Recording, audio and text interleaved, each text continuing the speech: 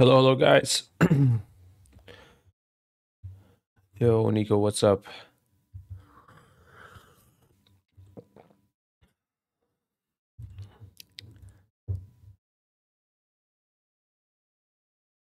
Let me just get set up. I didn't finish in the 3 minutes.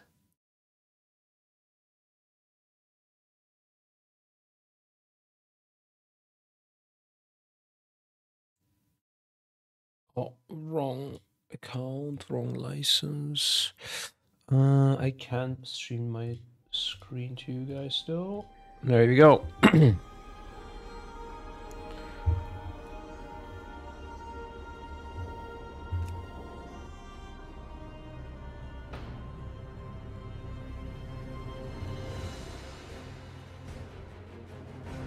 One of the servers are offline. Interesting. You okay? You look sick. I'm like a little bit sick. One sec. The game volume is too loud. Oh, okay, it's because I have volume in general and max volume. I was sick like 1.5 weeks ago, and still some lingering effects of that. And also, like I have this weird eczema thing on my. Is that how it's pronounced in English? Actually, eczema English. Eczema or eczema? Oh no, atopic dermatitis. Eczema. I don't know how to pronounce this. Pronounce.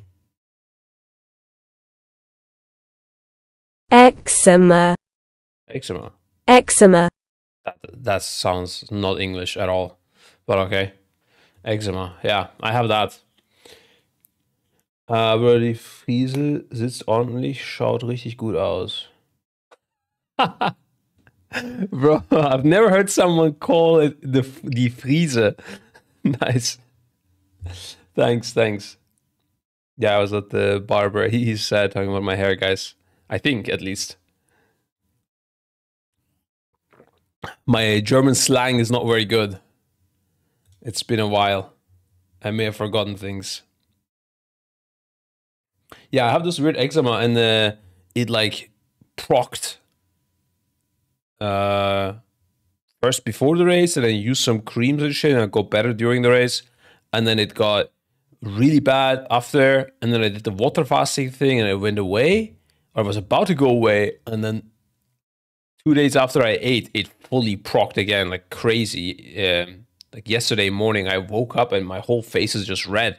I don't even know if this is eczema or some sort of allergic reaction or something to whatever something I ate. So I stopped eating anything packaged, only natural foods, and seeing how that goes. And then I will start eliminating things, just like stop eating dairy completely, because I do eat cheese every now and then, or yogurt, because they don't typically affect me like milk does. But then I'll stop eating like eggs. I'll stop eating anything, man. I don't know. I wasn't even drinking coffee for a long while, but I noticed it doesn't affect it. So fuck it. I got some coffee, guys. Who cares? Anyways, let's look at. We have tons of shit to look at from Alpha. I haven't even gotten to trying to play my mage yet fully.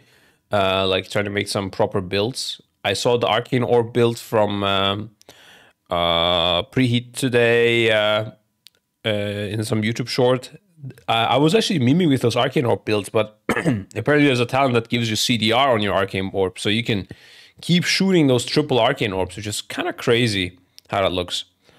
But I want to start with healing, because this is the one that interests me most. Automatic Jack popped a video called Blizzard Hurt Us, and then we see where we go from there. You know how it is. It's a wild stream. It just we might end up anywhere, anytime. You know, maybe 3 minutes into this video, I don't know. We are testing the new raid bosses. Actually, I do want to do that as well. I saw Justweet was posting for Bigwig something. Let me ask him. Oh, what's this? I'm clicking. Yo, sir, how do you get into the raid testing? I tried. Do I need a raid group or Oh, maybe it's because I had it on Mythic that we couldn't enter it yesterday, guys. Wait, maybe it's not Video React. I need to set up my keybinds and stuff. What do I do first? Video. Let's do with Video React. Then I will yap a lot, get tired, and then I'll do. No, I want to know if I can get. No, I'm too excited. I need to know the boss. It's fine. We try boss. Fuck the Video React right now. If I can get in there, I'll keybind my stuff and we try to get as far as we can. Although, probably want to play tank if you want to do that, right? Make this quick. Oh, it works.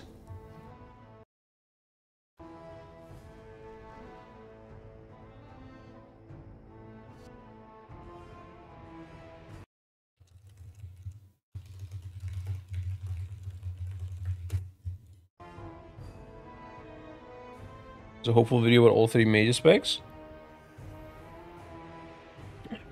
Really? Hopeful made a YouTube video? We have dummies here. We have healing dummies as well, by the way. I didn't know that. That's interesting.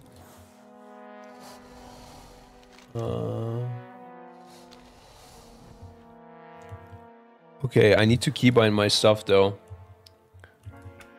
Let's see. Are these all my spells? Oh, it's a new AoE arc. I didn't even try this.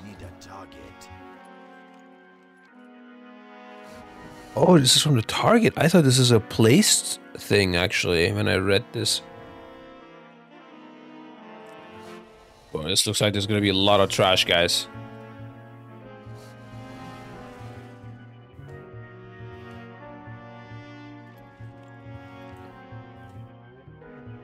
Why does my mount feel like I'm... Why do I have 60% mount speed? What the fuck is happening?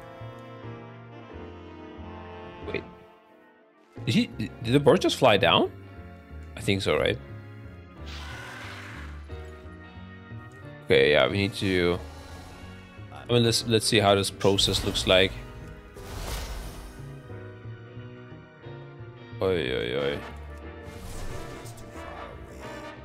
Go on, find my mirror images, dude. Whoa! Okay, we missed that. Got him! Oh, shit. He got me. Didn't work as intended. Let me keybind some stuff. Is this the in-game music, by the way? We have jazz music in this raid.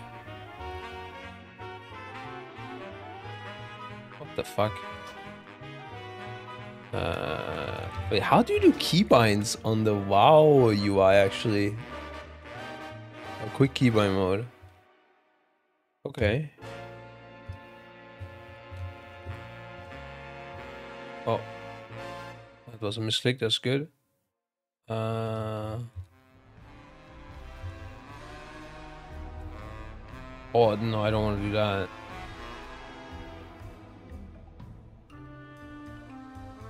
Oh, Nether Tempest is back again.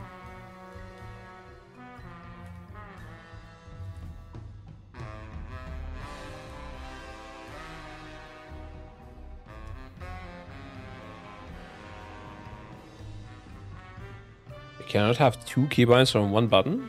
That's crazy.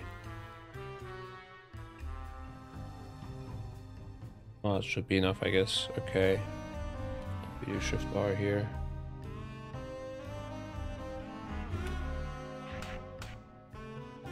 Okay. Oh, I don't have R.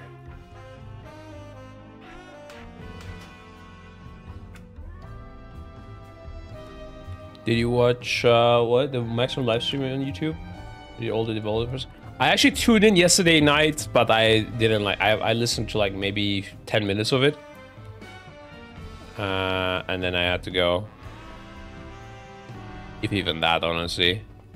But it was the only like interesting info I heard was that they had like 10, only 10 people creating this UI or something. I don't know if I misheard. Like I don't. I was at the same time playing Age of Empires, bro, and My wife was behind me. I don't know what happened, you know. There's two people making this UI. What? Okay, guys. It's time. Wait. Didn't set up the keybinds.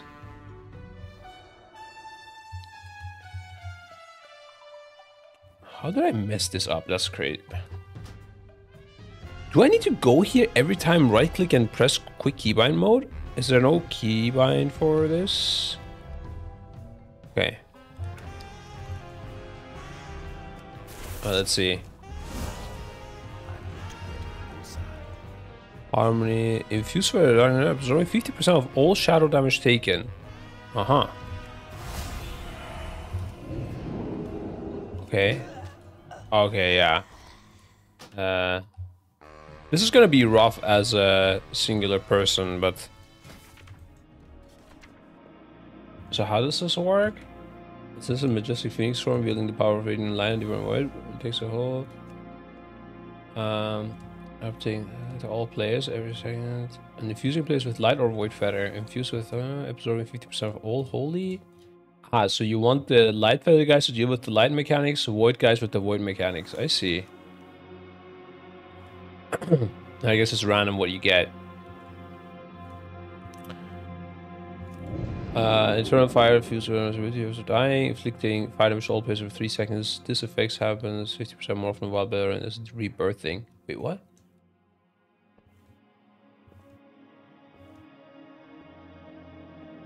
Okay. Summons a light or void ember that attacks players with holy or shadow magic. That summons little birds. Ah, okay. I thought this was a 2-boss fight, but these are just ads. And the main boss is like mixed. Nice source variation after 8 seconds. And they both have a dive. Splitting damage, so all the light guys soak this. And Ember leaves behind a light ripple. Okay. It pops a zone, so you want to put it away. Ember, this is just dodges. Inflicting damage to all places, but can only be interrupted by players infused with a light feather. Should we make an echo test this raid? What difficulty is this also? Normal. Oh. We're not mythic today? Nah, we're not raiding mythic today. Too much stuff in alpha, guys. I need to look at all this shit. It's too much. I mean, I could do like a 4-boss raid or something, but I don't want to do it, honestly. I don't want to even log into retail with all this shit going on. I want to play WoW 2, you know? This is Classic Plus. I'm so sorry. That was the last time I had a boss with persistent polar gimmick like this one on all difficulties. I mean, Silken Court was quite similar, right? And also... I don't know what you mean with persistent polarity gimmick. It might change, right? Like, he might recast this. This is just stage 1 as well. Or stage 2. I don't know. This is early access of Midnight, or how are you there? This is alpha of Midnight. And they, for whatever reason, put the first boss up for testing all the time in this place. Okay, so when you kill this guy, when Ember is killed, they retreat into an ashen egg. If the egg is not killed within 50 seconds, a new Ember hatches from the egg. Okay. So you need to burst it down when the egg comes, so it dies for sure. Then we have consider live when that passes through any barriers for 45 seconds.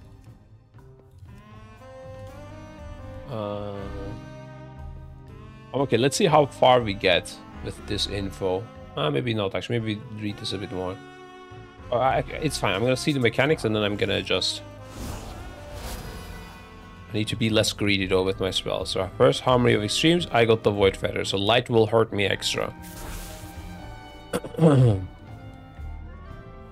He has 100 stacks. Immortal. Oh my god, what is that?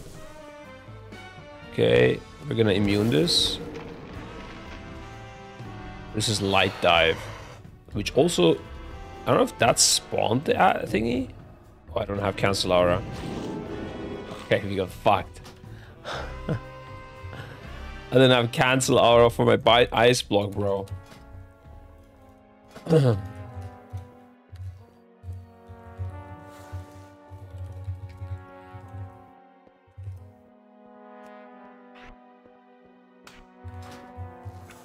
We do need that. What is happening to my voice?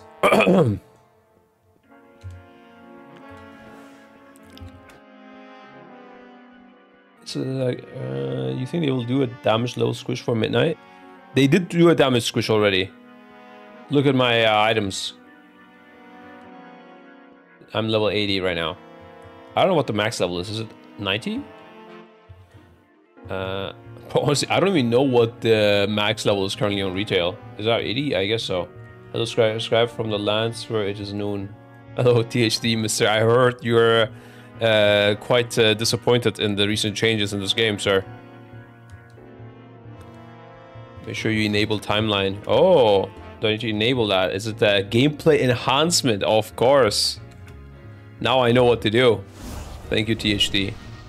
Also, I can test my arcane pulse for the first time here. Let's see. Boom. Oh, wow. Fuck it, I popped my just already and run away. Help! Absorb healing and this attack. I immune both. Oh, I don't have immunity. Wait, my immunity didn't reset. Huh?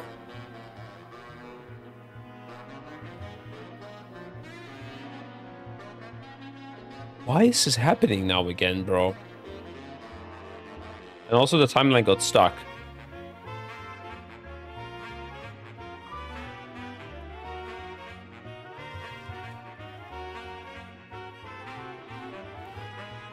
Do I have to play with this timeline, by the way?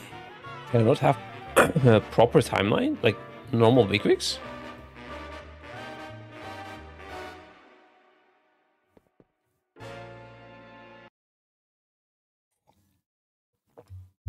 I can just install Bigwigs, yeah?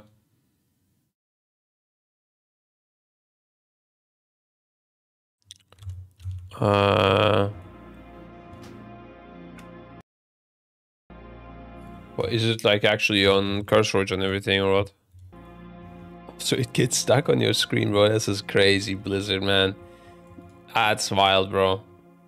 Oh, I got scaled up to get my talent points, I guess. Interesting. That doesn't really do much for me. Oh, except the class points, I guess. You can reduce hypothermia's duration. That's interesting. So you can block and then let it run out, and 10 seconds later you can block again with frost.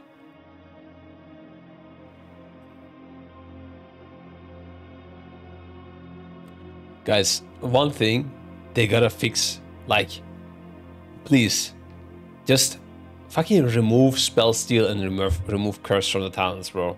I just hate this shit. Every time you need it and you forget to pick it, it's just so much tilt. Like, just cut 2 talents points and just give it to me always. I don't want this option.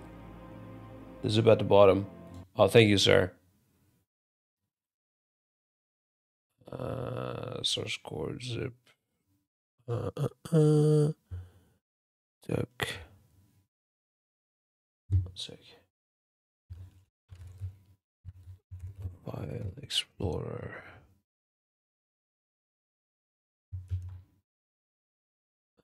Go this PC.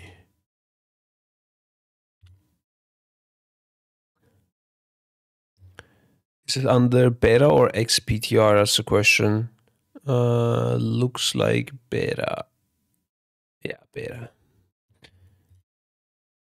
So Addons folder is empty, lol.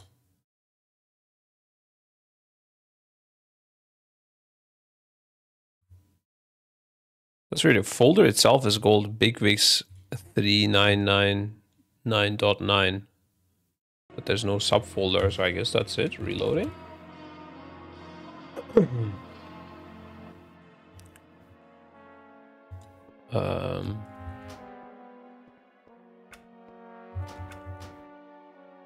It didn't feel like that worked. I don't know what I did wrong. Get the wrong one? I can show you what I got, dude. I got this one here.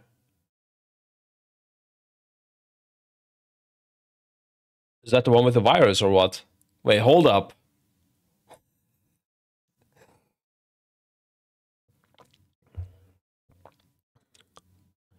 And I put it here.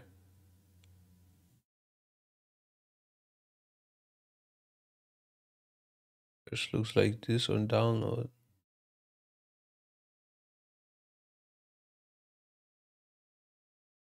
For me, it looks like this. What the fuck?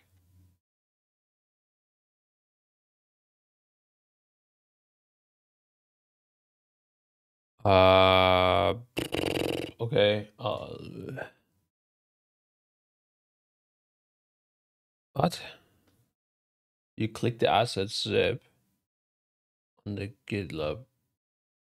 Assets zip. What? I just it's powering my camera. I just got this one here. Yeah. Assets zip. Yeah.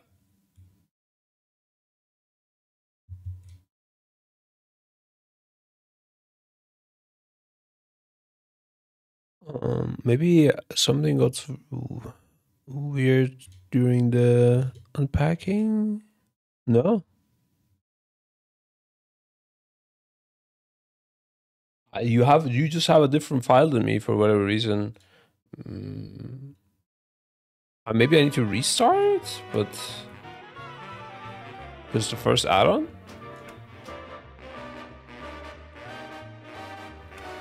Wait, while I have ice block back, I'm gonna do another attempt.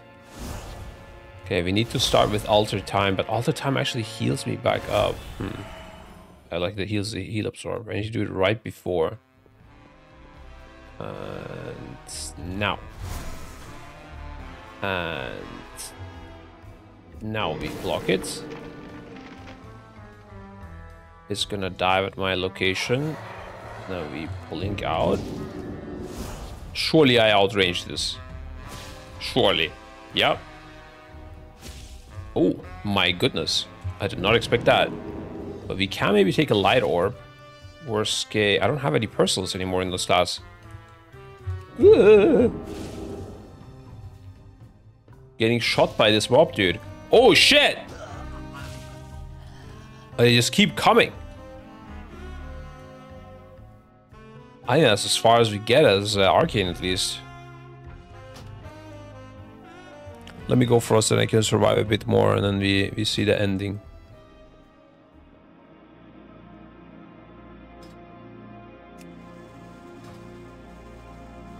People just bought themselves a year subscription on WoW with Scribe's credit card. Hey, what are we talking about? Oh no.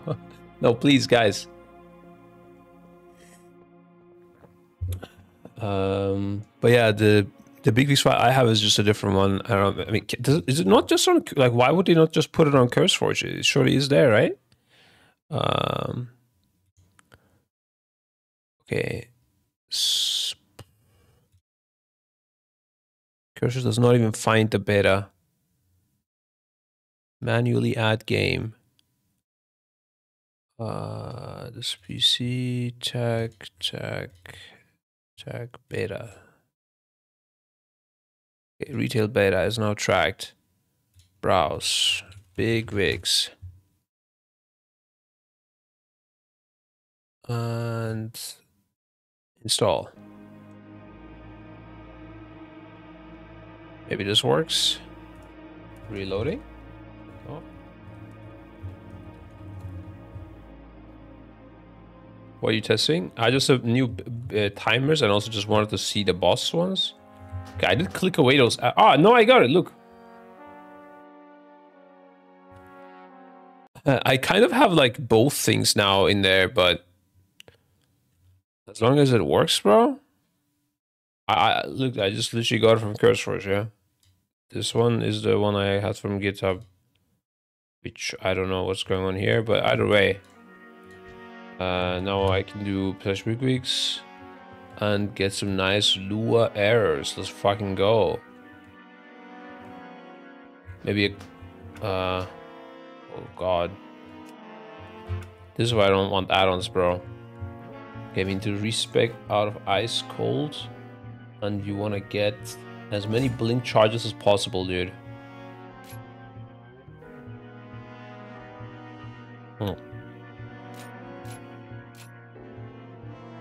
Need to spec this shit as well. THT, could you figure out why Cold Snap exists? Am I stupid here? What's the point of having Cold Snap over Glacial Bulwark?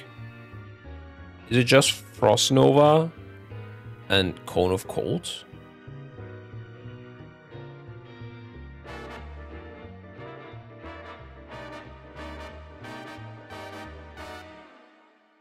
Yeah, it does seem worse. I'm trying to get why it is there. I haven't figured it out yet. I thought maybe smart man like you.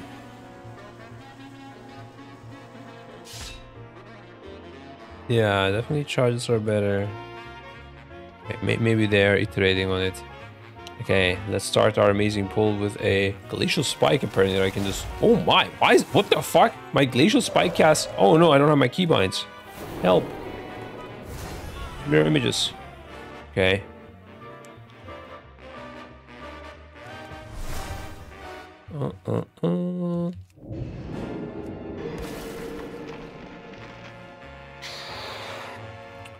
Oh, I think I blinked too soon. Oh, maybe the orbs. Come on. I'm fucked. Woo! We are ultra fucked.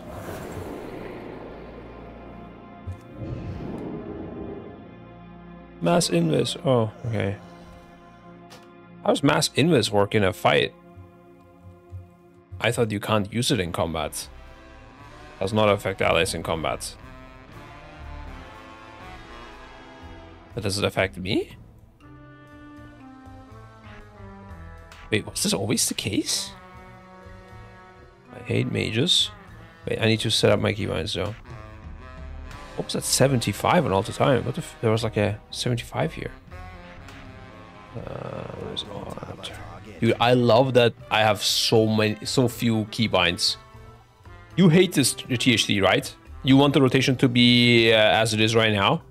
Or you don't give a fuck about the rotation? Is it just the add-ons you dislike? THT and me have completely opposite opinions on this stuff, guys.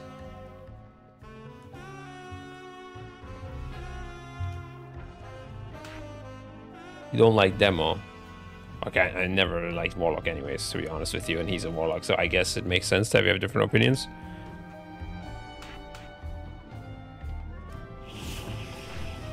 Okay, press that by mistake, great.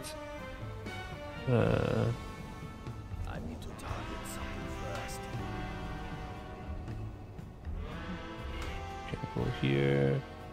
But where is my I guess I have my blink, block. Ah, there we go. Shield. Ice barrier. Don't have any other personal now, yeah? As a mage, I have ice block.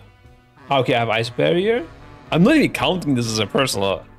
That's the weird part. And then I have all the time. That's honestly, that's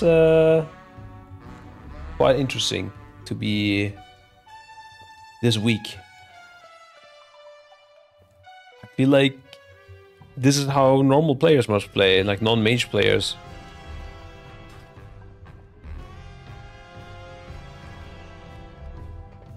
Okay. We're ready now, guys. Start with ice barrier, 30-second recharge, that's good. Oh, do I have the thing that heals me during ice block, by the way, still? Ice block. Oh, wow, I don't actually.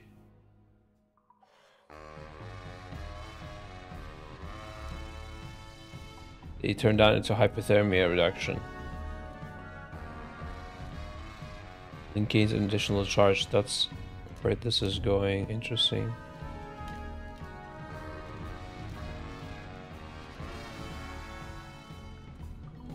Okay, my last attempt beating this boss. I think I'm gonna keep my mirror images longer. I think we need to be a bit more aggressive here, guys. Okay.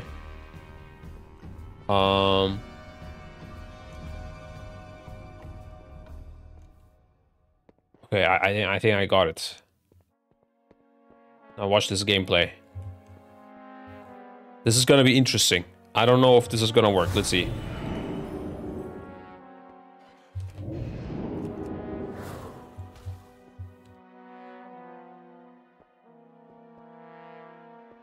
Wait, my alter time ended early. Did my alter time just end earlier than it is supposed to? That was weird. But hopefully I can mirror image late both of them.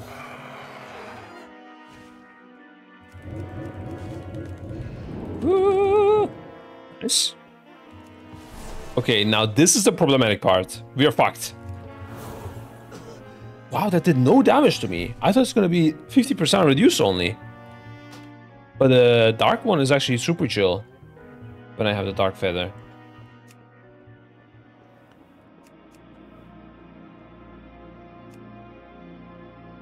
Maybe on like normal it's like 90%. Oh, I didn't even see the big expires.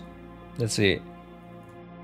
Well, I can't wait to have no lure errors. This is gonna be so fucking good.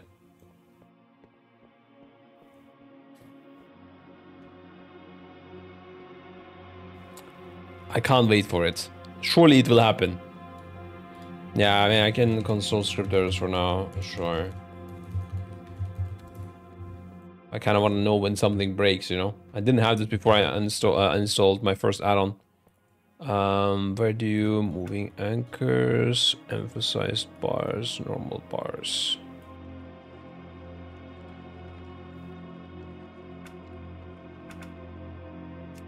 Okay.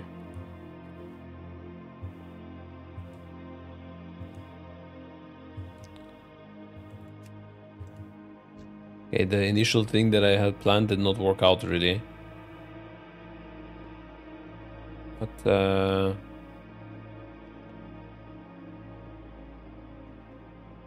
we were close.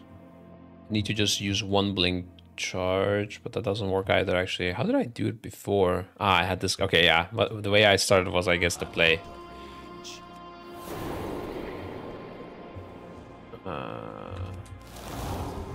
Maybe I can outrange this damage. Maybe we can get hit by light.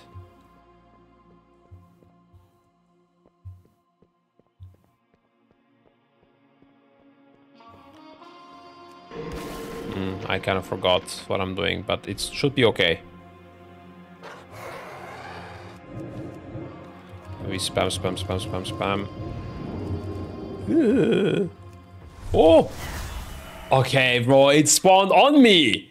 Out of everything it could have spawned on, it spawned on me.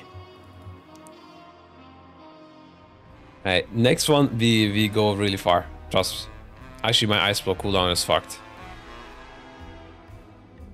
Not sure I can do it. Maybe it's time to watch a video.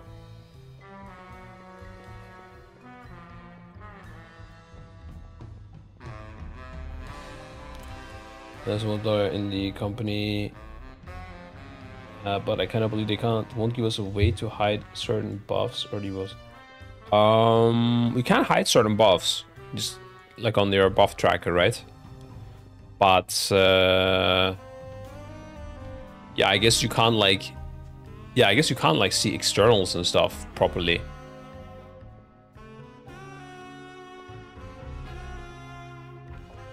Yeah, you kind of don't want to use the buff tracker, right? You want to use this instead, technically. That's weird, bro. Because, you know, we want to see externals on you. You want to see raid CDs on you. Ah, it's just scuffed.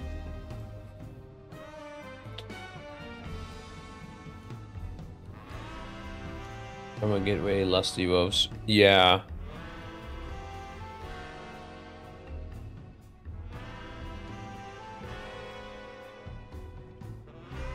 Definitely gonna be weird.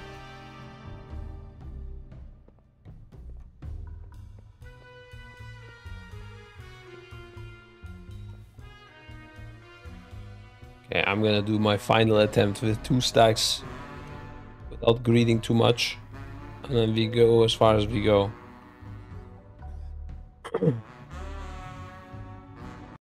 So I just need to check something.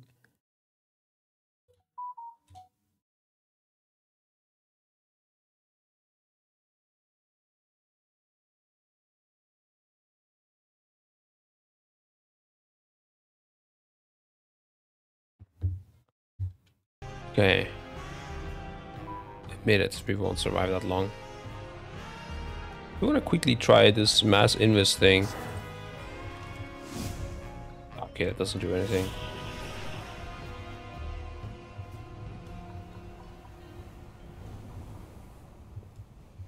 Interestingly, greater invest does reset. So it's ice block only that doesn't reset.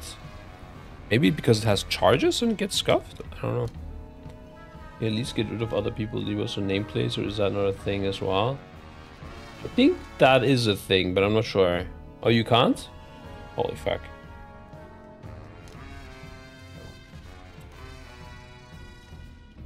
I thought you can only see your debuffs on nameplates. Okay.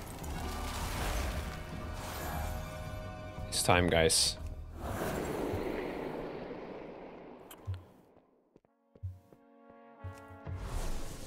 I think it's you just leg it already. Think once. Place this here.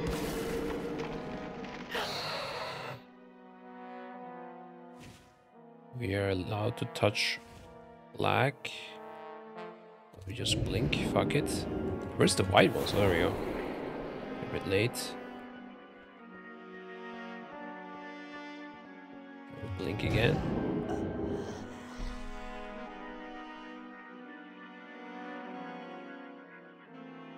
That didn't feel like... That didn't feel like I was too close. Was it? I guess this might be me getting old. I don't know.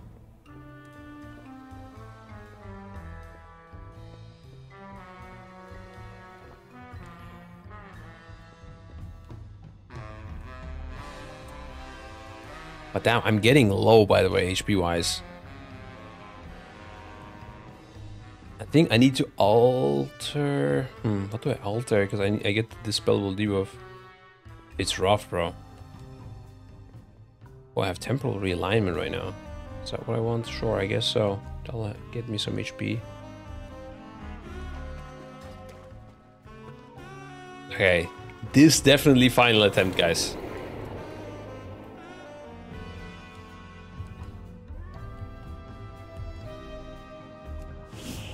We attack him from the shadows with mass invis. Your skin does base unit frames, but a lot of functionality is not there. I think, TST, I think, like, do you think we're gonna be fine? I think we're gonna be fine. Like, I know a lot of shit is lacking right now, but just being real, do you think it's gonna be fine? I think so. And do you also think in 4 months? Yeah, fine. I'm not saying in a good state. They have to make their own solutions. No. I think we're gonna be fine. And I think for the last Titan, we're gonna be better off than before. That's my guess.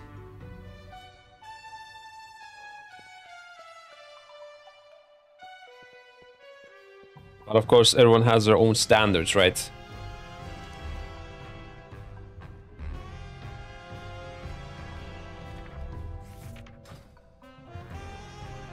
EcoTools third-party app where you press a macro, can't wait. Wait, which third-party app? No third-party app was ever used. We don't use third-party apps. Only third-party app is Sheets.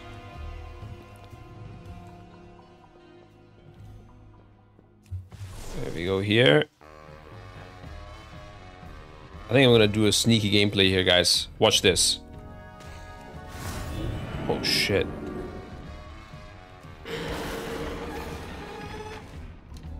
This is gonna be crazy. Look at this. Bang! Have you seen gameplay like this before? THT, take notes. Bang, good blink. And we're dead. So good. It's fine. This is as good as it gets. But yeah, third-party apps are gonna be the solution to everything. That's true. And I mean, it's just gonna be bannable, and then we just have to not do it. Yeah, otherwise it's fucked, right? I mean, the thing is, you will obviously use apps, but you're just not gonna read game data. You just have to not read game data, right? Otherwise, I mean, all of us, we were gonna use some apps for like planning CDs or creating RAID setups and things like that. But doing some like image recognition on your PC, and when you get affected by a debuff giving you an air horn, we can't do.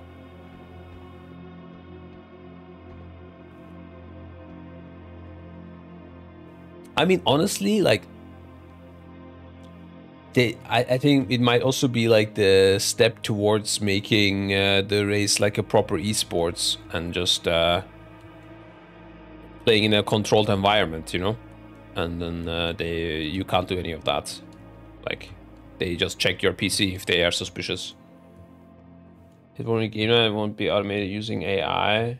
It won't be automated using AI. So a macro presser outside of the game. What do you mean with a macro presser outside of the game?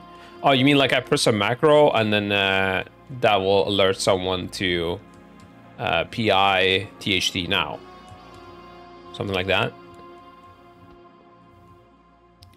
Yeah, that's true.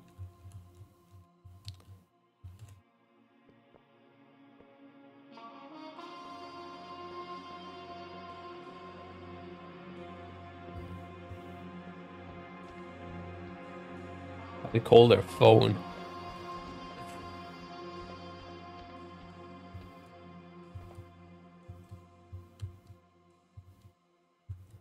Everything from one area for cooldowns. Yeah, I was thinking about that as well. I could get like a specific few pick. I mean, I'm already kind of doing something like that. It's just I'm doing it from my own UI, but I could recreate that overlay from every POV instead. It's a bit expensive the way we have it right now, resources wise, but it could be done.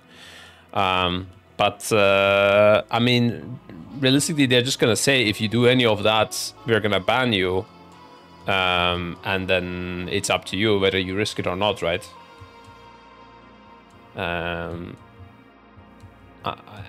I think there needs to be some like really broad thing that like using tools to make fights easier, aside from voice comms, using third-party tools, and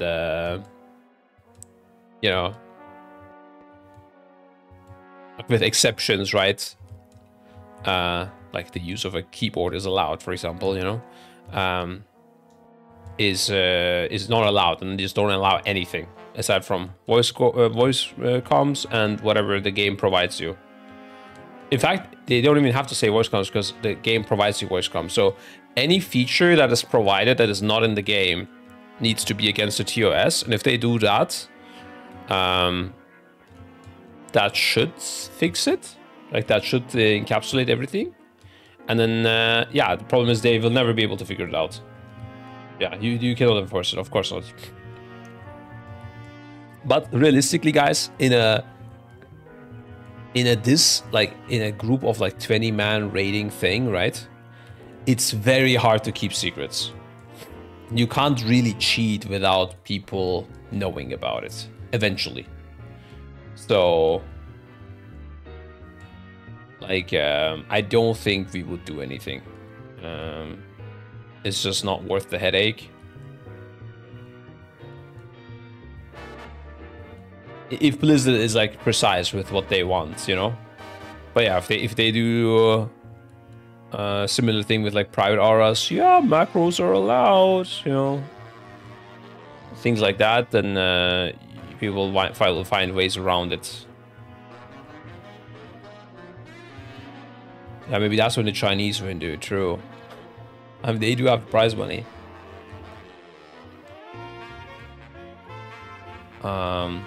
Okay, wait. How do I regen HP? I'm so weak. I'm used to being immortal, dude.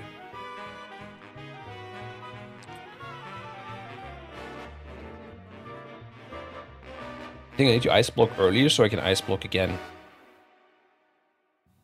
I'm gonna try a different ice block and try not to reset. And keep my HP high. Let's see.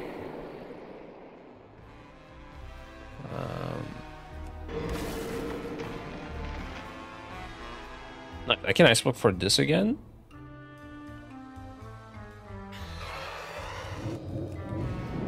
Oh my god, that did not work with HP.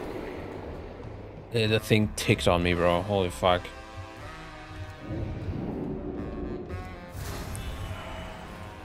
I don't think I actually need to alter time this, but I'm gonna do it. Okay. We're good so far. And soon I can ice block again. Oh my god, I need to do it. Woo! Okay. And then we can immune this again soon.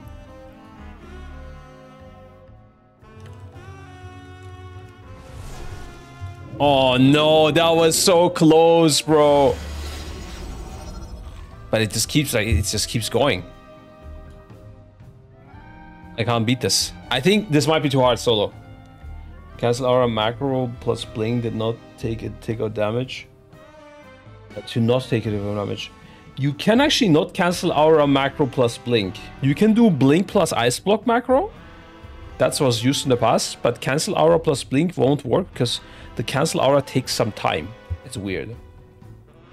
Yeah, unless they changed it, but I don't think that's true. Okay, yeah. This is as far as we get on this boss. It's fine. I bet there's some crazy group of people that did this already. Would be nice to progress this as Echo players. See how it feels with no weak auras and with the new UI and stuff. Maybe we cook a quick raid on Monday, I don't know. Before the... I'm gonna try to set something up.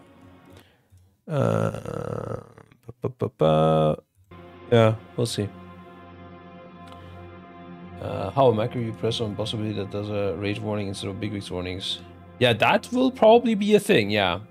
I think a lot more will fall into the hands of players and they will be able to do a lot more with things like setting target markers, right? Like you can no longer set target markers with add-ons, guys, yeah? No more like, oh, you focus skull, I focus cross. Doesn't work. You need to set it up yourself. It's not automatic. I think people will use pings, raid warnings, whispers, and markers, target markers, and ward markers to communicate, and maybe also sometimes pre-positioning. And with all of that, you will need to cook up strats. I don't know if there's any other way of assigning / communication. I don't think so. Okay, let's look at the videos. Let's go with Jack and healing. I have no idea about healing. But I'm gonna clean my nose as well quick. One sec. We start this in a sec.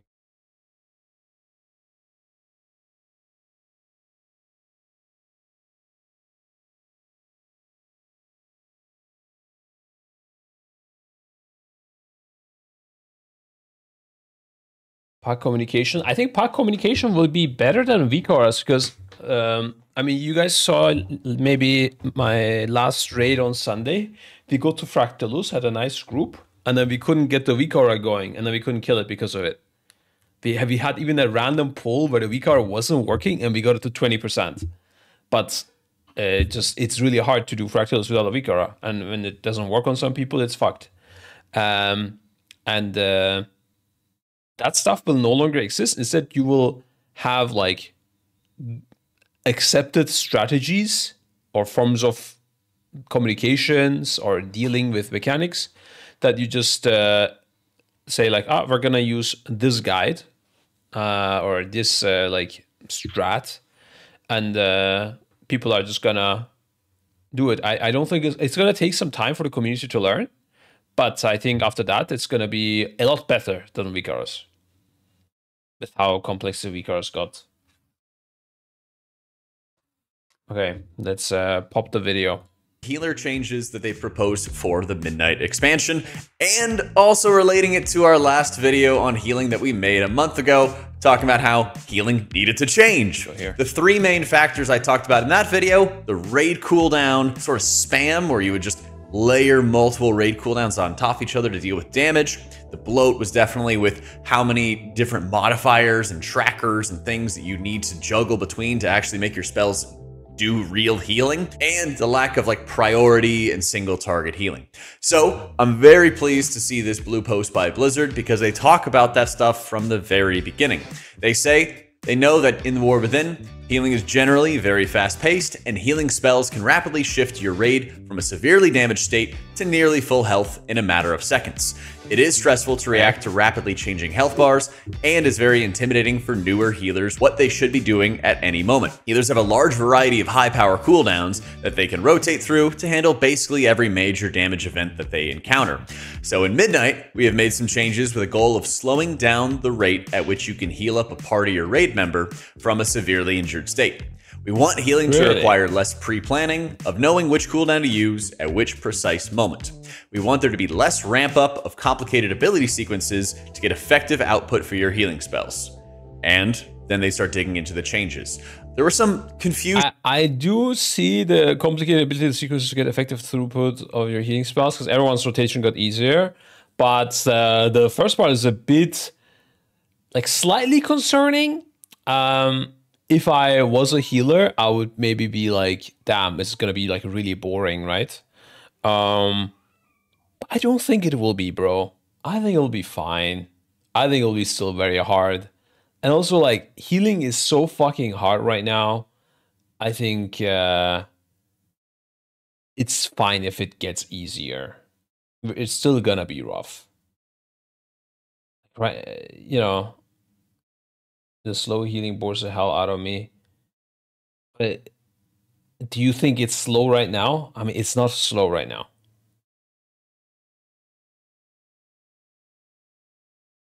Most users I've spoken to really like a lot of the changes and new talents and stuff, except Resto Shamans. Lol. I've seen from people talking about the pre-planning side, and what they really mean by this is that you had such a wealth of cooldowns as a healer in the War Within that every single time a mechanic comes out, you would just say, oh, this mechanic comes out, I use this cooldown. This next mechanic comes out, I use this cooldown. Oh, I actually spooged my cooldowns, used them incorrectly. Well, my sustained healing, my healing outside of cooldowns, is so weak that I can't keep everybody alive, so we just die. And so it makes, you know, even like M+ healing like a spreadsheet type of counter where you say, oh, well, like, oh, I don't have this cooldown for this ability, well, we die.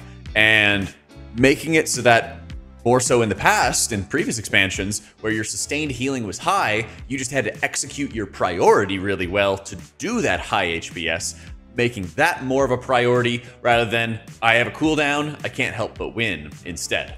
So what they've been doing is they've been making some major changes, which also align with our previous video. So less CDs Talent and more rotational. They're now HP. making a variety of major healing cooldowns compete with other major healing cooldowns. For Preservation Evoker, Stasis and Dreamflight are on the same node. Uppies and Barrier on the same node. Holy Prism and Divine Toll are on the same node. Ascendant. I see. So less CDs. And Healing Tide, that's a huge one, are on the same node as well. And some abilities outright get removed. Like, yeah, fuck healers. Honestly, make it piss fucking easy to heal, bro. I want to log in and heal Mythic Raid last boss super easy peasy on Scribe Priest. I'm done with this shit. Healers are too hard, and I CBA waiting for like the promised healer to appear to heal us to victory. I cannot be fucked. Fuck healers. That's Symbol of right. hope. Now, what this big pruning is on the one hand, I will tell you, it's unequal. I think having Healing Tide competing with Ascendance, but then Holy Priest keeps Divine Hymn and Apotheosis separate is very, very strange. Same thing, I think, as well for like Tranquility / Convoke / Tree of Life. Seems really strange that Remove there's like them all. an empowered form that people get the option to have, and also a raid cooldown at the exact same time. So I don't think it's 100% equal, at least at the moment, but it also is going to mean that if Shaman, for example, doesn't have their Healing Tide totem, then they need to have really, really high sustained output outside of their Ascendance to make up for those kind of things. Or Ascendance needs to hit like a frickin' truck just to make it worthwhile. That being said, I think this is an overall like good change for the game because it makes it less about just like mapping out how you want to use your cooldowns. And I think it makes it alongside a lot of the other talent changes that they made, where they're sort of baking in a lot of like passive effects. This makes it so that you are constantly doing real healing and reliable healing out of your spells. You don't need to just like have, you know, resonant words, for example, which is after you cast a holy word, your heal or your prayer of healing hits 40% harder. You don't really have to have that ability to use prayer of healing anymore or something along those lines. Your base healing spells just get brought up and they just naturally do good healing as a result.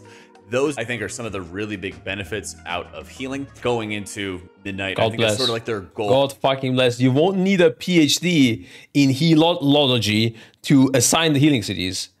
Bro, God fucking bless, dude. That they have, and that goes into their mindset with the short cooldowns, where they say iconic buttons like Prayer of Mending, Wild Growth, Healing Stream Totem still exist and should still be potent on their own. Several modifiers have been adjusted, baked in, or removed. You know, Prayer of Mending, as an example, was one that had so many. This is so good for the game, by the way. I think this is so fucking good for the game. I didn't realize it when we were talking about DPS, because like DPS is you know, second-class citizen, you know, it's the toy you give to your children, you know, like they can play with it. But when you're talking about a healer, it's like full piano gameplay. And now that becoming easier and more understandable even. Like, bro, if you look at all the healing assignments we have as like a normal person, you must think like, what the fuck is happening here? And now it will actually be understandable. There will be like a couple CDs from each person and done, you know? It's so much better. I wonder what they did with like raid CDs, AMZ, Darkness, if there's any changes to that or anything like that. Different modifiers, and still kind of does. Because that makes them stronger, right now. Like, think about it like this. People got... I mean, I don't know if other people also lost personals, but Mage did. I'm guessing other people lost some personals as well. We lost some healing cities that would make raid CDs better, right? MG looks the same, and Rally got a massive buff for Warrior. So that's even better then. That's crazy. 5% leech during the entire duration is stupid. I don't know. Is that stupid? 5% leech, is that a lot? I guess. I mean, I know it's like tertiary stat-wise a lot, but I don't know how much damage we do versus health we have. Most classes lost at least one defensive. Let's fucking go, dude. Yeah. I'm sick of calling. Yeah, use personals for this ability. 30 seconds later, use personals for that ability. 30 seconds later, guys, use personals. Like, fuck. Bro, it was personals. At some point, people were making fun of these calls, by the way, that you would call like, you swear, Scribe, you said personals every time, but I'm out. But nowadays, this is the actual call we're supposed to make for abilities. It's crazy. Because you have like 7 of them if you count Healing Pod, Health Stone. Like 7 is even too little as a mage, by the way. You Alter Time, Barrier, Mirror Images, Ice Cold, Healing Pot, Health Stone, Greater Invis. I mean, worst fucking case, you can blink around, but I'm not counting that. I think there's a couple more, bro. Mass barrier? Yeah, exactly. I'm at 8. And then if you run out of all of this, you can even ask for externals. Holy fuck. Crazy shit. Yeah, you can also use a health potion that counts as a DPS potion. Like, if you're like really early prog and you don't want a DPS spot. But cauterize, true. Motherfucking cauterize. Jesus, bro. That's 9. With the DPS spot that you can use a health with, it's 10 personals. 10! That's crazy. Yeah, definitely needs to be reduced. It's still gonna be a lot, by the way. They're increasing its output, making you cast it more frequently. Just in comparison, guys, okay? Final Fantasy. I know people don't like necessarily always the comparison, but Final Fantasy, their ultimate raid, they had a boss that took 3.5 days for people to complete. It was the easiest ultimate boss ever so far. It was also the most competitive and people were streaming the most. 3.5 days. The class is there. Guess how many personals you have? 1. Just 1. That's it. Okay, I guess it has 2 charges as summoner, but you can't use it always. Depends on where you are in your rotation. That's kind of weird. So let's not get into it. But meanwhile, like I'm counting like health pots and stuff as well. I mean, okay, I guess you could use health pots instead of DPS pots. You have to choose there, but yeah, you don't really do that. You know, I mean, you don't use the purple health pot either, really. So yeah, I'd say it's 9 versus 1. So, and it's still hard, you know, that's what I'm saying. It's still hard. It's not easy. Final Fantasy is not an easy game. So, it can work, yeah? And it's a lot more chill. Just a lot more relaxed.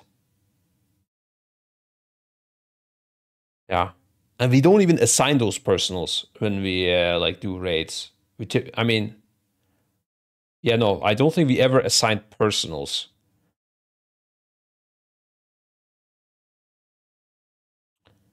Fantasy is all mitigation though. What do you mean? Like everyone brings mitigation to the raid?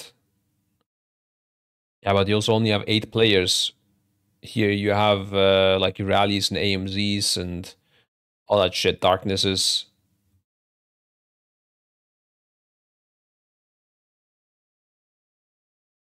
Rescues, Zephyrs. All, I don't know, bro. There's enough. Masberry's got now, I guess. God bless.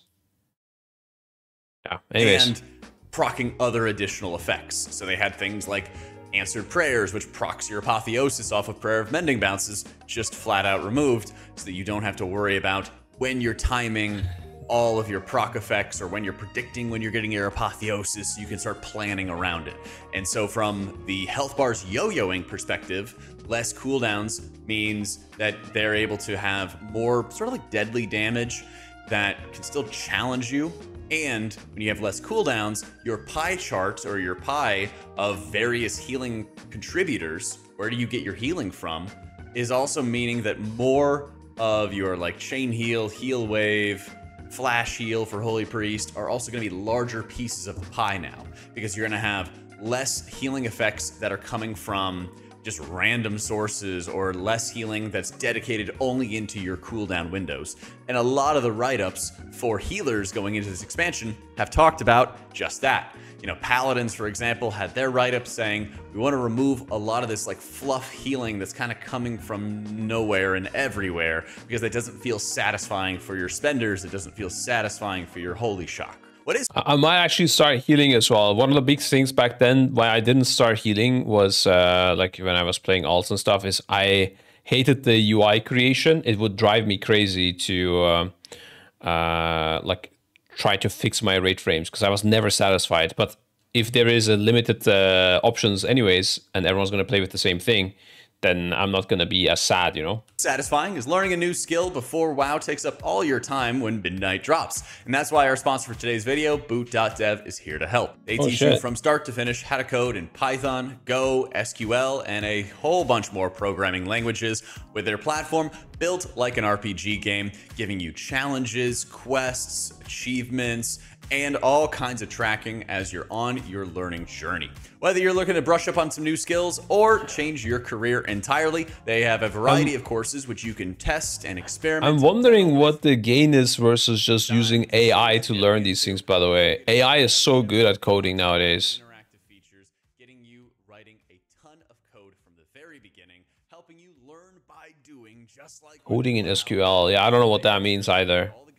It's like setting up a database, querying it and things like that. I don't know. Development is not some get-rich-quick scheme, and so they focus on teaching you those fundamentals from the very beginning and helping you have a well-rounded understanding to absolutely smash technical interviews and get tons of I guess it is projects AI constructed while you're learning. There's never been a better time to check out boot.dev. Use our code AutomaticJack to save 25% off the annual plan. Yeah, guys, I do know what SQL is. I studied computer science, so but I just don't know like what they like. I wouldn't make it like a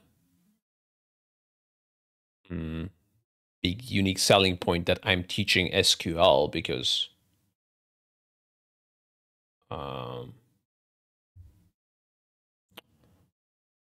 it's not that crazy. I don't know. I mean, I guess you can make some crazy queries, but it's not that exciting. Like, this is not about how I would lure people into coding. You know, I don't know. It's weird. Anyways. Now, I know some people see the time to react part where Blizzard says, we want to shift your focus away from rotating through several high power cooldowns to selecting the right spells for the right situations.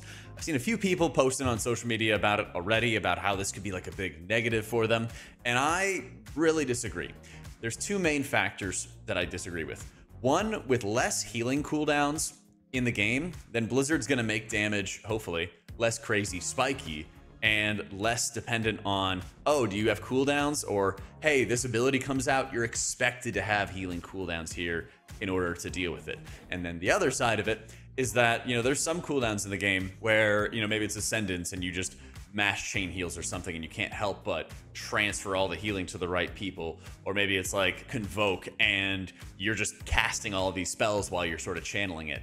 The big thing that I'm interested in is that with less healing cooldowns in the game, you are more focused on actually playing a cleaner rotation. And so there will be a lot of areas where a skilled player can shine because they're executing their priority system in a lot better of a fashion than a noob. There's still going to be some pre-planning and value as you go into higher keys, because yeah, as a shaman, you might only have Ascendance, but you're summoning ancestors with your healing stream totems. So when you actually cast those totems matters a huge amount. It matters just as much as how you cast your Cloudburst today, if not more. We'll have to see as it goes into it. So I think there's still a number of different ways that they're able to make the game really skillful and really... I imagine in M+ also you're going to use your CDs more as a panic button oftentimes, rather than... I mean, I don't know how it is right now. Maybe it's already like that. Because your rotational spells are supposed to be now stronger, right? Challenging. And when it comes to the burst damage, one side of the coin is how many healing cooldowns are available. The other side of the coin is something we've talked about a ton on this channel. It would be cool also if like healers are not super stressed, so they can just fill with DPS spells, right? Like I don't mind if they don't have to permanently min-max healing like crazy. Bro, healing must be super stressful right now. I don't know. Even when it was like easy and I was healing like back in MOP or whatever, even then it was stressful. Because whenever someone dies, I don't know, as a healer, like I would always feel like I could have done something about it. Like it never ends. I would constantly blame myself. It would drive me crazy. So it's fine if it's a bit easier, guys. Yeah, it's okay. And it's the amount of defensives that you have access to. Now, this has been really... I wonder when healers shift from this mentality to, oh, he stood on fire, fuck him, you know? uneven from what I've seen so far in the alpha changes, but it seems like there's a decent amount of defensive pruning going on in the game so far. I will say it's unequal and unfair from what I've seen. Warlock, correct me if I'm wrong, still has incredibly insane amounts of defensives, but like Monk no longer has diffuse magic, which reduced your magic damage taken. Now it just buffs your Fort Brew, and it has that spell reflect effect just tied into your Fort Brew. And that's, you know, it's not nothing, but I mean, Fort Brew is a pretty bad defensive already, and having the spell reflect is, you know, very, very small compared Doesn't to look having that bad to diffuse me. 50 is saying 20% max health and 20% damage reduction.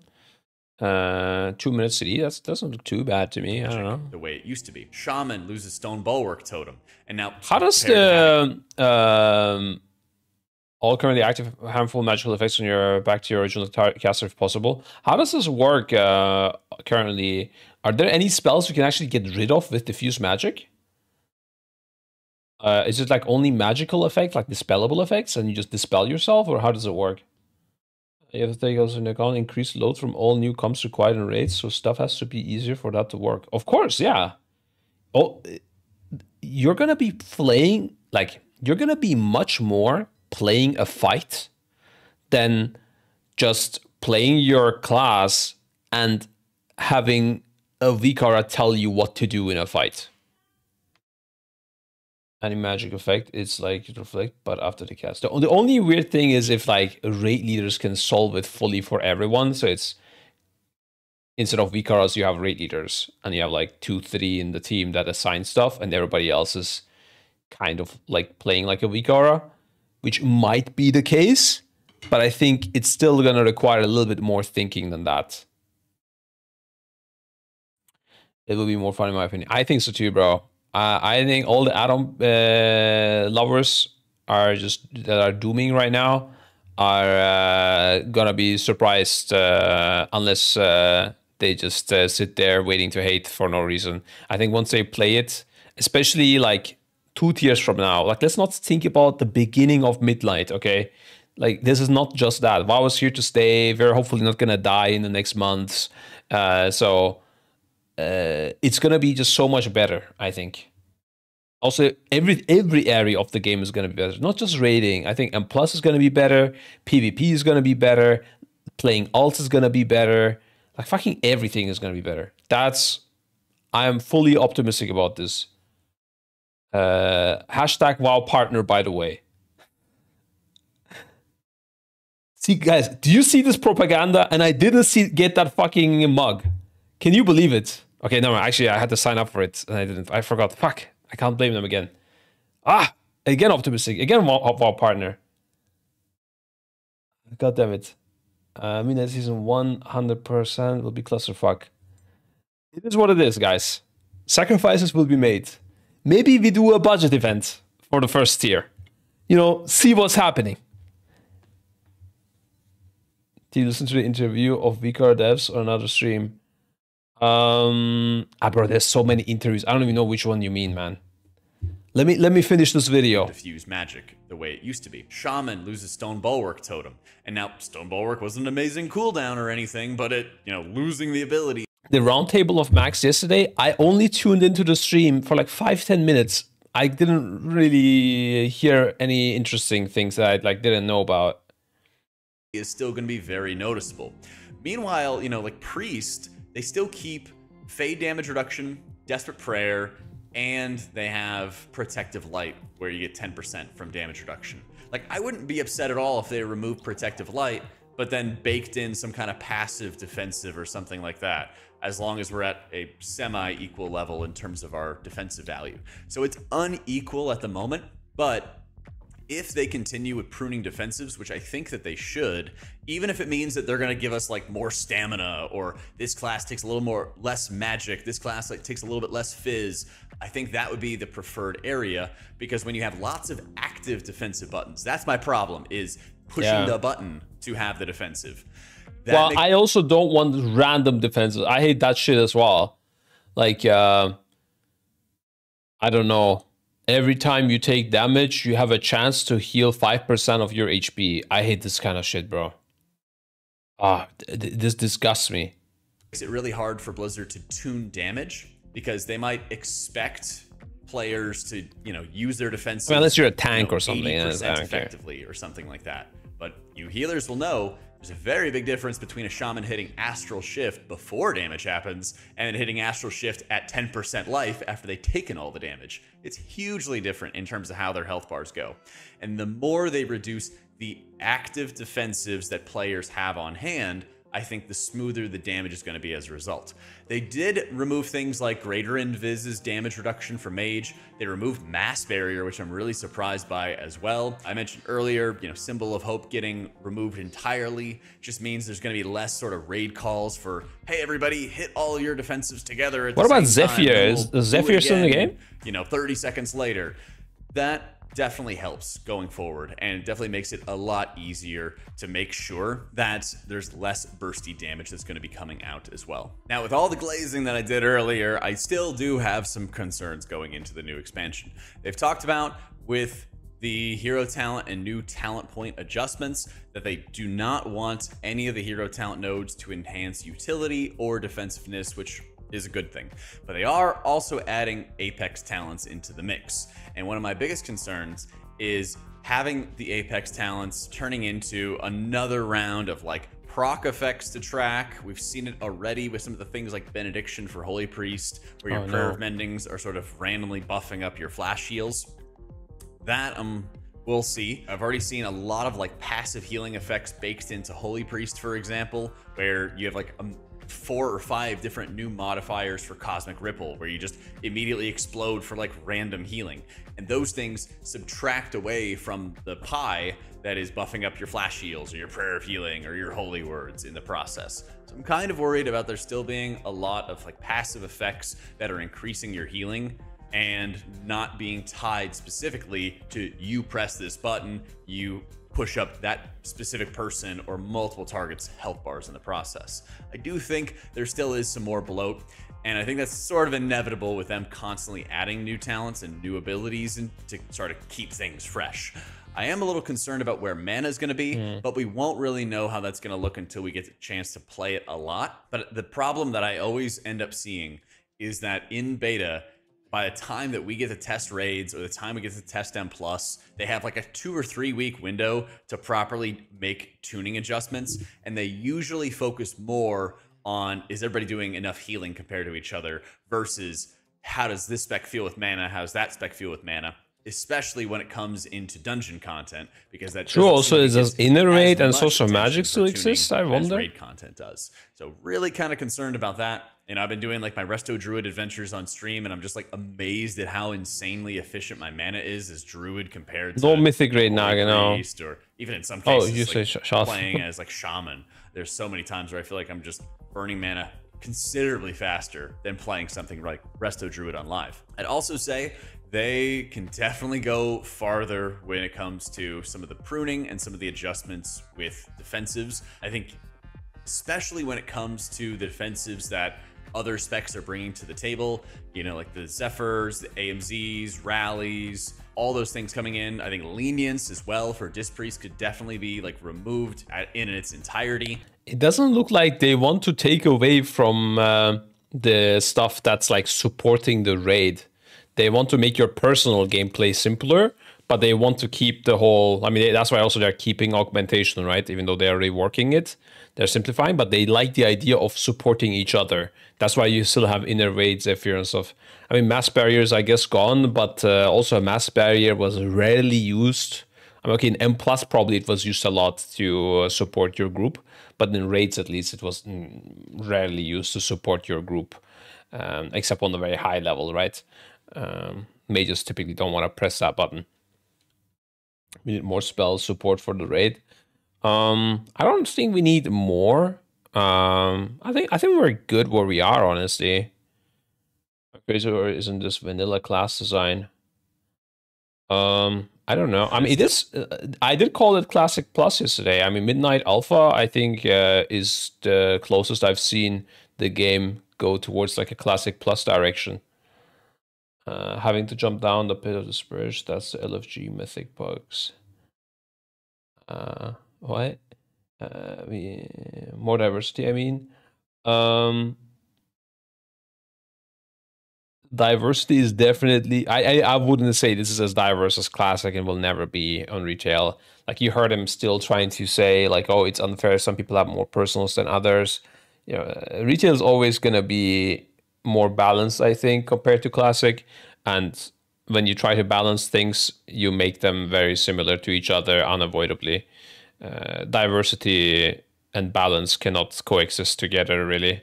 So that's not going to happen, I don't think.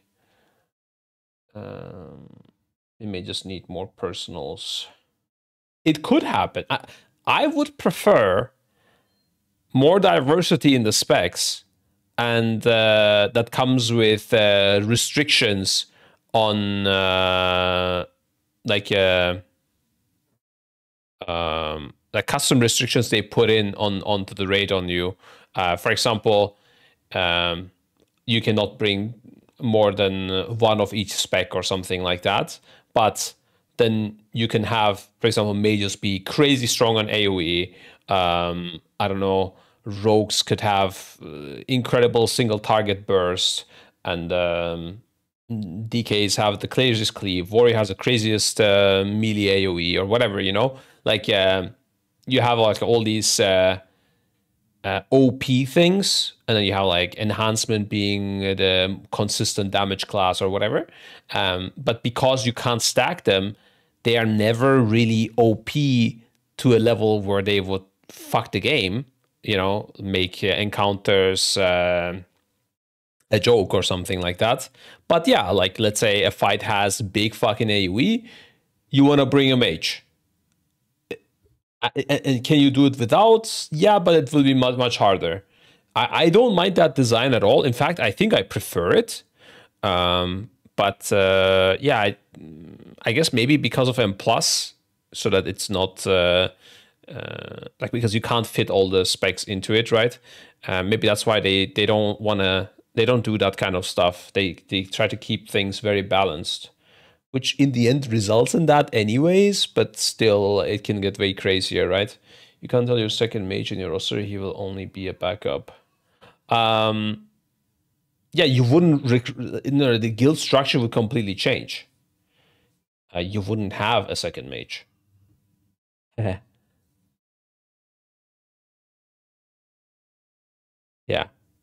I'm talking about a different style of game for sure, yeah.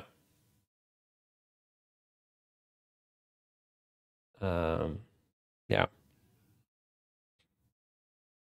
That would also reduce the bench size, by the way, a lot for top guilds, at least. I know lower end guilds don't really care much and they don't really have a big bench size. But if we don't have to prep every class, multiple of them, then... Also, by the way, I think I said every spec. So you could still bring a fire mage and a frost mage into the raid. I don't think that's what I meant, at least. One of each spec. You could still play two mages, actually. So, yeah, it's fine. That might work for skills. I think it would completely work for lower level guilds as well. You tell your second mage that guild needs a walker, and he levels up in a walker. Not really how it works, even on the top end, by the way. We don't just tell someone, yo, we need this, you need to swap over. Like, it's people will need to want that, or it doesn't really work. Like, if it needs to be something they are already enjoying and all that stuff. So what if you have two people who want to play mage in your guild? Like I said, same spec. So one can still play frost, the other one can play fire or whatever. Farm mage 2 buttons, POC game is good, so good now. That's right.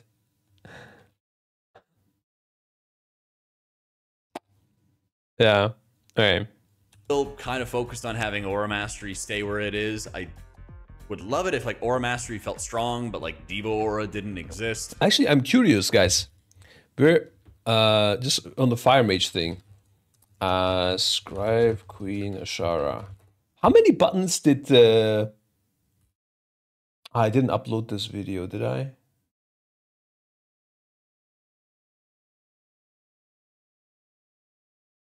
Let's look at the method kill video. Should be somewhere around here. There. How many buttons did I have back then?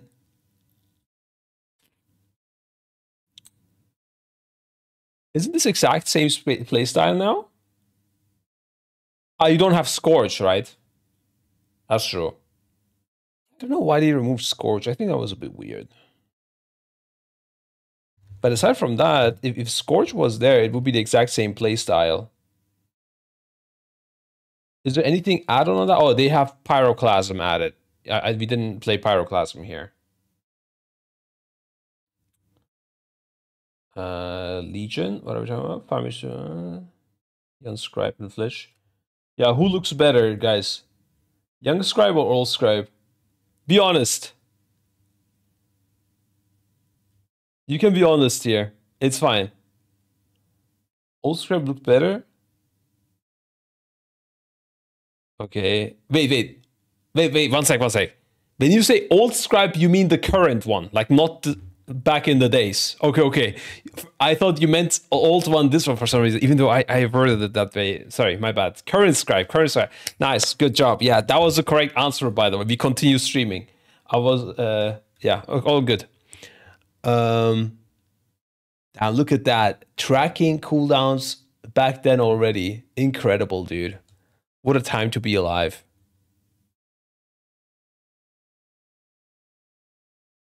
We had engineering belt. It was already creeping back then up. Look at this.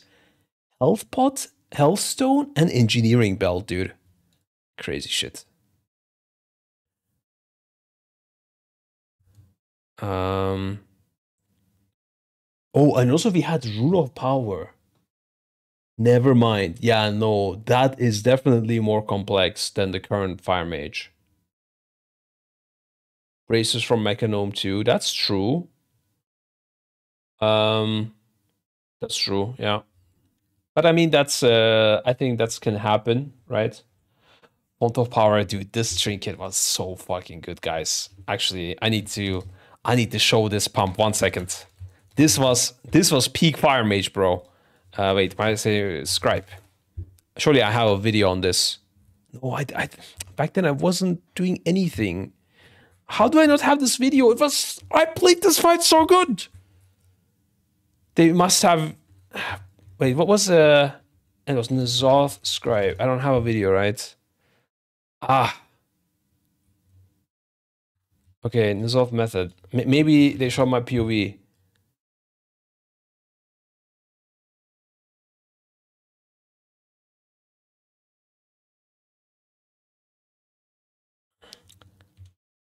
Wait, this was the favorite part of the fight for me. 1 sec. And this is the kind of shit you can do also when the class isn't this complex. Like, I prefer this way more. At the start of this phase, bro. Okay, right after this, I should be font of powering.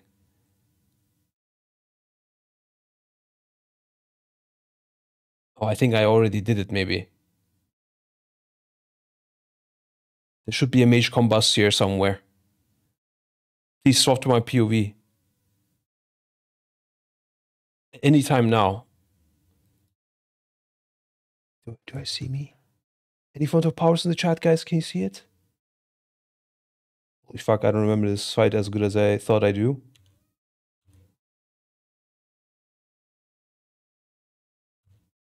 It must be after this. Basically, you had double on use, right? Yeah, here, dude. This must be Scribe.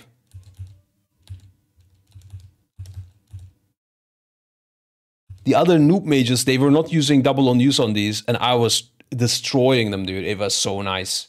It was, I think they were immuning. Yeah, look at me pumping there while the noob kids are immuning. It was so nice. You pre-pop the font of power, and then 20 seconds later, exactly, you pop the PvP trinket, and you just destroy it, dude. Oh, man. I love that gameplay. This was peak Fire Mage for me. It was not a great boss, but Fire Mage-wise, it was so fucking good.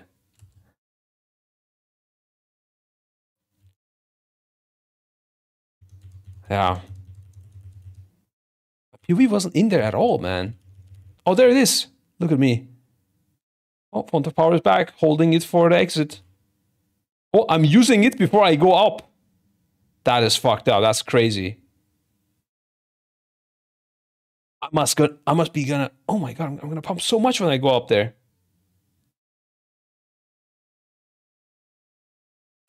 Font of power seems very bad, but I guess it's all about here. Oh, look! Did you see it? How do you swap the POV now? I pop Lucid. I'm about to destroy with double on use. District is ready. 10 seconds left. Gotta pump and just full send him home. POV swaps. That's so sad. Look at those pyros, dude.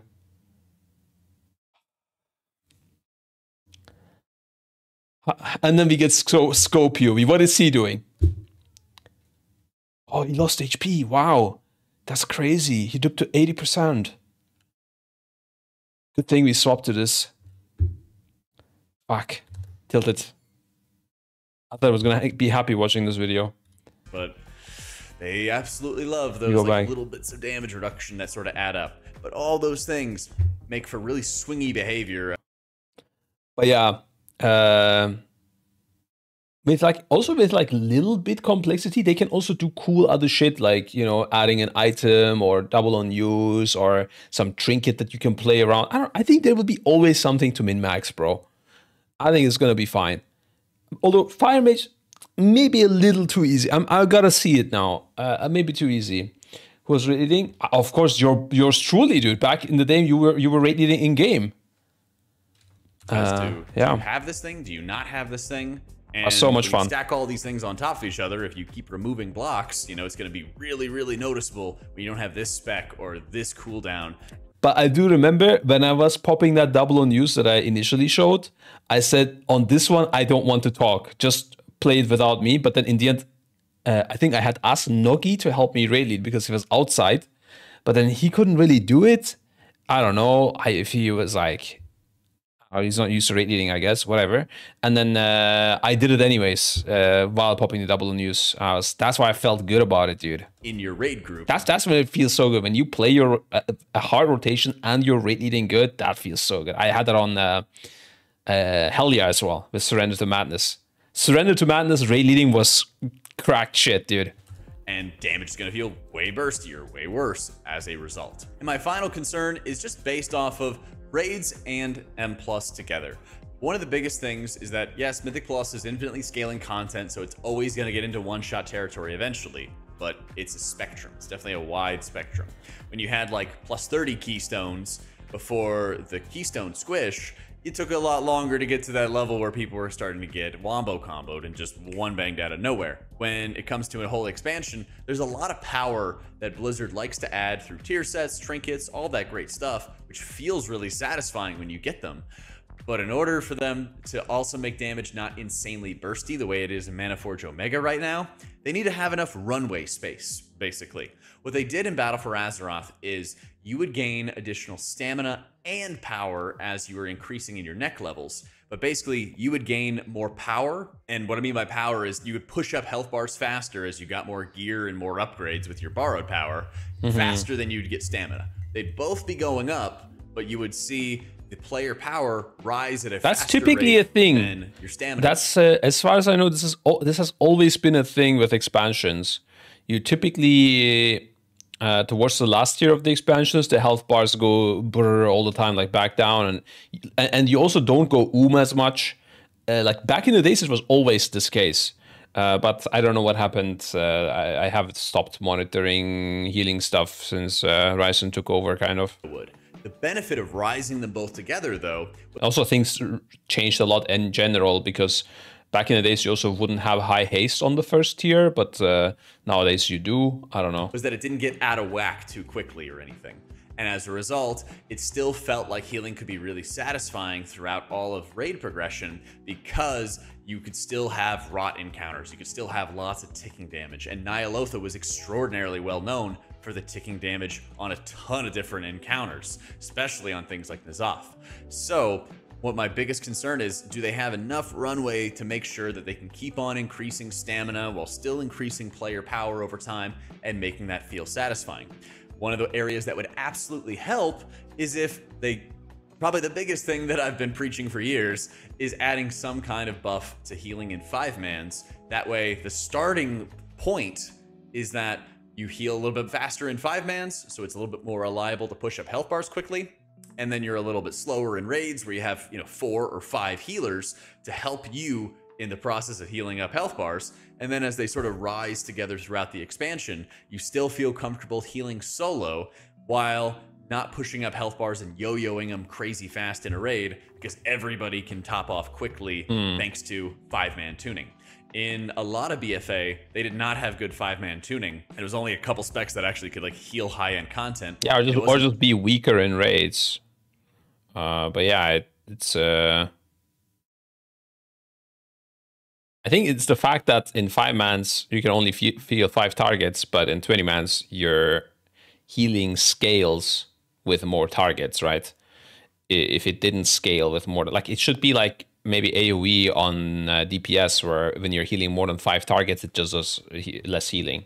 Something like that, maybe. Until deep into the Nyalotha corruption, all the essences season, where multiple different, because you still have 1 healer per 5 people on 20-man, but your healing scale is hitting more than 5 people. So of course it has to be more yo-yo in raids because of that. Healers felt really satisfying to play in dungeons because the power scaled up so quickly. That's still a concern. I still think that the way that they've adopted Atonement and increasing its healing in 5-player content and then making it scale lower when it comes to raid content, they've changed it around going into the Midnight expansion, but they're still keeping that general core concept. I think that's a great thing that they should be baking into every healer spec in the game, and I think it would improve a lot of the gameplay as well.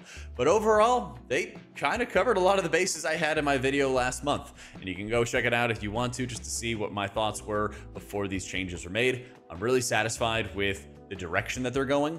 I think it's inevitable that a huge company is gonna move at kind of glacial speed as they're heading in the right direction, but I think it's certainly trending better than Dragonflight and better than the War Within from what we've seen so far. But of course, I'm gonna have some updates when I actually get a chance to play it as well. So thank you so much for watching. Big love to boot.dev for sponsoring this video. Big love to our patrons for making all this content possible, and I'll catch you guys next time. That's it. We like it. It looks like Jack is happy. Although Ryzen often has differing opinions to Jack, so I'm curious what he would want to do. Okay, guys, I have the option between... I want to really look... By the way, this is how you edit a video, guys, yeah? You put the fucking segments below when you do an interview or Q&A or whatever. Blizzard channel, Warcraft channel, you can learn from this. I really want to look at this part, Midnight's 3 rates and their difficulty. I don't know if we want to watch the full video, because some of this might be a repeat. I don't know. Reskinning, class printing, making the game too easy. I do want to maybe start. I don't care about the add-ons too much. I heard so many things about the add-ons. I don't think I need more info, but I think you can start the info from here, and then we go. Kind of moves us on to the simplification. Also representing with the Echo jersey. Thank you, Preach. Process we saw recently. Big post came out for you guys. Lots of class changes going through. Is this something that you've pulled from data from the one button coming in? Has there been an increased success rate? Maybe things are more complicated than we originally thought? Or has this been in the works for a while? We think about the one button rotation and the approachability efforts that go into Midnight as almost 2 separate things. The one button rotation has been more for just folks who prefer to play the game that way. We've heard feedback from a lot of folks who like that. One of the things that they want to do is move around the world, play through quests, explore the world of Azeroth. But after this segment, I'll log into FireMage and actually check if FireMage is that simple as people make it seem, by the way. I haven't tried it yet. We're going to just try it. I can't really mess with the talents too much because you all get almost all talents anyways. So we're going to try it out. So the ability to play their class to a level which which feels acceptable, was daunting, and this just made it a lot less stressful to be able to have to get over that hump to learn that. And so that is sort of one aspect. The approachability efforts that are going into Midnight are focused on a number of different other reasons, some of which are tied to the changes that are made with add-ons, that where we are making sure that we're addressing any abilities which made players feel like they needed to have add-ons. A good example is Outlaw Roll the Bones, where exactly, where there's some complex mathematics behind the scenes that was required to be able to play optimally. It was not, while you're in the middle of combat, trying to dodge pools of fire, trying to perform the rest of your rotation to understand, should I reroll now? Should I keep the buffs that I have? And Yeah, so that's true. abilities like that will be redesigned compensatorily to make sure that it doesn't feel like you need to have this additional calculated information to be able to play your class. And so these are the types of changes that are going into the class changes in our approachability approach. I mean, obviously, a lot of people are fearful that when we see posts like this, oh, you're going to make the game very, very easy to play, but that's not the intention. Absolutely not. No, we still, the goal here is more to raise the floor so that we can make sure that it is easier for folks to be able to get into a new class, to understand the rotation, but there should still be plenty of opportunities for skill expression, plenty of opportunities for players who have been playing hard, playing a lot, playing at high level, to be able to express their skill over others, and to have a good time doing so. And this is one of the big reasons that we do tend to have an alpha at the point where we have it now, is because we're just at the point where we're able to test pretty much all of our specs at a level where they are able to to understand the intent behind most of these changes. And then, by the way, when it comes to skill expression, also with like Fire Mage, right? I'm thinking about as soon as there is more than one target, and also depending on how you need to DPS that target, whether you want to target swap, whether you want to focus one down, whether you want to do as much AoE as possible, I think your rotation is immediately going to be a lot more interesting. Even if the single target is as easy as people make it seem. So there is that. Like, especially like spreading Ignite, especially when we're talking about M+ or something. Spreading Ignite to the correct target with in a smart way, and target swapping especially after spreading your Ignite is not an easy thing to do. I think a lot of people don't even know how to do it properly. Okay, if you play Flame Strike build, it doesn't matter, I guess. But yeah, so I think it might still be quite interesting. Doesn't one bot rotation raise the floor auto? You don't need to do anything else. What do you mean, raise the floor auto? Is that a meme? I don't get it. Also, you mean? we can continue to gather feedback. And so I know myself and a whole bunch of people on our team are actively looking around and seeing folks' feedback too. How is this feeling? Does this feel, do we hit the mark in terms of making this class feel a little bit more approachable? Are there places where we went too far? In respect to the fear that you brought up there, that like, did this take the class and sort of in approachability simplify some of the fun out of the play style? And if we hear that feedback, then we continue to iterate. Oh, that's really good. So we're looking to get as many people as possible to get this feedback going, because historically speaking, it's been very difficult to be agile in this environment. A lot of things have been set in stone, hard to swap them. But one of the things Ian brought up at Gamescom is that you've modified the communication and creation process now to allow you to be much more flexible here. Is this where we're going to see that example? Yeah, absolutely. Yeah, we have plenty of systems within sort of the org here that we can get feedback from players. We're getting bug reports through QA that we're able to address things that are. Yeah, it must be a lot easier to make changes nowadays as well, with things not being as complex. Also, like people understanding their class. Like, let's say a developer quits, right? Let's say Mage developer quits. Like, how the fuck do you put a new person and they need to learn everything? That must be super hard to then make changes to anything. They would be scared that they would break everything if they touch it. Shuffle, I don't know what you mean. You don't need to cut spells to raise the floor if you have one button rotation. I don't even know what he meant with raise the floor. I don't know what you mean with raise the floor. I'm lost. Chat, figure it out. just straight up bugged, but also get feedback from folks about how classes are playing or how Zone's questline is playing, how one of the new features, once people start playtesting Prey or as they're working with housing, we're seeing a tremendous amount of feedback on housing now on, well, just, cool things that people are making on one side, but also people saying like, hey, this. Oh, skill floor. Oh, is that what he meant? I see.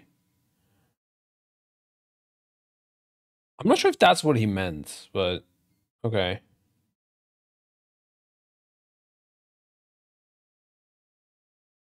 Hmm. Skill floor. I see. I see. I don't think the one button rotation. Sure, okay, it raises the skill floor. Okay, but I mean, I don't think the one button rotation is supposed to be played by people who want to play the game. I think it's supposed to be played by people who want to collect pets. Like they don't want to play combat in WoW, or maybe they have like disabilities or something like that that they can't do it, and then they can just have like they can cruise through the world using the one button rotation. I think that's what it is for. It's far less for some people make it to be. And maybe that's an issue. I think maybe they should nerf the one button rotation. Like maybe the global CD needs to be like 30% slower or something.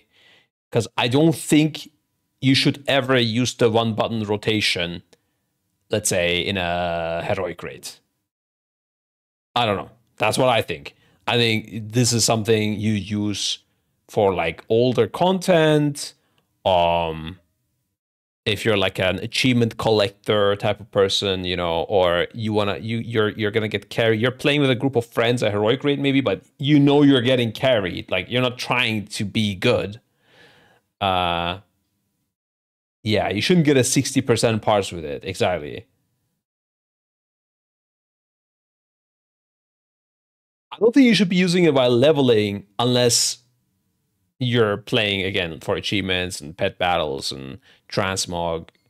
Like you want to get married in World of Warcraft and I don't know, go sightseeing or whatever. I don't know what the fuck people do. Not my way of playing the game, as you may have noticed. Not my area of expertise, but I think those people, like, it should be designed for those people. I think if you're intending that people who try to be good at the game use this rotation ever and use that to raise this skill floor or whatever, that is, I think, completely fucked up. I seen you at Goldshire. That was the fake scribe. This tool could be better if it worked this particular way, and so this is all already coming in, having with alpha having been. Does WoW have something like Final Fantasy does, where you can like mod it? So I know there's like teamwork or whatever, right? So you can change your own appearance, but can you change other people's appearance as well? I think there's something in Final Fantasy where you see everyone who also has this software in a different way. There was a span now. In WoW, there was as well, and it's banned. I mean, I thought all of this stuff is banned anyways. Moon magic.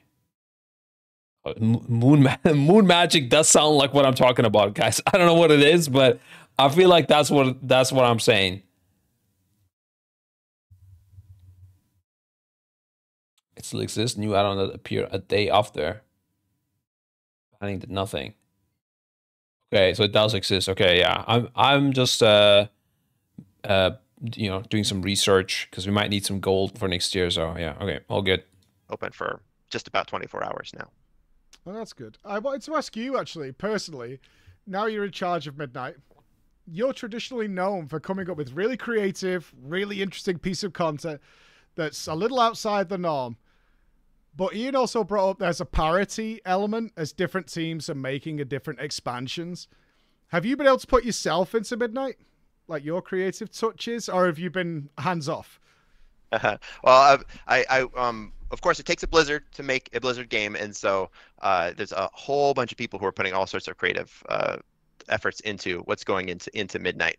I might push back a little bit on parity and what Ian said there. I think that we do want to make sure that we know what an expansion is and sort of the expected. You're going to get this, raids, and you're going to get seasons, and you're going to get dungeons and whatnot. But there's sort of that mantra of if it ain't broke, don't fix it doesn't necessarily apply to WoW expansions. That like we do want to make sure that we're providing novel experiences. We want to make sure that each expansion feels different or has something to. It shouldn't just feel like a new coat of paint over the same tried and true formula. And this is proven true time and time again. We want to make sure that we're doing new things. So things that I think were important to me, and when it came to building out Midnight Story, one of them was the nonlinear flow of the zones. We saw an opportunity to do so. Not every expansion has to be nonlinear, but there was a really good opportunity for us to do so in Legion.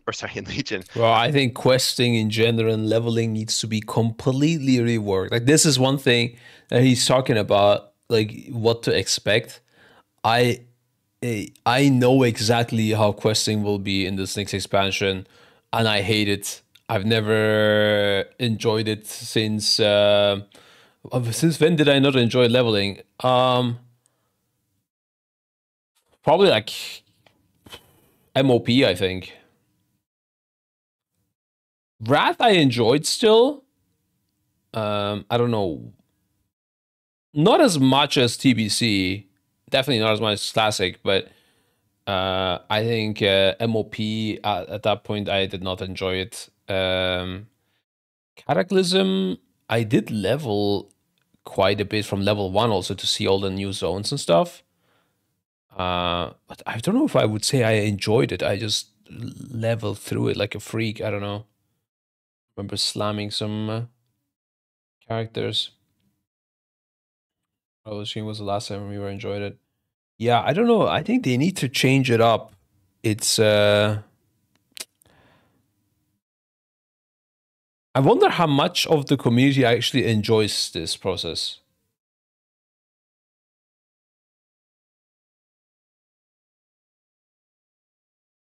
I don't know what it is.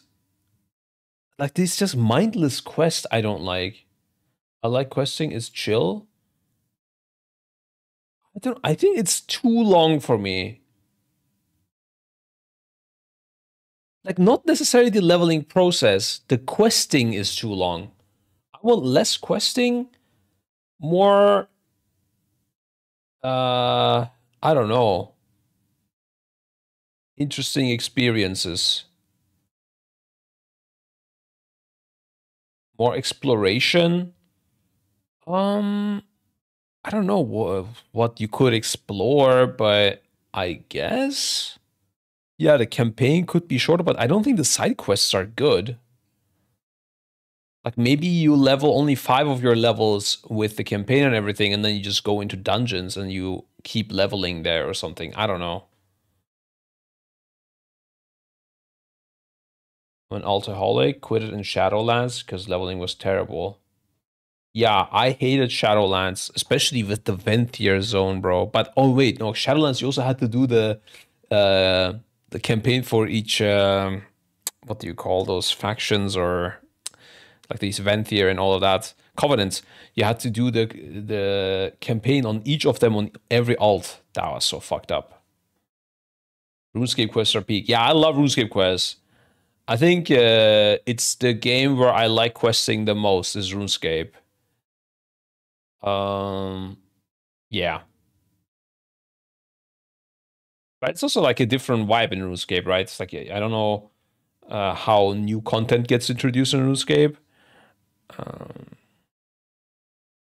Warband's also alt-wise. Yeah, I know Warband, like, I know alt leveling experience is nowadays a lot better.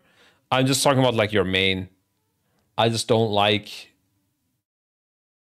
I mean, they clearly put in a lot of work into it, but I think they need to be more innovative with it. And because he was just talking about like changing things and making expansion not feel like the same. I've not seen that with questing at all. I feel like every time the questing is the same old, and it's just not good, man. I don't know. It's just not good. I'm not happy.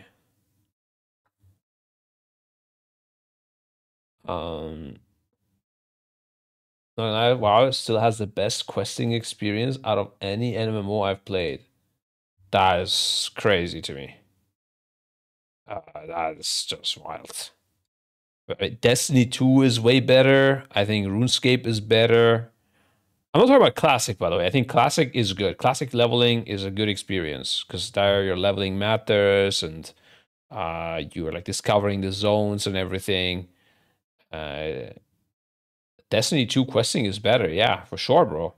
Compared to WoW, 100%. I don't like Final Fantasy personally because I'm not really a story guy, and Final Fantasy full story. I prefer the WoW leveling over Final Fantasy actually.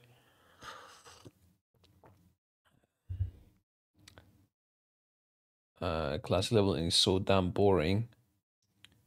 If your goal is to just play endgame and you see leveling as like a side thing, yeah, I can see that. But for me, classic leveling is not boring at all. It's the best part of classic for me. I enjoy it more than the endgame stuff.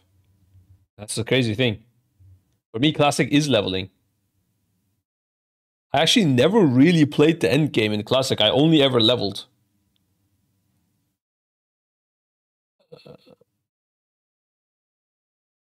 Guild 2 leveling is interesting. It's mostly done through group events. I did the Guild Wars 2 leveling. Guild Wars 2 was just a bit complex for me. I don't know. But I also always started with like a max level character, actually. That's probably why. I think if I leveled slowly, maybe I would have enjoyed it more. Because I always played it like as a sponsored game. They always want me to play the newest expansion. I never got to just playing the normal game.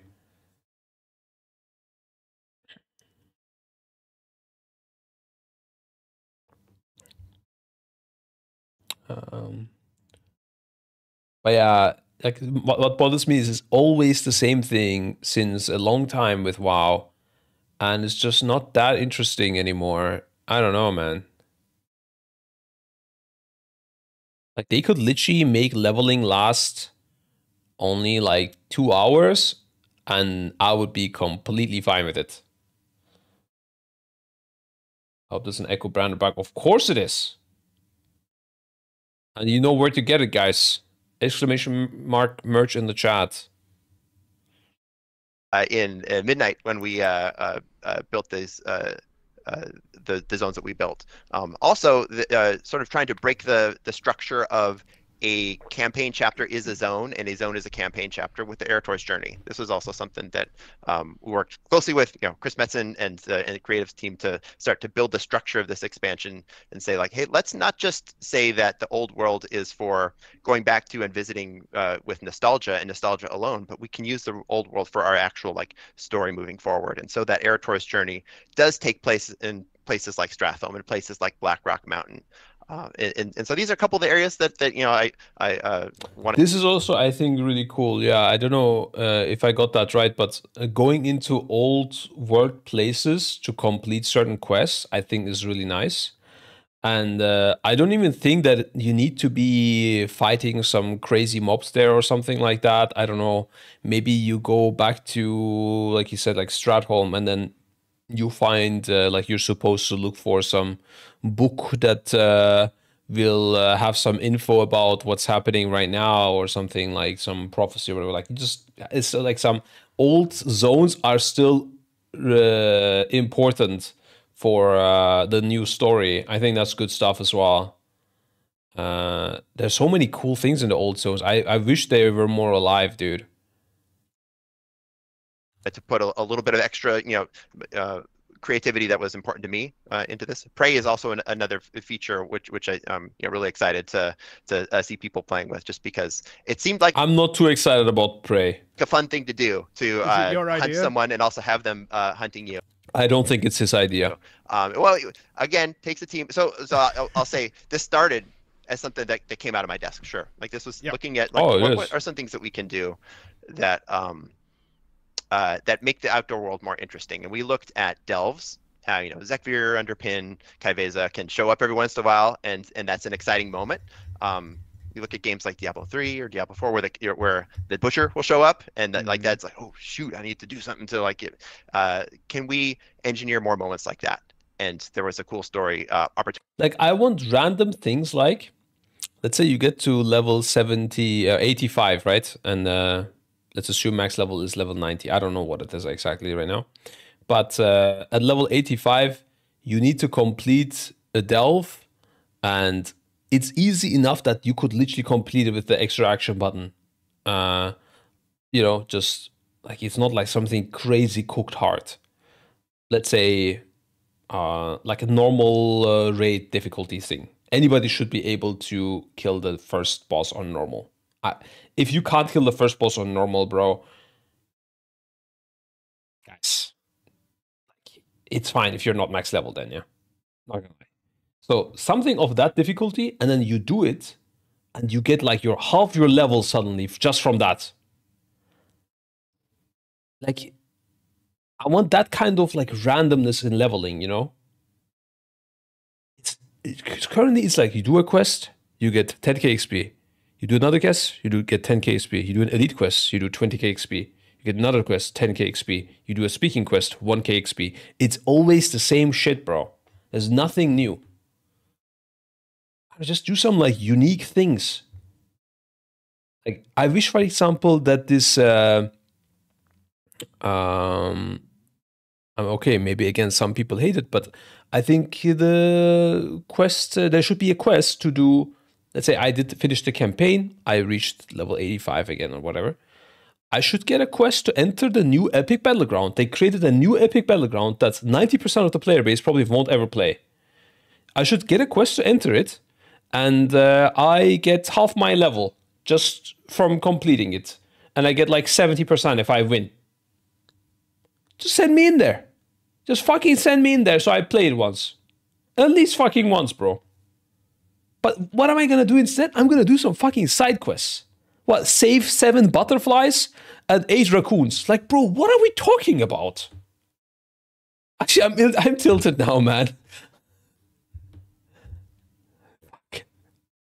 Like, they have so many cool things in this game that people will never play, but instead we're saving fucking raccoons. Because that will unlock a world quest that can proc and give me some good items or whatever, or it can give me like a crafting material.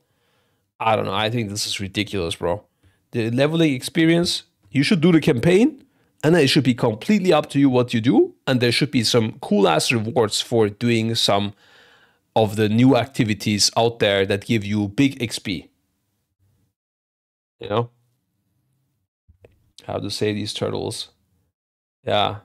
Killed gods, but have to save butterflies. It's fine if you want to save butterflies and get XP for it, but it should be also worth it, at least fucking worth it, to do the epic new battleground. Crazy idea, I know, guys.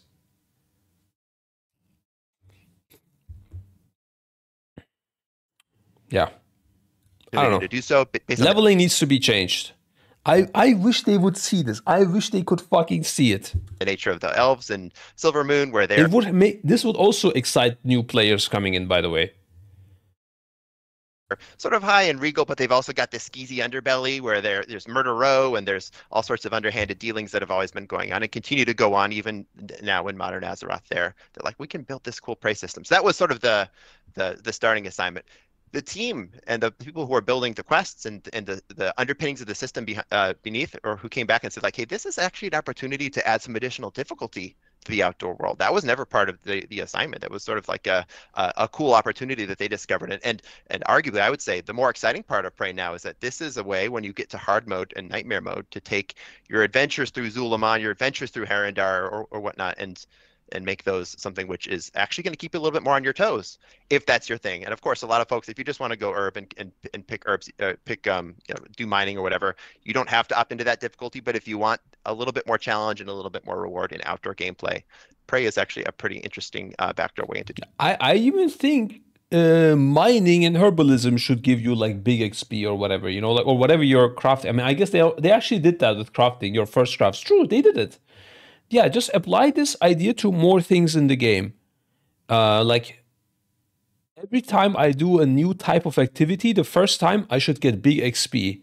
And it should And I only need to do the campaign, and then you can choose. You can do side quests, you can do epic BG, you can do arena, you can do a normal dungeon, you can do a delve, you know, like maybe at certain difficulty, and then that will give you a big bump in XP, and you can do all this kind of stuff. That'd be so nice, dude. To level to max mining and herbing. No, like they do like yeah, the collecting stuff could give you XP, but also normal craft, the first crafts give you XP nowadays, right? You need your renown side quest, baby. Yeah, the renown thing, that's a whole nother topic, guys. Yeah. Doing that. So how does that work with the other teams that are working on like last time? You made Prey, and your team's come up with this. The sun and it's is attacking really us. Successful. Is that then ported to Last Titan? Is that able to be done, or is it not going to fall under the Evergreen territory? It depends. You know, this is the type of thing that we wait and see. You're not necessarily gonna see Prey in Last Titan, much like we weren't necessarily gonna see delves in Midnight. But you know, we delves were something that proved to be pretty popular as a feature of the War Within, and so we're continuing to build. We got a whole bunch of new exciting delves, new delve follower, new delve functionality and whatnot going into Midnight. Okay. When you picked up case. Yep. Yeah. Like, I'm not a delve guy. I'm not going to pretend I am, but Sure. they definitely are super successful with members of my team. They do delves exclusively. I wanted to talk to you about picking up Midnight, considering it seems like the World Soul Saga wasn't the initial idea with the War Within coming, and now you've got this World Soul Saga 3 story that you're in the middle of. Was that difficult for you to pick up and say, okay, this is now the middle part of this cake, I need to get involved? And did that create a change of path for you that you had to adjust to? I don't know if it was I mean, building an expansion is always a challenge. There's a lot of work that goes into making an expansion. Luckily, folks here on this team are pretty good at it by this point. There's a lot of people who've built expansions in the past, and so we know what needs to be done. It tends to be a lot of work. This Midnight was a little different, being the second chapter of a saga. We needed to think a lot more about what happened last. And historically, expansions, the opening of it is opening a new book. It's starting a new fantasy. We're going to Pandaria. We're going to Draenor, and so on. And that's not necessarily the case here. Not only is it we are continuing the story that's set up in the War with. Shalfu, that's the thing. If you reward the first time of doing something, it will not be like that. What will be spammed is doing different things. You know, like when you, I don't know if it's still the same thing, but back then when you were leveling up, your first random dungeon of the day would give you extra XP. That's what I'm saying. Like your first epic battleground should give you big XP. Your first, I don't know, tier 3 delve completion should give you big XP. Things like that. And then people will play through the different kinds of content. Or if they really hate it, they can just level the normal way. That's fine. It doesn't have to be a daily roulette either. Like, it's fine if it's just once. But at least once I want to do a new thing, you know? That came with the expansion. And I don't want to do fucking side quests, bro. Yeah.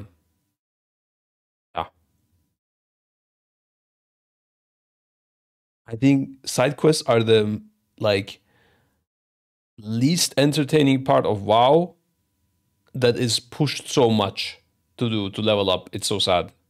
Within, but also specifically, we're not a couple of our zones. We're not going to a new place. We're revisiting big long quest chain. Yeah, I love those as well. I think quest chains, but like it needs to be interesting. That's what I'm saying. I think we should have about 20% of the quests we have right now, I think, and they should be much higher quality. Like just remove, you know, what do you call this? 4/5? Wait, no. Like just leave 1/5 of the quests, and the rest gets deleted, and make those 1/5 a lot better.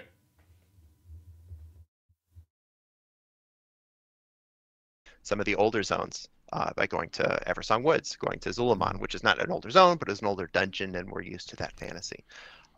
So those are some of the wrinkles that went into this process. But by and large, like by the time we've been working, then you're forcing your different niches to play things that they don't really want to do and can be alienated. That is being done right now, kind of. Side quests are being forced.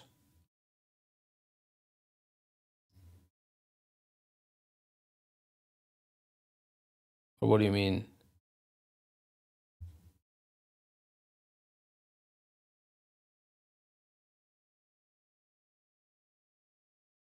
You don't have to do these. I'm not saying give them like ridiculous XP that it will be like the only way to level up.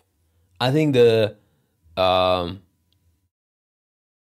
the casual, like not the casual, the semi-casual, like the semi-hardcore Andy that just wants to play M plus would still, let's say, spam dungeons if that is like what he does really good and quick. But if you go fully hardcore, then yeah, you would go variety. And if you're fully casual, you probably also would go variety because you want to just have fun doing different things.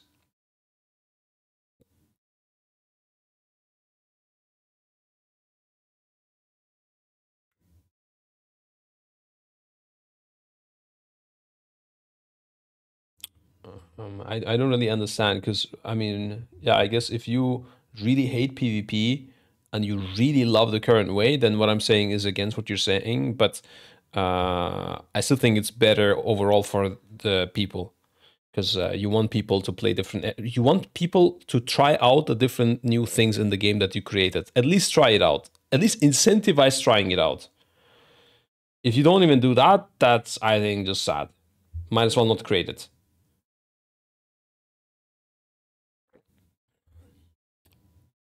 No one should be forced to play PvP or whatever, but to level up. But I think it should be incentivized.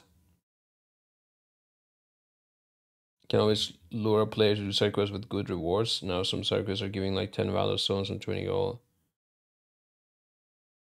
I got quite a bit of XP catching the new pets in the war within. Yeah, I think catching pets should also be rewarded. It's fine. I mean, I think there were some world quests that were giving some got good rewards from pet battles quite a few times in previous expansions. I think it shouldn't have any reward that you can't get elsewhere, which it did have in the past. It would give crafting materials, I think, for example, or reputation / renown, like whatever, right? That was like an limited resource. I don't think any of these things should give necessarily a limited resource, but this unlimited resource of XP that you can get anywhere, you should get more when you do first time an activity that you haven't done yet in this expansion. I mean, you're saying like you're doing things that you don't like. I did not like crafting at all either. Like I don't want to do crafting, but you had to craft all these new recipes. You would get like 1.5 levels for free or something, and in Dragonflight, I remember. So I don't think that is the right way, but if I only had to do like my first craft ever giving me, instead of every single new craft giving me, I don't know, 10k XP or whatever it was doing, if my first craft ever or the first 3 crafts ever in the expansion gave me 40k XP, I think I would be completely fine with that. I would actually enjoy this. But so what ended up happening is they gave every single new craft of every single recipe like a quest reward worth of XP. I think that was bad. You know? You should always be rewarded spending a little time in a new gaming mode or a different gaming area to try out all the new things. Started working in earnest on Midnight. The folks who work on creative here, you know, I mentioned Chris Metzen before, but also Maria, a number of other folks who work on the sort of the saga that is the World Soul Saga, had laid down a lot of really awesome groundwork that made sort of my job and the rest of the team's job down the stream a lot easier to say like, oh, cool, this is the story we're telling. All right, let's start building some zones. Let's start building some too features, many quests in dungeons, Karash. raids. Yeah, in general, I think there's too many quests everywhere. I hate it. I think there should be just less, but focus on quality. I don't know. That's my opinion. Of course, I don't know. Maybe some people really fucking love questing. Like maybe like there's 10% of WoW players, they just love the amount of quests, they love the quality, they think it's amazing, and they couldn't get, enough of it. Then I guess keep the quantity. I don't know, but um, I don't know. I can't tell. I've never seen Blizzard ask for this feedback, so I don't know. I guess if they even know, I wouldn't be surprised if they don't know. I felt the MSQ in Koresh was pretty short. Yeah, I'm not talking about the main story quest line. I'm talking about like in general the amount of quests. Yeah, Koresh main story was all right length. I think. Yeah, I think it was fine. Whatnot. And then it was a lot of just creative whiteboard work after that. Okay, that's cool. Can I ask you about raiding? Because as somebody who takes part in And this is the important part. First, we're getting the staggered raid release. Yeah. Can you talk about that a little bit? Is that something to do with like checking add-ons and the whole system is working before the big raid comes? Because there's a lot of theories going on right now as to why this staggering is going, or is it story-based? What's the idea there? Yeah, so for those unaware, haven't been following the details of Midnight, we have 3 raids that are part of our first season, 9 total bosses, and they're split 6, 2, and 1.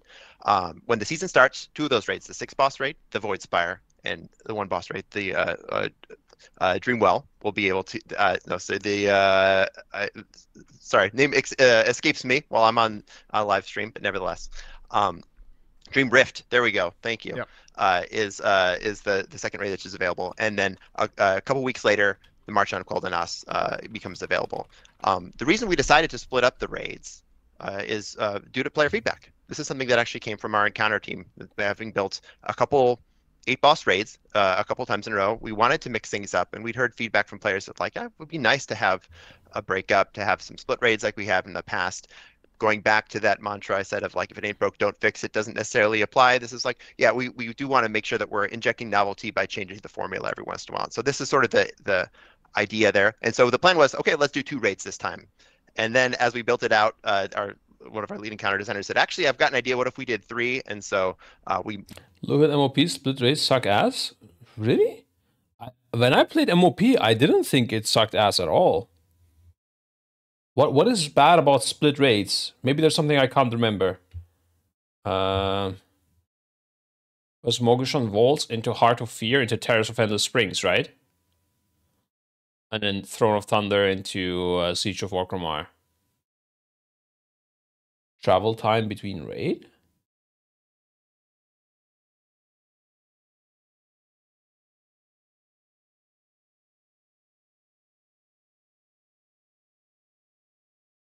Really? I don't even remember us doing them back to back. I don't know why.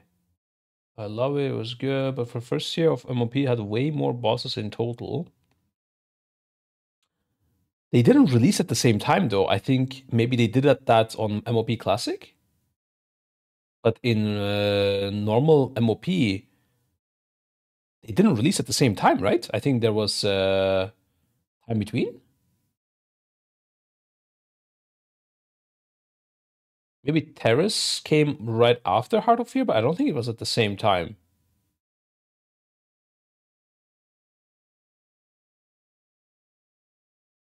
Are we talking about MOP Classic? Oh. You should go back for the last 2 bosses, which means a full clear.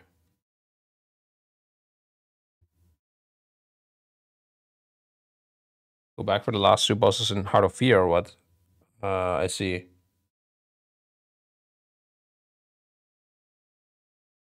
Yeah, I don't remember what we were farming back then. But progress was fun. So it feels like different tiers. Imperator to Black Hand felt like an eternity in between.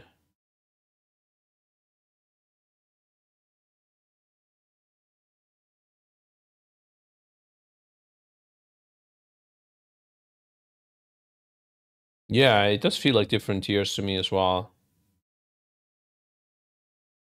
I mean, think of the most recent example is Una tier, right? And it was after BOD or what? Yeah, after BOD, Una came out. I think that was really nice. You just didn't. It was the farm was a bit weird. You didn't end up farming Una that much because it was too hard in comparison. That was a bit weird. The second part of the tier might be too hard to farm it, depending on if you need the items or not. But aside from that, it was pretty nice. It was good.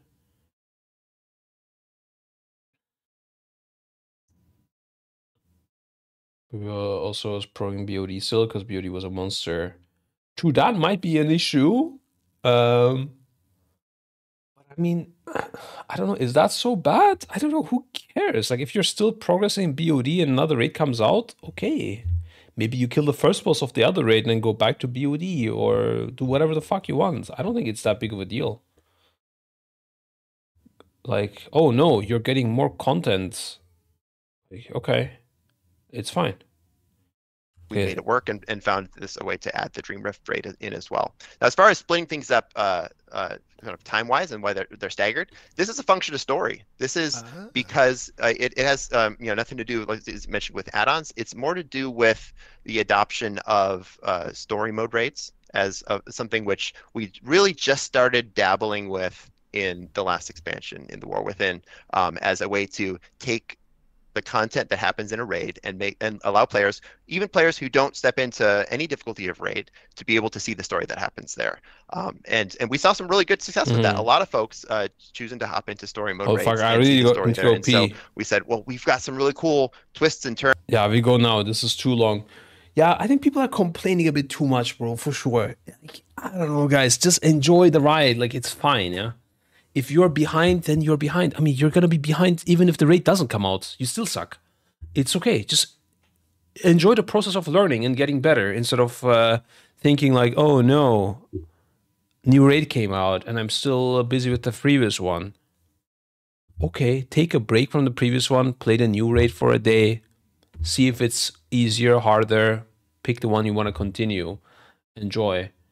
Like, it's not the end of the world, bro. I don't know. Or just get better and finish it sooner. Like, get good. I don't know. Frankly, this might be a skill issue, guys. And it's also fine to be not that great and take longer time. It's completely fine. It's not like new thing is coming out that's gonna completely nerf the raid you are in right now, and you're just gonna like one-shot the bosses and you couldn't get to finish it in time or something. It's not that, so it's all good. Anyways, be quick, toilet, guys, and then we continue this part.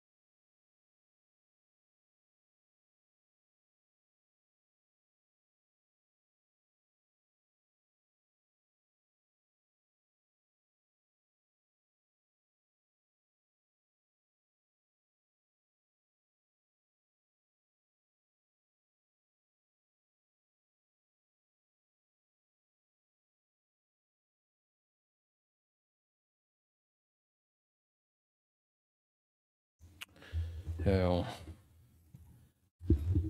Chat, any idea how the race will be then? Are they coming only for the first last race into the venue? I think if we're gonna have a call about that with Blizzard to see what they are cooking up, waiting for a rendezvous. But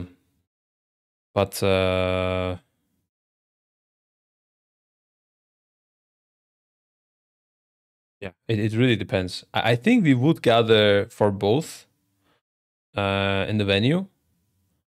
But maybe we do less players. Not sure. It's yeah. I tried unpausing the video when you were away. My god, dude. Nice try. I don't think there was an actual race war first. Yeah, last time there was Unat, and we thought it's gonna be quite easy.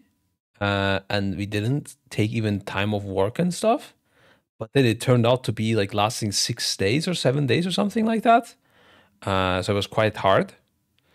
And now I don't know what's gonna happen.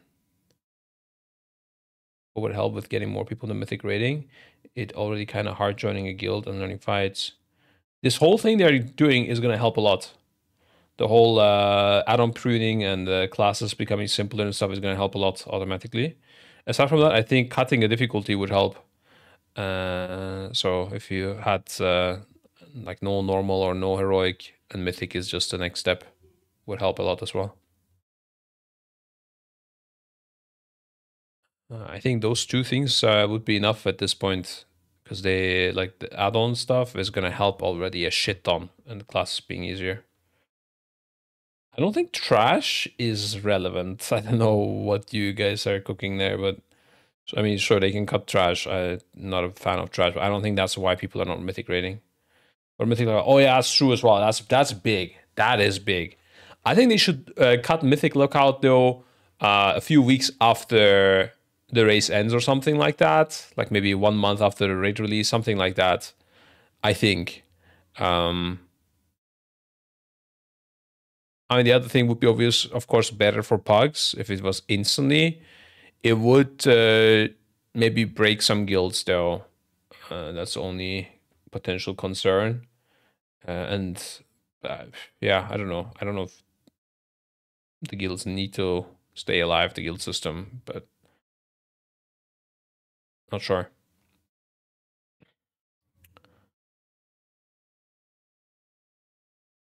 I think the weird thing is loot, like the fact that you can min-max getting loot. I think if they would combine that, oh, actually, if they could combine it with changing the loot system, that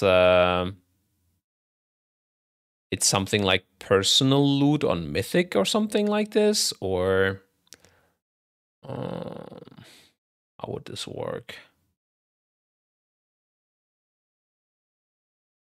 Yeah, it would have to be like personal loot from Mythic. Something like that could work, but I don't know. Otherwise, you have people trying to min-max split Mythic rating, right? Even lower end guilds are gonna do this. It's not just a race war first thing only. Like a lot of guilds are gonna be able to kill the first boss on multiple characters. So you would do that and split like Mythic rate, the first boss, maybe second boss as well. Like Soulbinder and the first boss would have been super easy, right? And getting that staff on more of your casters, for example, of course, super big on second boss, things like that. That's the only concern. That's why I'm thinking like a month into the raid release, no one really cares so much about the loot. So you can just make it fully puggable.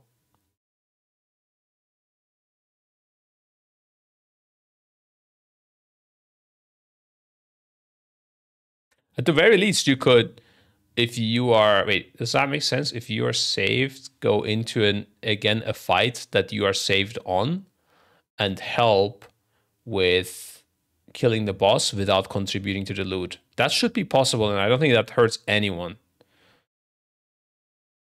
Except for, I guess, you will have a lot more boosting groups. No, never mind. Yeah, what's the point, I guess? No. Yeah, if you do it for during periods where loot is important, then people are just going to min maxes for loot. And I think that's with the current loot system, it's unavoidable. Split should be killed entirely. Heroic splits, I mean, at this point, I don't care because I'm not handling them. But yeah, I think they should be just a lot less rewarding. Yeah. And the way I would do it probably is like have a mythic. I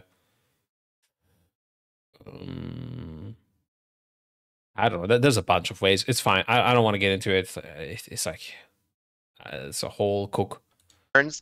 I want to mainly know what the difficulty of these raids are going to be. I should say, for those of you who are looking into like data mining information, which will be coming out, or if you're able to hop in the alpha, if there's reasons we haven't really talked about the boss lists of the story raids we have here, the Void Spire and the March on Golden-Us, and that's because there are some spoilers in terms of who those bosses are. So if you want to see, if you want to look, go ahead, please, hop in and see who you'll be fighting and learn the mechanics and whatnot. But if you want to save yourself some of the story twists and turns, maybe keep those under wraps. And those spoiler bosses have names, which are, the final boss is called the Crown of the Cosmos of the Void Spire, specifically so we're not spoiling those who don't want to know who you're actually going to be fighting. I'm going to spoil you guys because fuck the story. It's Illyria Windrunner, guys. But nevertheless, yeah, there's some really cool story opportunities that come from splitting up the story from that first raid, and then some stuff happens, and then we finally have that conclusion or that denouement of 2 additional raid bosses a couple weeks later.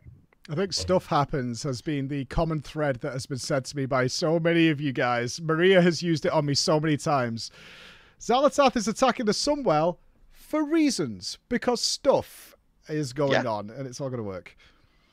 Yeah, I mean, it's important to note that while we are in the closing season of the War Within, the War Within's not over. We're at 11.2.0 right now, and we can expect some 11.2 point somethings to happen. We already know about 11.2.5 coming along the line, and so there will be additional stuff that happens in between now, even now, and the stuff that you're able to see and start playing in alpha.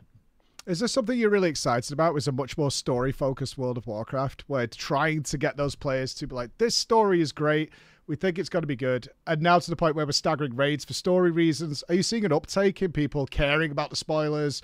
We want to enjoy this more compared to what we've seen in the past, certainly.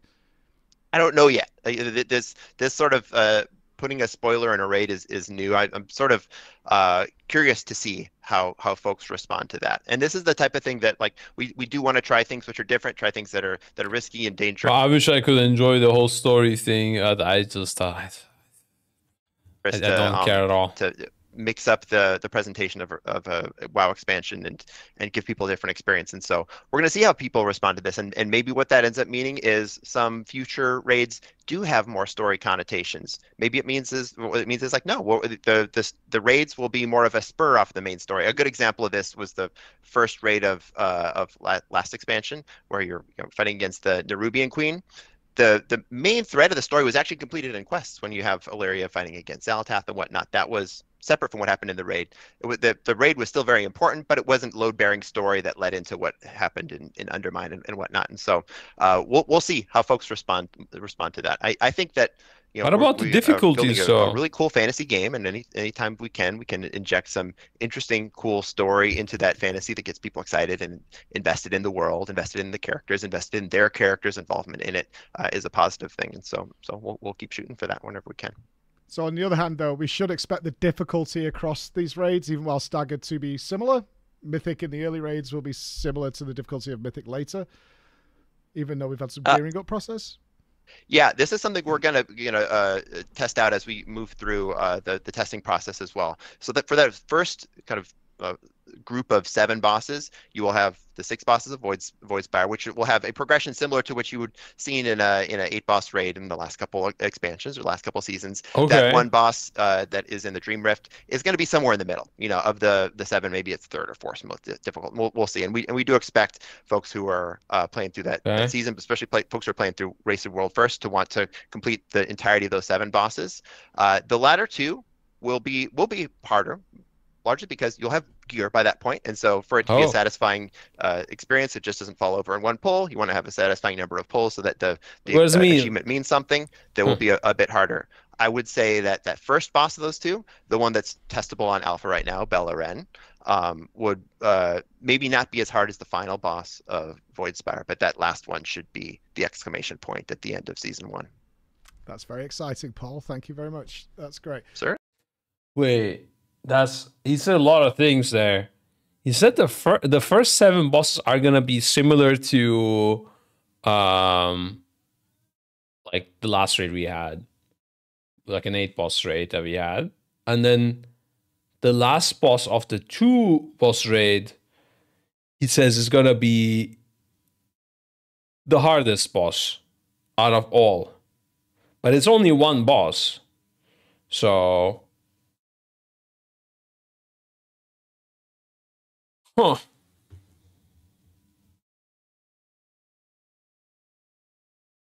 Then Arastix turns in and breaks all these promises.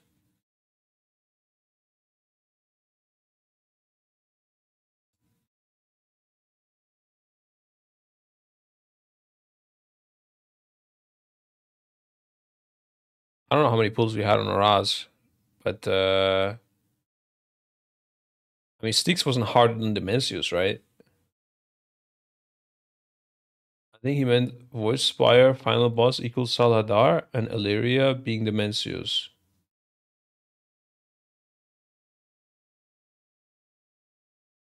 Wait, what? No, I don't think so. He said the first 7 bosses are gonna be like a normal raid.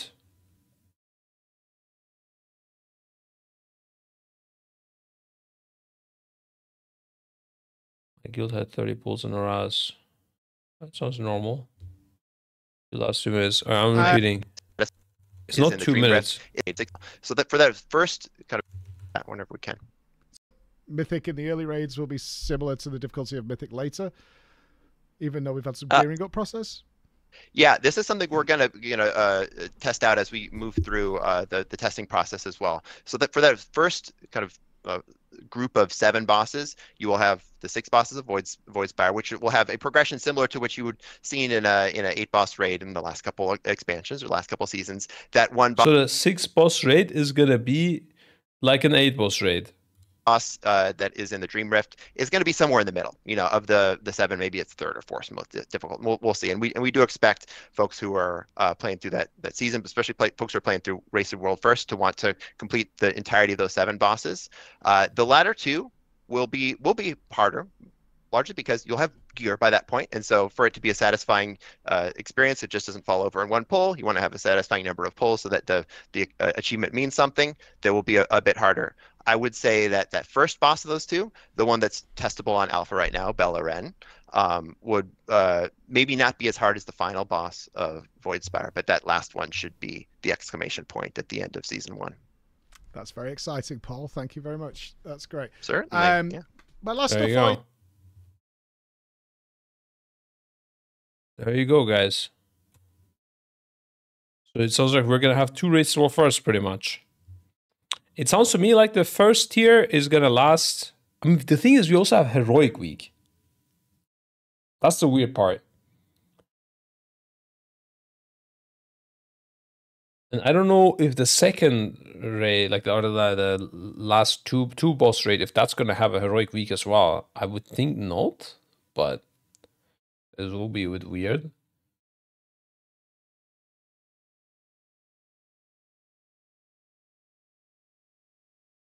Always throw first. Yeah, it sounds crazy, but if you go there in the Heroic Week, we're gonna be there potentially for a really long while, depending on when they release stuff, or we go there later. And like, I guess how long will Mythic last when there's a Heroic Week? When was the last time we had Heroic Week? In Queen Anserex, right? How long did that last? It lasted 20 days. I remember it from reports. So that means it lasted 13 days to race?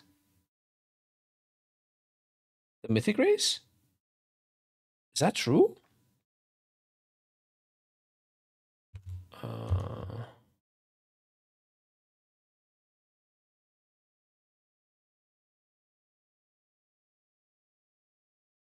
When was this again? Wait, this is Firak.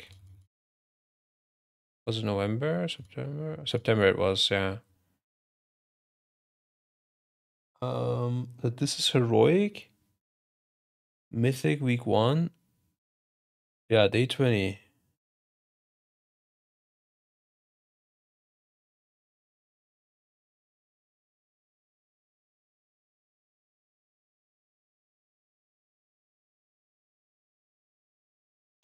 Hmm.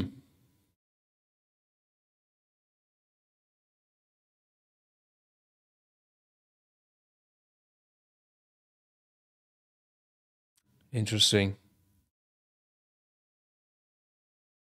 But it's only gonna be one boss. I feel like even though he says it's gonna be the exclamation part or something or whatever, but like actually Queen Anstrike. Bro, Queen Anstrike lasted a long time, by the way, guys, yeah? We progressed Queen Anstrike for 5 days. So they can make bosses that last 5 days.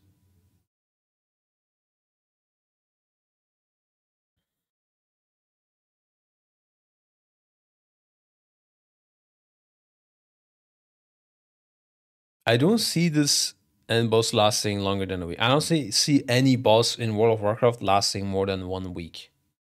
So I would say it's gonna be probably somewhere between like 5-6 days, and it's gonna release after this main raid. I bet there's gonna be a break. So yeah, do we go home there or do we stay and blast mythic splits as much as we can?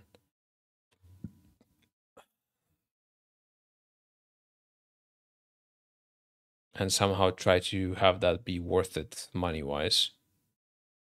There's no way that will be worth it. It sounds to me like we make an event for the first tier, and then for the second tier,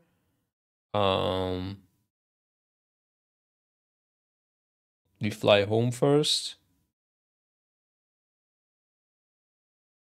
And then maybe we make a smaller event. The cool thing would be we wouldn't need to like clean up everything. Maybe we could just leave our stuff there. I don't think the venue would need to be necessarily emptied. This is a lot easier if you have a liquid facility, by the way. Because what, it's just flight tickets and hotels. You don't have to worry about anything else. People are gonna get sick after a second flight. That's true. Like this would be like the sickness period, and then you have the next year coming after. Could do a small, then big for the last finale. No, the two raids are together anyway, so it's just 2 times it's happening. So you either do big, small big, or big small. And I think you definitely want that first thing to be big. I mean, he said it's like gonna be an 8 boss raid. But I don't know what to do for the second raid. That's the weird one. Also costs a lot to have a liquid facility. Oh, I'm sure it does, yeah. I'm not saying liquid is an easy orc that does nothing, yeah? I'm talking about the WoW team that needs to make the decision for the event. If you have a facility, existing one, it's nice to just go there and not build up everything and then tear it down and then build it up again and then tear it down within a month. Second raid sounds like a big boss raid. Yeah, that's the thing.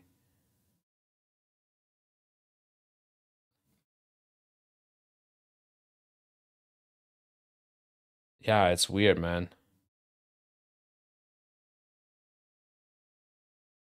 How it all online, even the casters.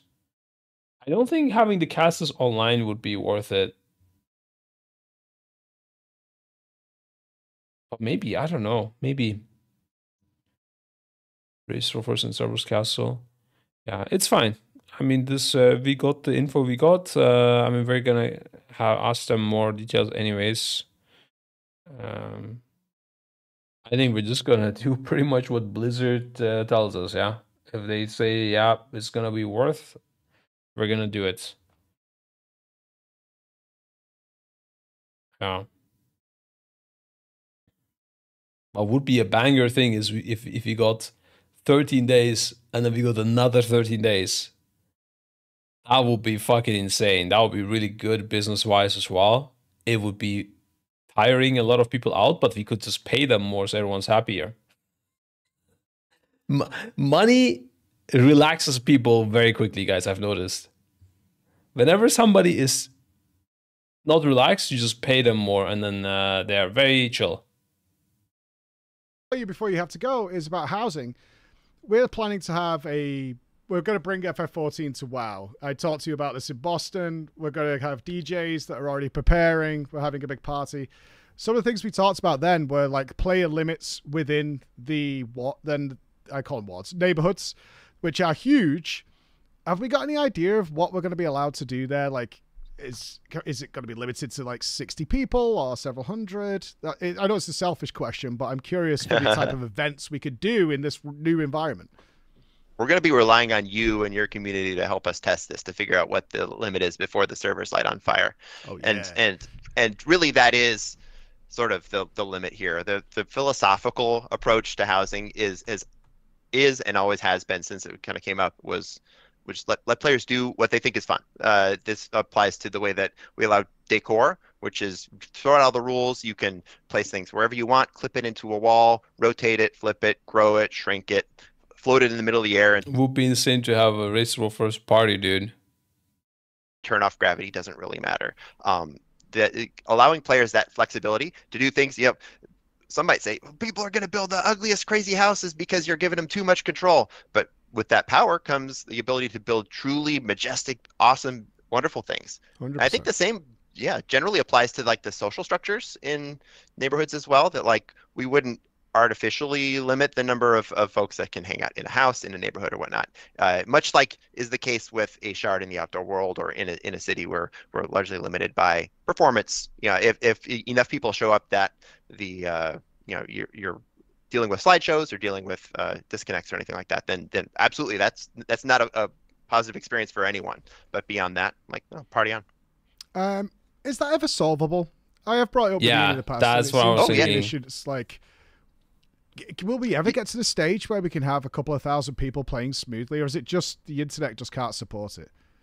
Yeah, thank you for bringing that up, because that's the other side of this equation too, is engineers working on the problem to make so that the netcode, the structure of the game itself is able to support more people. And you've seen this as a natural evolution of just computing power in general, but also improvements to our engine, where look at the ringing of the gong the first time versus when it happened in classic later. Yes, exactly. And you can have so much more people and so much more performance. And so this continues to be a thing that we want to make sure that our game has high performance and can handle more characters in one place. And so we do continue to work on this, not just for players, but for monsters and spells and cool things happening. Oh, sick. I wish you could give some numbers. Like right now you can have 50 people in a zone, but after that it gets hard, and our goal is and we think like theoretically 1,000 would be possible if we really min-max, when we're hoping to get to 250 or something. I don't know, because I have no idea what the limits are here, but it would be very cool if a lot of us could gather in one place in the game. That would be really cool. And I don't know what the limit is, even theoretically or in practice. Last question, if I can, Paul. This has been requested by everybody who I showed housing to today. Guild housing, which creates off subdivisions. But a lot of people asking, is that dictated by the guild master as to whether it'll be the alliance or the horde area? And is it possible to sort of lasagna them? So if you've got a guild that is greater than 50, which creates many subdivisions, some of them are horde ones, some of them are alliance ones, because they prefer that aesthetic. Or does it all have to be, oh, your guild master is horde, then it's all Razorwind, and that's it? That's a great question. The structure is currently the latter right now, which is if you have a Razorwind neighborhood, then individual partitions of that neighborhood are all Razorwind. This is one of those things about housing, though, where we sort of built the system and then share it with the community to see what they think. And there's a million different cool ideas. There's several thousand cool ideas that that come out of this. This is actually, I think, Yeah, dude, 40-man Alterac Valley used to run really smooth back in the days. Like, I was playing on my dad's laptop, and it was fine, guys. How did that work? Crazy stuff.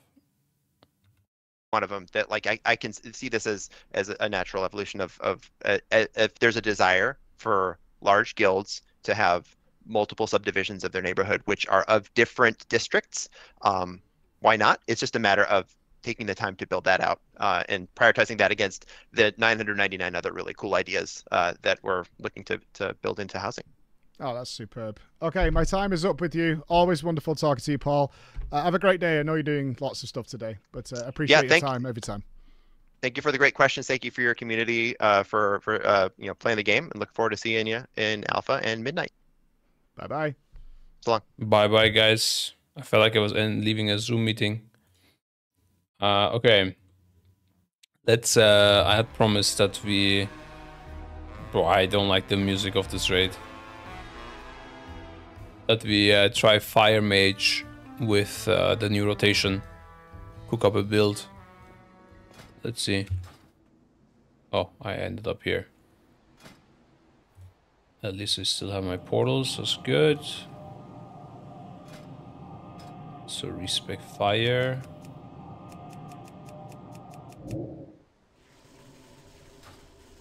Isn't that under my placeholder music? Oh, is it? Yeah, I definitely do not like it.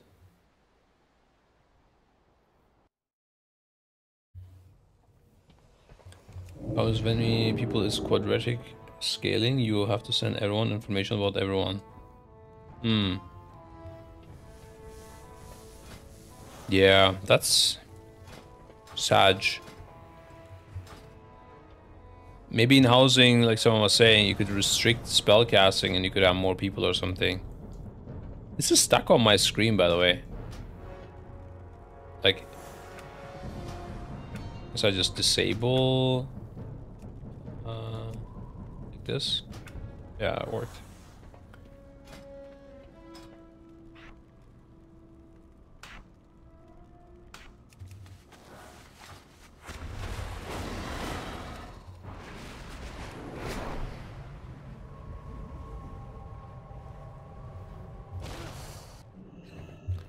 Okay.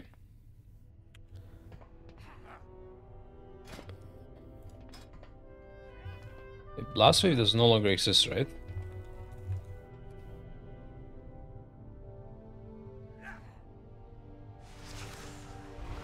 Okay. But these two still exist. Were people saying that this is an old build and Supernova is not supposed to exist, or?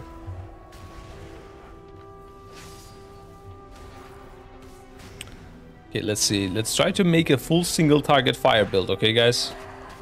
I do need to make volume a bit quieter, though.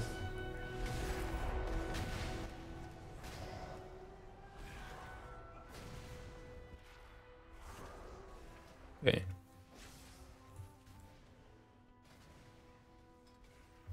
Alright. We have Flame Strike, we don't need.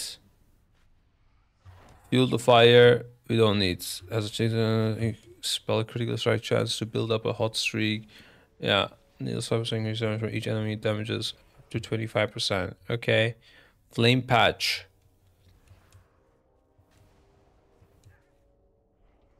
Has 2 ranks, interestingly. I do want to see the 2 ranks.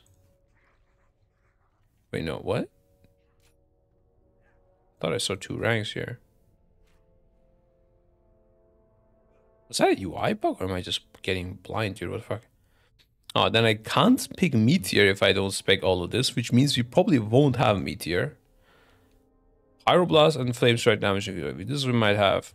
Oh, but we need to spend these points. We can't get further.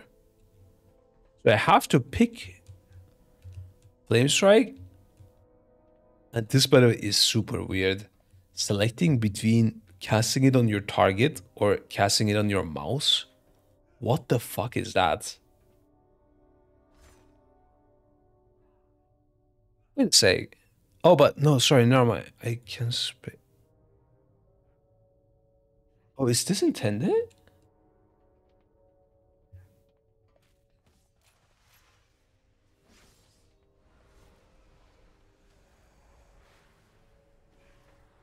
If these sounds don't count, at least it shouldn't count.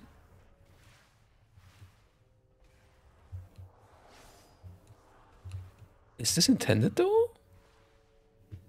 This seems very scuffed. Okay. I feel like,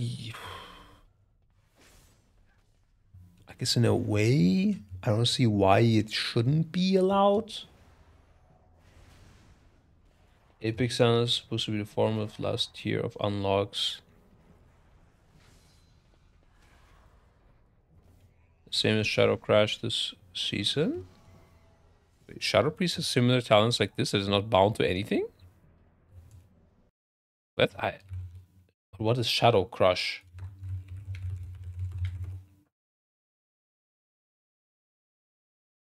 Shadow Crash? I'm cooked. I don't know what you mean. Okay, anyways. Hit strike meteor when you're under effective combustion, your crit strike is increased. Damage dealt to targets below health increased by 15%. Damage enemy with 15 calls on a meteor. Firefall. Okay. So these are all viable options. Combustion giving you mastery equal to your crit, and because you're supposed to apply ignite, it's higher effectiveness, or 10% increased spell damage plus an additional 20% of your crit to charge as spell damage. Okay. That's a lot more damage. This sounds like the play. Maybe not. We have Feel the Burn. So we do have Master Blaster still. Oh, but it reads as if... Oh, one sec.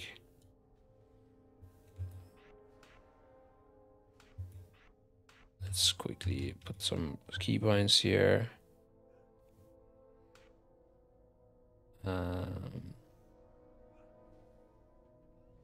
This is all fine. This is all fine. Yeah, okay.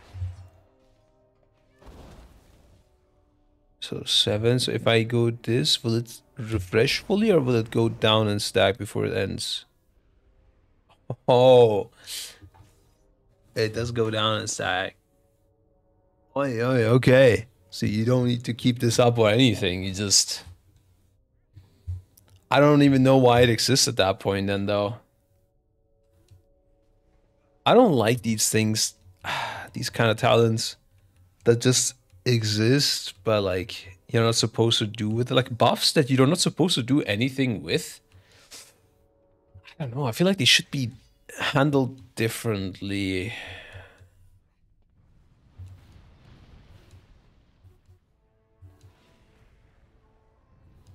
I don't know. Whatever.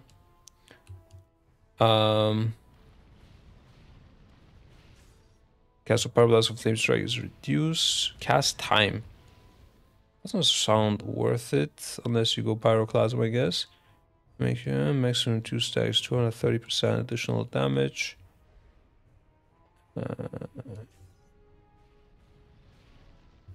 That's maximum 2 stacks. Okay.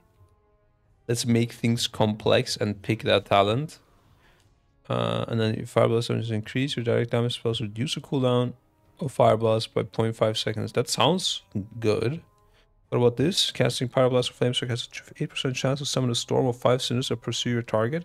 When reaching your target, each cinder deals damage, applies ignite 100% effectiveness, and spreads 50% of your ignite to up to one nearby target. Wait, what the fuck? Does Fire Blast still spread ignite? Fire Blast causes your ignite to spread to 3 nearby targets. Let's see. Did they change ignite? Your target burns for an additional 9% for 9 seconds of the total direct damage caused by for a while. Meteor Flame Strike. If this effect is reapplied, this remaining damage will be added. Yeah, no, that's the same.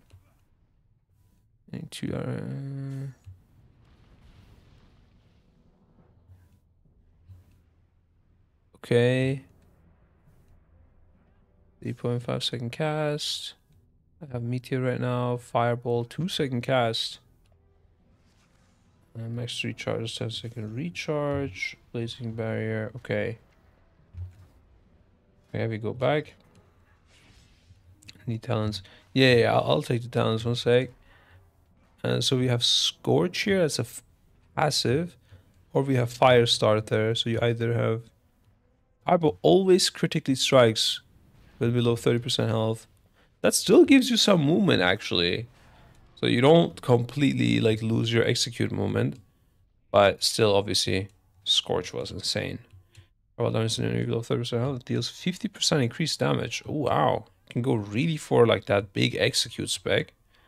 Fireball damage in enemy below 30% increases your movement speed. That does not sound like it. But okay.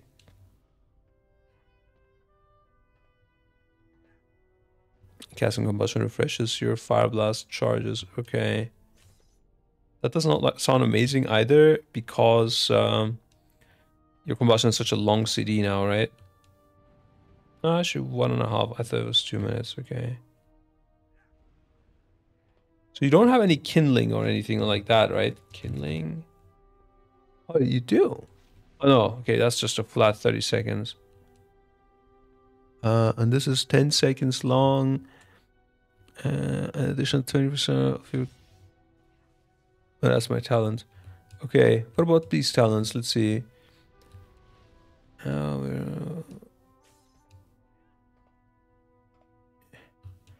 Okay, consuming hot streak grants you 0.5% haste.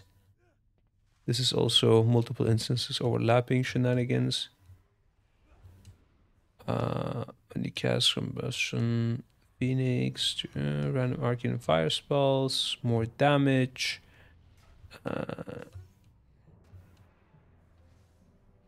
Fire blast causing meteorites to land.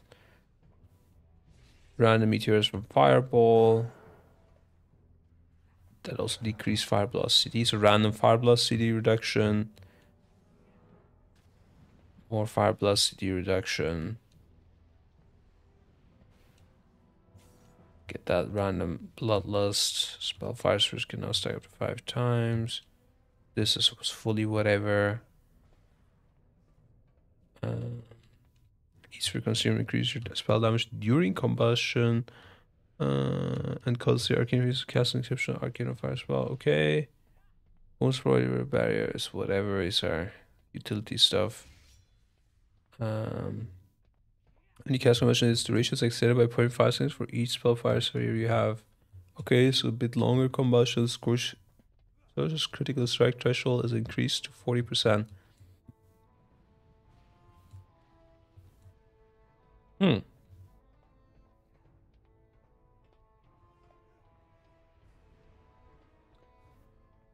Okay, so it only makes sense if you pick this talent, otherwise useless. And then during combustion, you gain twice as many stacks of mana cascade. When your arcane haste expires, it empowers you, granting you hyperthermia. So no cast time. Oh, you still get this. Okay. You still get hyperthermia from this. Okay.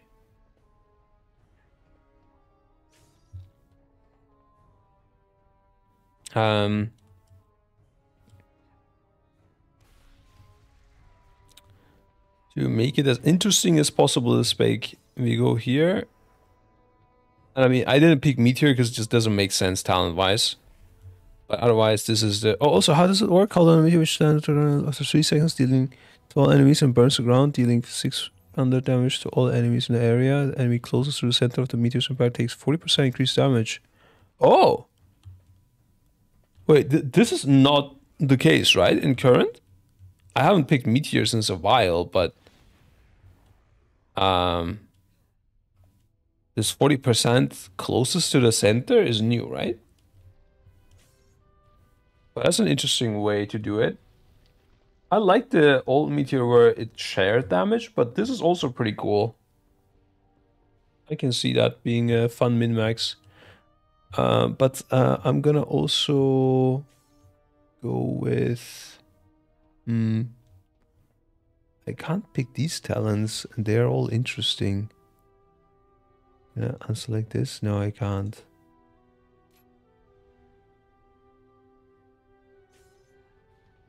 We'll pick them though by sacrificing all of these. And here nothing would complicate my rotation. Okay, let's say I'm a new player. I just came here, want to play fire for the first time. Can I play it?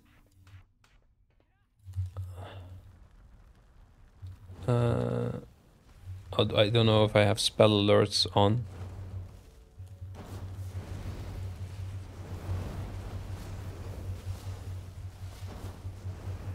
Guessing that big pyroclasm, dude.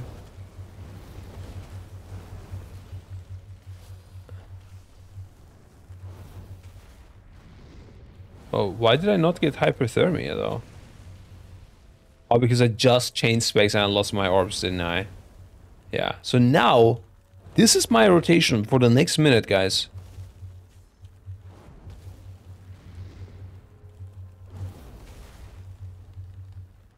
Incredibly restricted.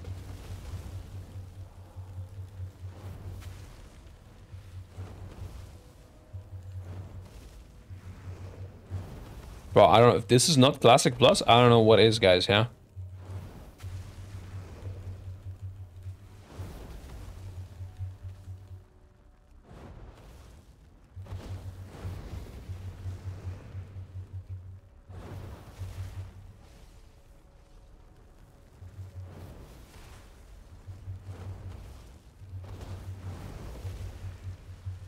It's just about min-maxing your fire blasts. And I guess you want to like min-max feel the burn a little bit. So for example, before your pyroclasm, it's probably good to have to spend your fire blast or something. I can see that. I mean, it's such little mastery. Feel the burn is not like big or anything. Okay, now I only have 3 stacks of Spellfire Spheres. So I don't know if my hyperthermia will be shorter based on that, but let's try.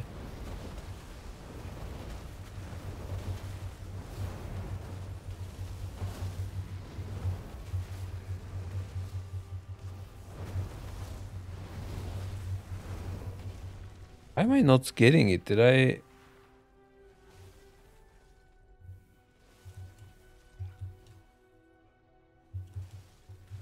This talent just doesn't work. Or did they remove it and it's just like a bug or something?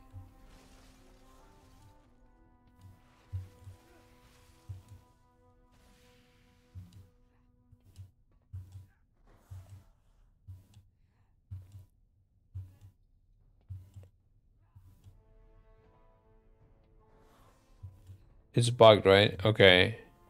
Yeah, okay, let's try Frostfire. I think that might be a bit more interesting. Because the big focus is Fireball here, and this is empowering that Fireball, right? So, would make sense to me. Let's see what are cauterizers to cooldown. This is kind of useless. This is just damage, and this is also just damage. Okay, so with this we should get every valuable thing. Let's first get them all. Okay, and now here, Frostfire stacks 1 additional time. Oh yeah, wait, let's read this. Frostfire Empowerment. Direct damage of your Frostfire spells has 10% chance to activate Frostfire Empowerment, causing your next Frostfire Bolt to be instant cast. Okay. When it says Frostfire spells, are we talking about any fire or any frost spell, or are we just talking about Frostfire Bolt? Because what other spell do I have? But anyways, explode 80% of next enemies. Okay. Then we have Empowerment stacks 1 additional time and it causes Frostfire Bolt to explode for an additional 20%, or the cast time is reduced. I feel like this is gonna be better.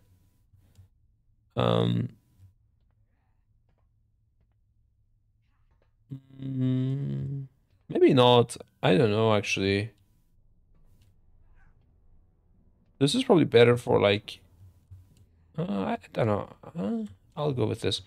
Blazing Barrier, I assume slightly out of your ice flow, allowing you to move slowly during ice flow and increasing your movement speed over time. Ice flow and ice cold trigger a blazing barrier when they end. Okay, whatever. Moving in ice flow is actually a bit interesting. I'm gonna try that how fast that is. I think we already have something like this, but yeah. This is whatever. Fireball does not use force fire damage and is increased. Why is this red? Requires meteor talent. That sounds like a bug to me. Force fire bolts critical strike chance is increased by 50%. The damage of your full spells and fire spells are increased by 8%. Okay. Yes, I'm going to do force fire empowerment. So you wanna combust and then frostbolt instantly, I guess? I don't know. Weird. Apply ignite. Now apply ignite. In the screw start damage increase. Meteor now also calls out a comet storm. Ah, okay, so this is incentivizing like firefall maybe and meteor itself a bit more. But still, we're gonna try.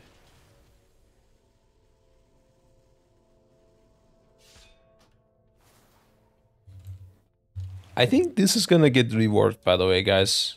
I'm pretty sure. I don't think it's supposed to be this easy. Holy shit.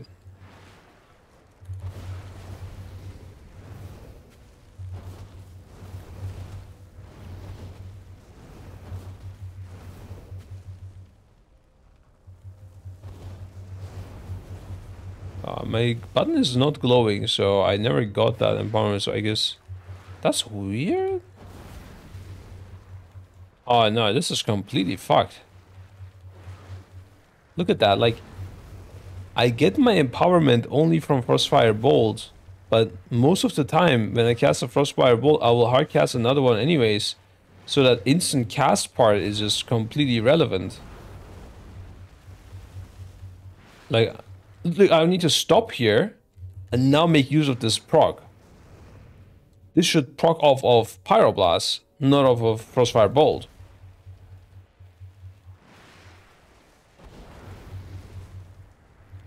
Like, that is so obvious, right? Otherwise, I'll just not use that proc for anything most of the time, unless I'm combining it with a Pyroblast like this. Unfortunately, we never had a good proc like that.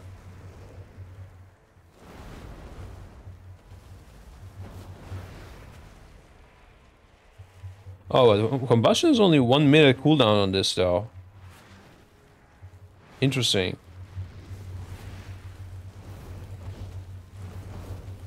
We did get that proc. I don't know if it's worth sending here. Probably not. I don't know. Oh, it disappeared already. Wait. It doesn't last for a long time, dude. Damn. How long is the buff?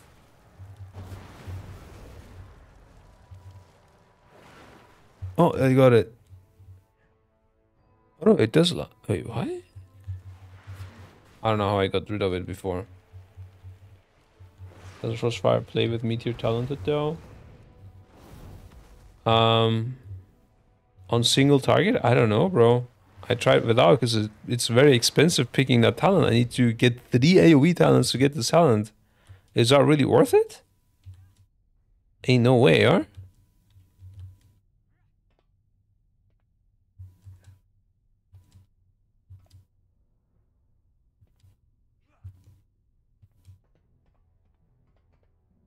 Okay, change it. Okay, well, I guess this doesn't really do anything other than damage. So we just take the whole...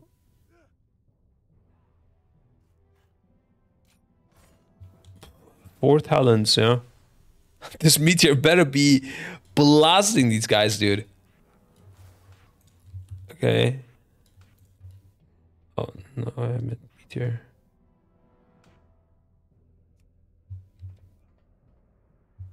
I don't know how it is with combustion nowadays, if you can cast it after or not. Wait, what just happened? Like something consumed my hot streak.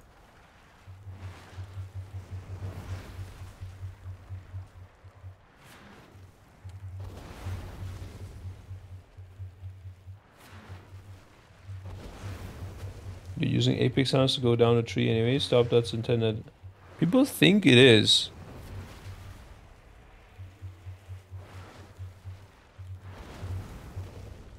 I mean, if it's not, then I don't understand the point of these talents. Like, might as well just give these to me baseline. It's not a choice.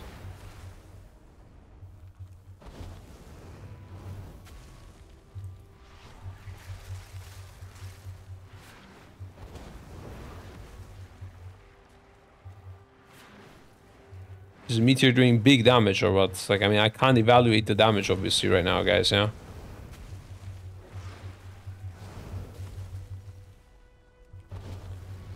Here it is. Boom. Pyroblast.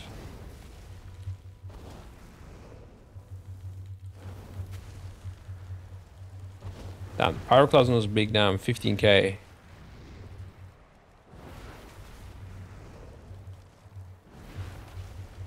Comet Storm, that does more damage. Well, let's see how much damage it does. Let's do it on this guy. It's okay. It's not like crazy. But it's okay. Plus the dot, I guess, it leaves down as well.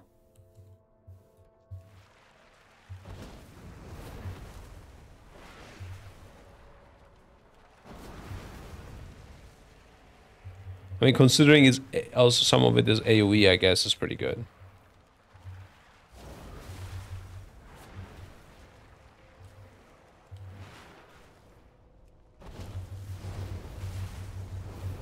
Yeah.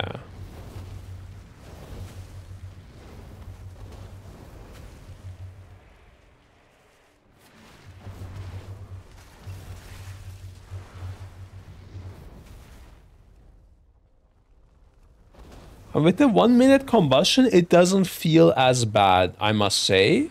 You definitely have a lot less movement. Like, movement is very, very restricted compared to current Fire Mage.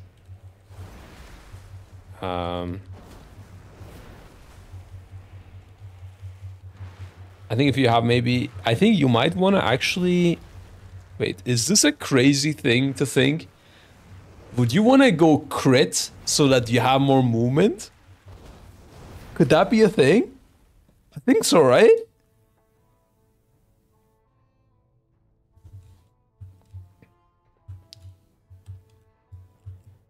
You missed talent point. Yeah, true. Yeah, I will get 4 more talent points, but I mean, it's not gonna change my rotation. It will make my combustion, I guess, longer. Or wait, did I? No, I will just get more fire blast charges during combustion if I pick that talent. But aside from that, it should be the exact same rotation. I could also go for a shorter meteor. I don't know if this is worth it.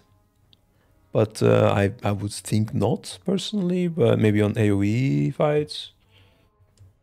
There is tier sets. There is tier sets, guys, don't forget. But I think, honestly, like, what will I give Fire Mage so that it feels a bit better? This is very similar to Nyalotha. They're also, like, outside of combustions, you wouldn't do anything. You would be poop damage, and you would just fireball all day. And I think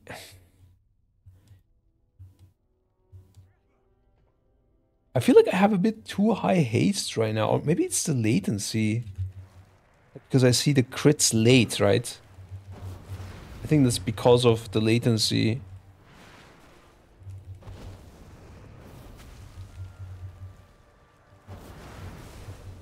Also, I picked Frostfire Bolt with higher haste right now. That's also why.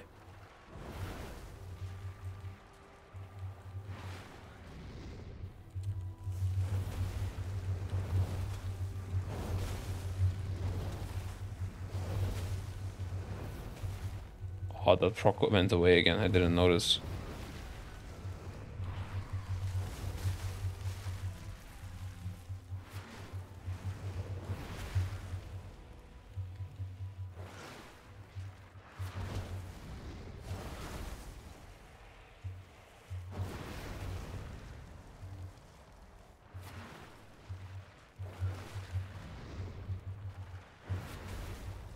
Yeah, I don't know. I think any sort of like little complexity on top, and I think fire is in a fine state. It just needs a tiny touch. You could get Ice for like an instant cast that you can press on the move, by the way. I think it could be okay. Also, what about like Cone of Cold and these kind of things? Arcane Explosion, do you have access to those? If Cone of Cold, that does no damage. If Arcane Explosion, it does baby damage. You have Supernova, also no damage. No damage from Frost Nova, Mirror Images. Do Mirror Images do damage? Let's see.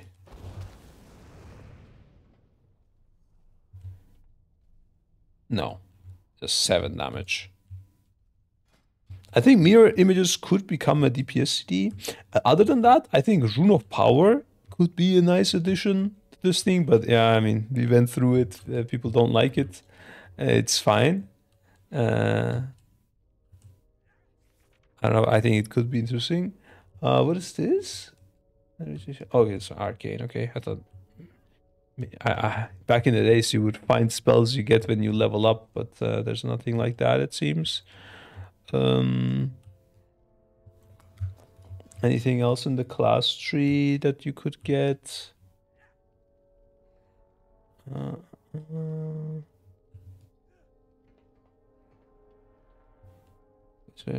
you have the overflowing energy you can think about a little bit, increasing your chance to crit.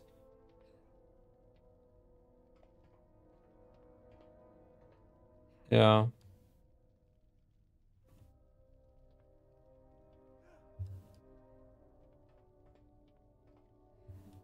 Wait, I thought I saw this at 25-second cooldown. Is there something that reduces its CD or something?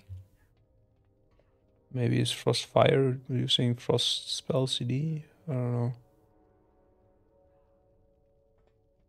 Cooldown Frost spells with base cooldown short and 4 minutes reduce. You can take this. Cauterize resets the cooldown of your Frost spells with base cooldown short and 4 minutes. What are those spells, bro? Frost Nova? Cone of Cold. That's it or what? What are these frost spells with a base cooldown lower than 4 minutes? Like, that's such a cryptic way of saying Frost Nova and Cone of Cold.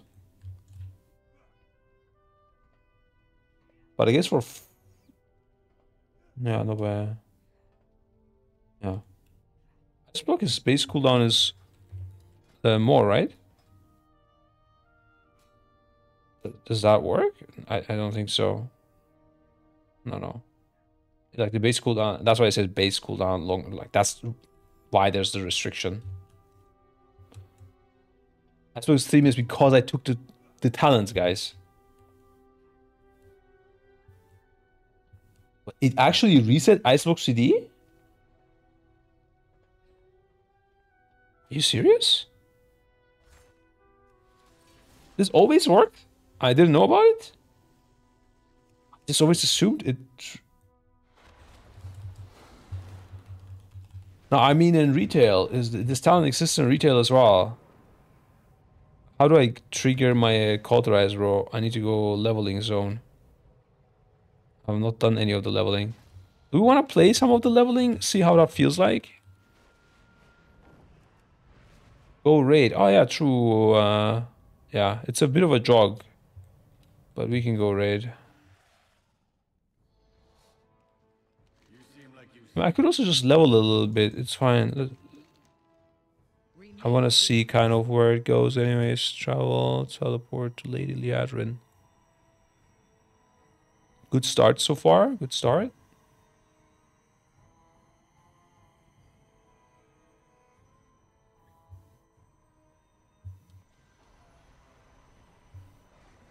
There we go. Was actually the shortest way.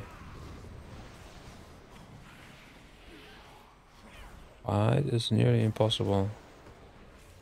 Is there a zone that I can stand in? No.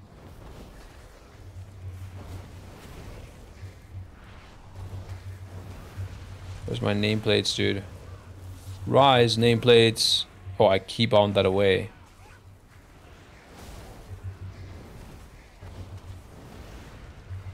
sec.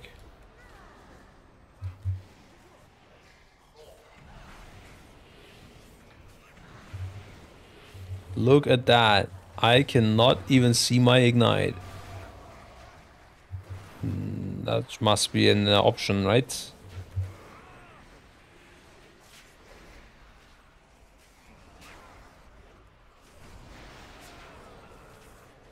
Surely I can see my ignite on my... Wait. Let's go to the menu. Yeah, you're right.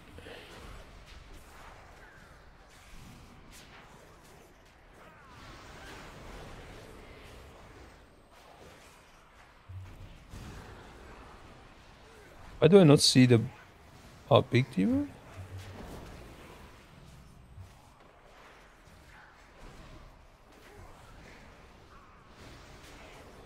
I think that's a bug, right? I'm supposed to see it, but I'm not right now because it's a bug.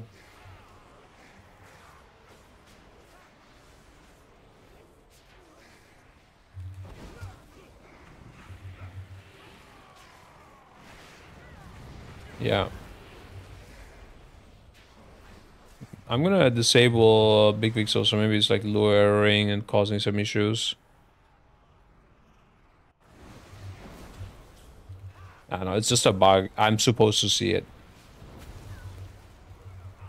But anyways, we're trying to get cauterized to proc. There's already block here.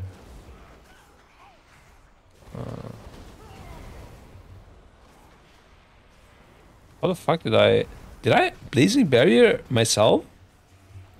Without realizing? Is my brain just like automatically blazing barrier? Oh, it was from the log. Ah, okay, yeah, because I have the talent. All good, all good. Oh, nice. Wait, why am I killing it? It's doing good damage to me. Not like this. We need a new one to spawn.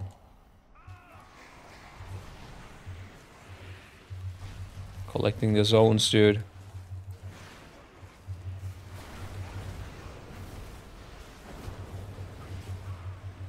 Okay, soon it's happening, guys. We're dying slowly.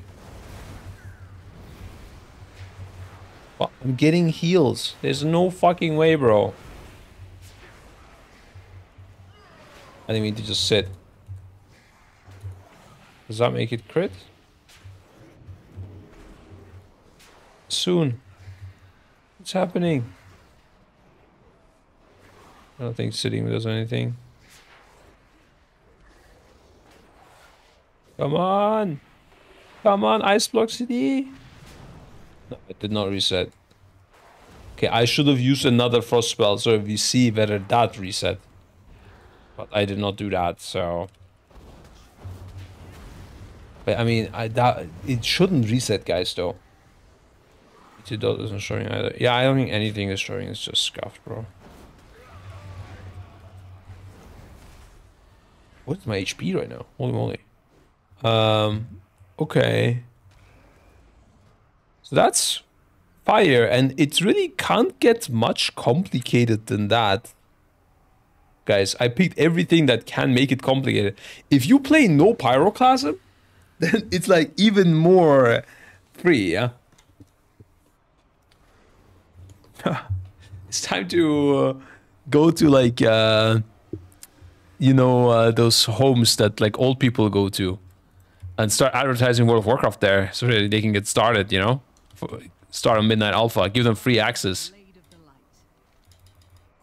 Let's fucking go. Everyone can play World of Warcraft now. This is how long it takes though. Like, I learned how to play fire now. I can play Fire Mage now. I'm gonna learn how to play Frost. Haven't played Frost in years.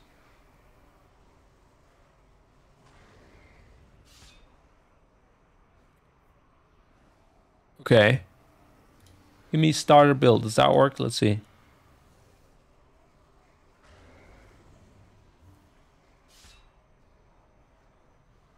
Okay, there's a starter build. I do have a pet. Oh.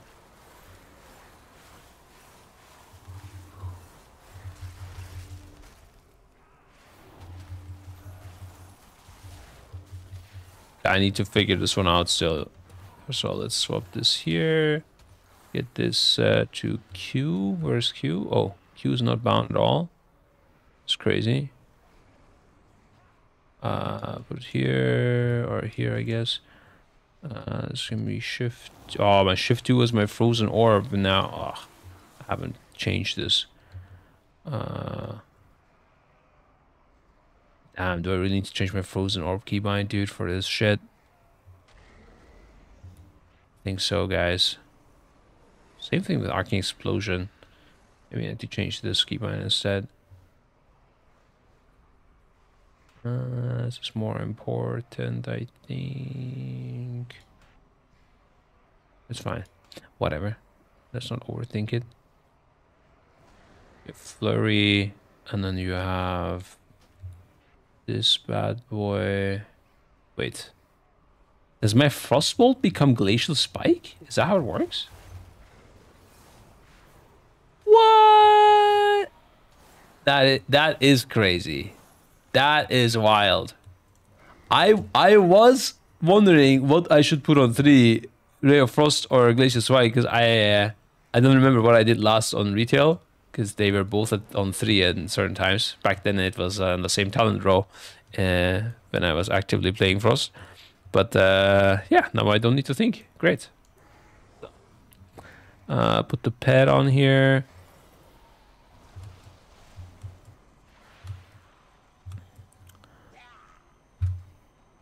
What the fuck? Oh, it's an elite.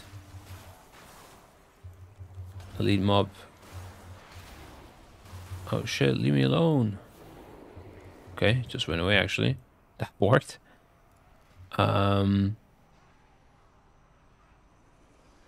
It decided to go with this for the starter build. It did not pick my best talent. Interesting. Okay. This freezing rain talent I love, dude. I love the sound so much. Gives that extra moment with Blizzard. It feels just so nice to press it and then just spam that and Frozen Orbs on big balls. Got a cold now, last 3 stacks of freezing. Yeah, how does this freezing thing work actually? Shatter. Spells that freeze your target enemy deal 2% increased damage. Spells that shatter your enemies deal 1% increased damage. Damages from Frostbolt and Flurry applies freezing to your target. Stacks up to 20 times. Damage from Ice Lance shatters your enemies, consuming all stacks of freezing and dealing 447 frost damage for each stack removed. So if I just cast Frostbolt on this guy, it will... Okay, it's dying. What if I go on this guy? What the fuck? It's a killed. Okay, whatever. We're up. That was a skip. 1 stack, 2 stacks, 3 stacks. Oh, wait, 5. Oh, I guess maybe a crit applies 2? Yeah.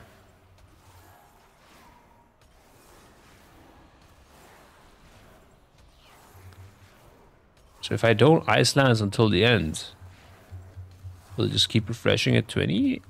Yeah. And if I Ice Lance now, it will do big down. Boom. Wait, no. Now it starts. 5 points. Okay, so it only consumes 4 of them, even though it says here that it will consume all stacks. That's fake.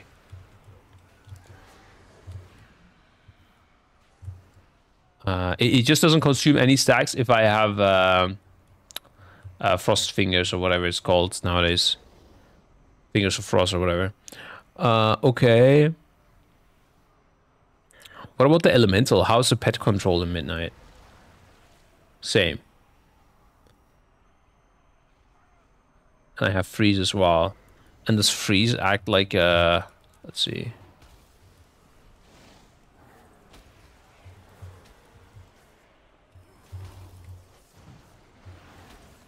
Oh my god, I think that broke. Oh no, it does not work. So I can't use Freeze to increase my damage or anything like that. And I can only shatter with Ice Lance. Like, my other spells don't shatter anything. That's a little bit sad. There were some, like, really cool interactions with Ray of Frost. Oh, this applies freezing even. Okay, they I mean, I don't know. I haven't played Frost in a long time, but this looks completely reworked. Although I do think the shatter was a bit weird, the way it was behaving on retail as well. Comet Storm also shatters. Aha, okay. Do I have Comet Storm right now? Yeah, I do. Okay. Let's see how many stacks that takes away.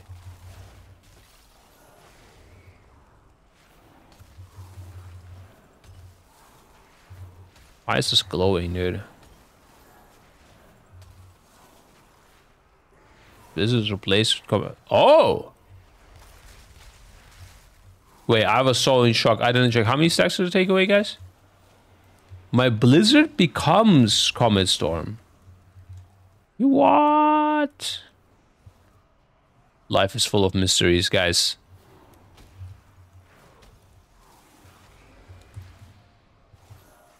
What is the best beginner-friendly caster right now? Haven't played since MOP. Want to hop in and again. If you mean ranged, probably BM Hunter, bro. There's a lot of these classes, actually, with the reduced complexity, they may have lost movement. At least Frost Mage did. Fire Mage did. Like, Fire Mage is in a way harder to play.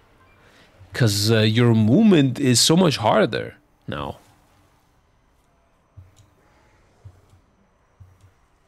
But this is gonna be a completely different game. You guys are realizing this, right? I'm gonna move back here, by the way.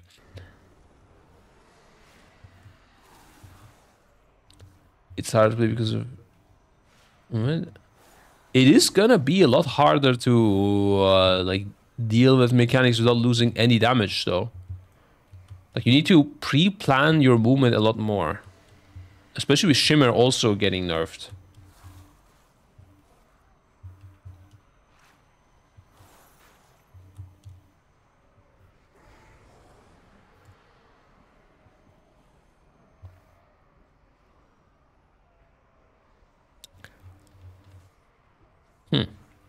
Interesting.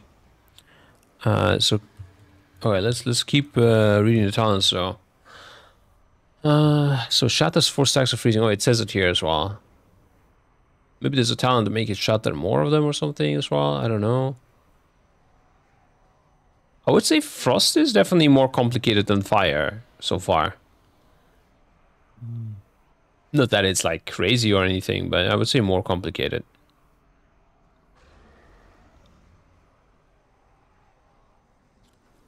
%, chance. Things will first cause your next ice dance to shatter your target without consuming freezing stacks. Max 1 charge. Okay. We have Blizzard again on your target area or target location. I still don't know. This is just needs to go, bro. This can't be a talent. It is just ridiculous. This is like a mobile game level of talent choice. I don't know what the fuck that is. I think this was made by a mobile dev, like mobile game developer. Maybe they took someone from Diablo Immortal or something. I don't know what the fuck that is. Like, even if there was controller support, then you could just make it always work like that on controller or something. I don't know. Or like, I don't know, bro. When Frostwall critically strikes, it applies 1 additional stack of freezing damage from Blizzard as 8%, so apply 1 stack of freezing.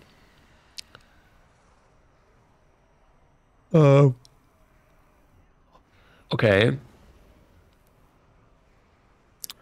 Interesting that Blizzard also can apply freezing. I guess Comet Storm taking it away. Okay, yeah. By the way, also some of these talents, I actually want to see what is like required to take and what is continue. Okay.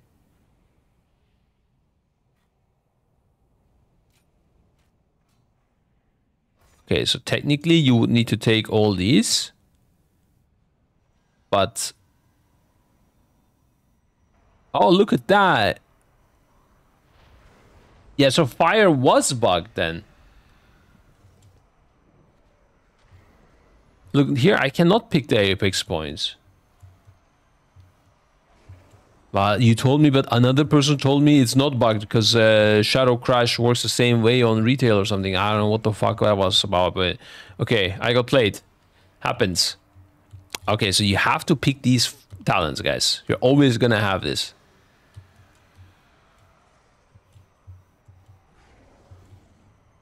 Interesting. The only time this part of the tree is relevant is when you're leveling up, like up to like level 20 or whatever it is.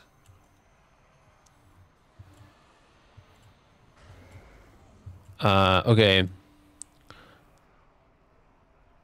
Frost crystallizes around you, generating an icicle for every 6 seconds. Upon generating 5 icicles, Frost will upgrade Glacial Spike for its next cast. Impales your target, slowing for 70%. For 4 seconds. Okay. It is no longer root the target, I guess. Then we have the stacks of the thing. We have Frostbite. Oh, we already read that. We have Flurry, unleashing Flurry of Ice, starting the target 3 times for a total of damage. Applies 3 stacks of freezing.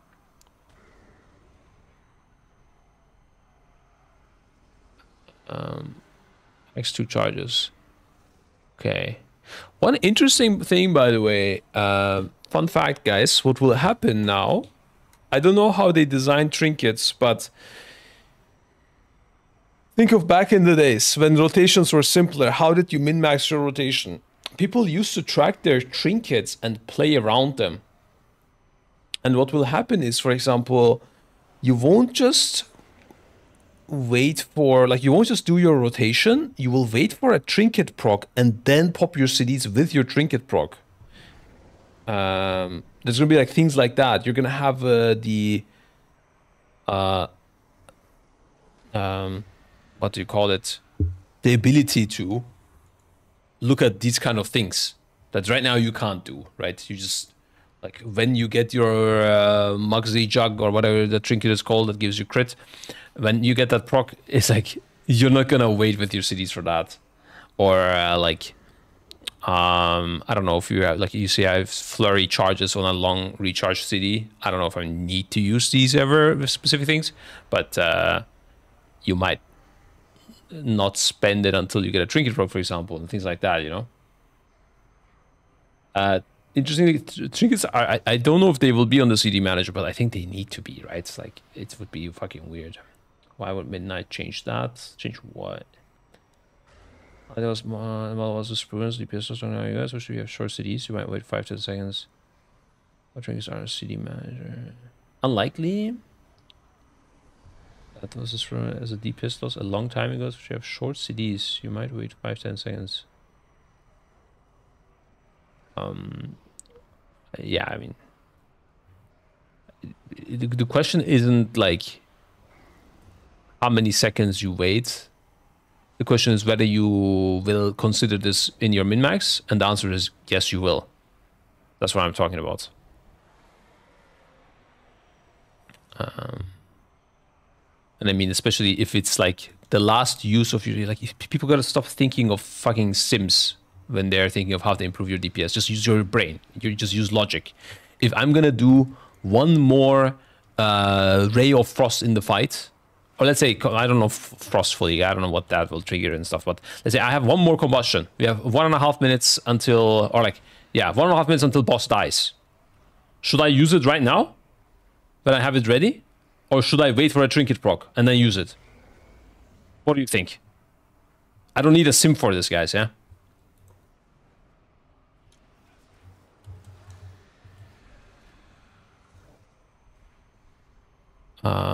Anyways. Sorry. I shouldn't have gotten tilted.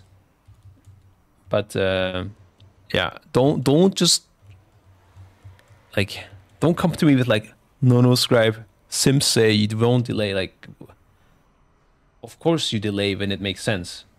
I don't. You should sim it. Yeah, let me cook up the APL real quick, guys. It's just running nice.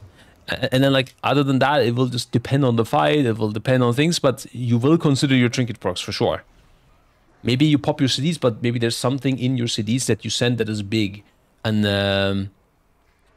like let's say your pyroclasm. You could play your pyroclasms around a trinket proc maybe.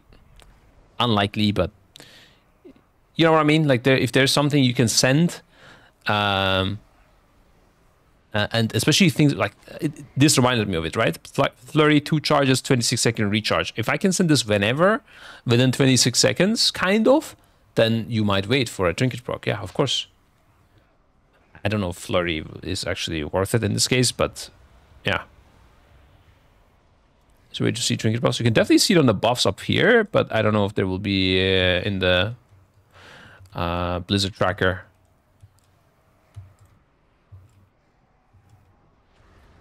Okay. So what does Flurry do? Let's see. Flurry. Oh god, a lot of things. A chance to reset the remaining cooldown on Flurry and cause your next Flurry to 50%. I take ignore what I said. You will not do that with Flurry, because they're never worth wasting the city, obviously, guys.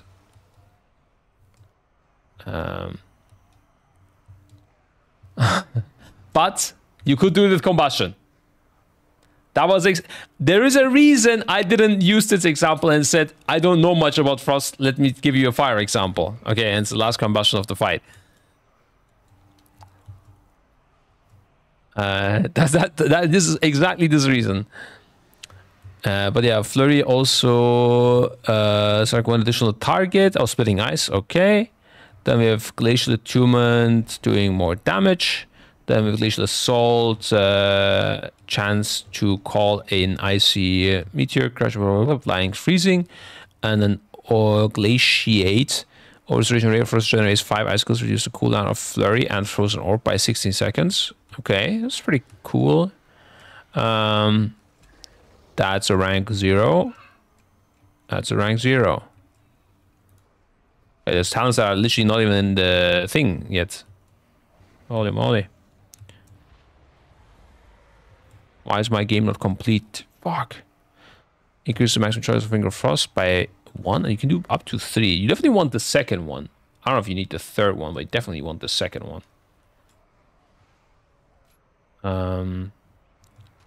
Ray of Frost must be worth Freezing Rain. For leveling, it's nice, for sure, for sure. Cone of Cold now applies 3 stacks of freezing up to 5 enemies. Is Cone of Cold actually good as Frost? Wait, a spell book. Not really. But okay, 3 stacks of freezing up to 5 enemies. Is there anything that empowers Cone of Cold? No. Doesn't sound amazing. Maybe I'm missing. I guess you want to like Cone of Cold into Meteor, and that would be like the play. Into Comet Storm. Comet Storm? How do we proc Comet Storm? Let's see.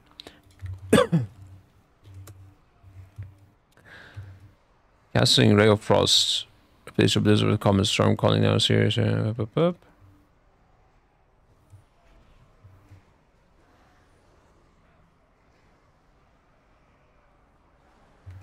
That's it. You can only Comet Storm after a Ray of Frost. No way this is worth it. What the fuck is...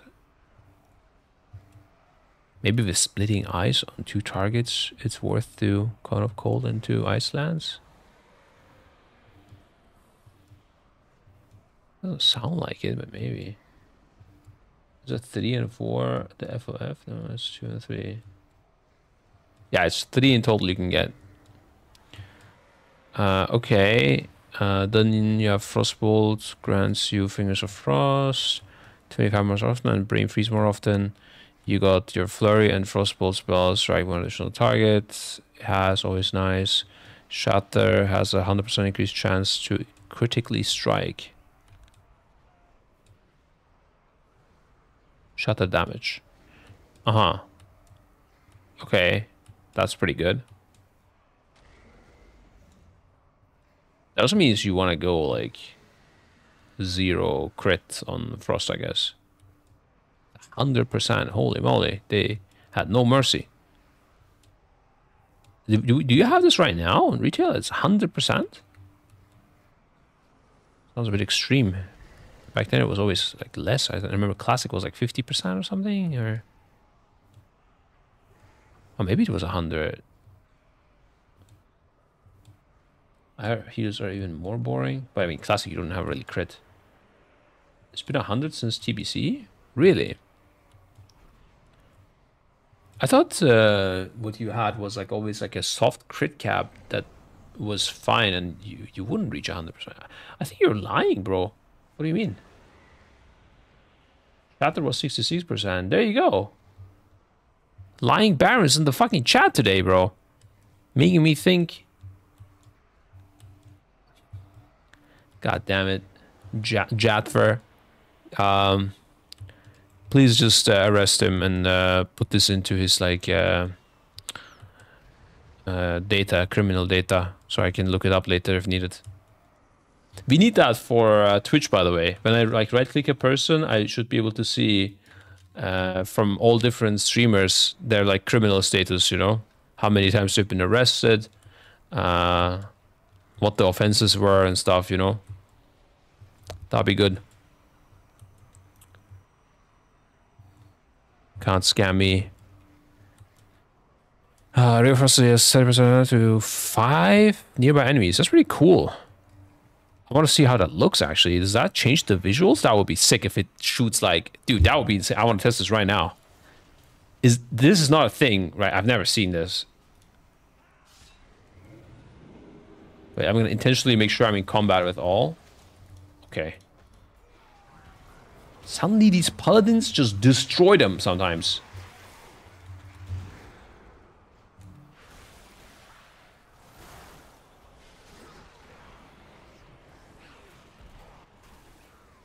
Just kill me, bro.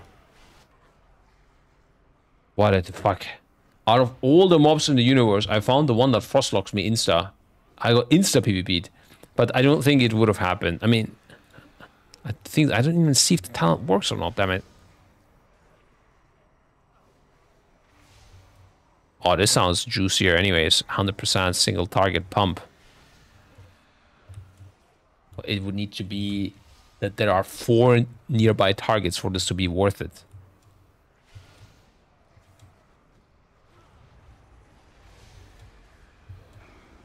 You're almost always going to pick this. I mean, I'm going to try it one more time just before I press accept, though. Okay, then we have... 6% chance. Yeah, that's fine. Frozen Orb has a 12% chance to apply freezing. This is just for like PvP and stuff, or I don't know. Freezing is just like the root, right?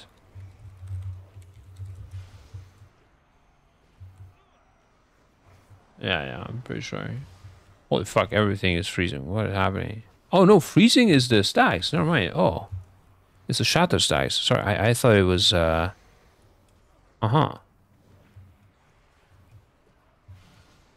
swear this pet ability, what is that called? I thought it was called freezing. Freeze? Oh, it's called freeze, my bad.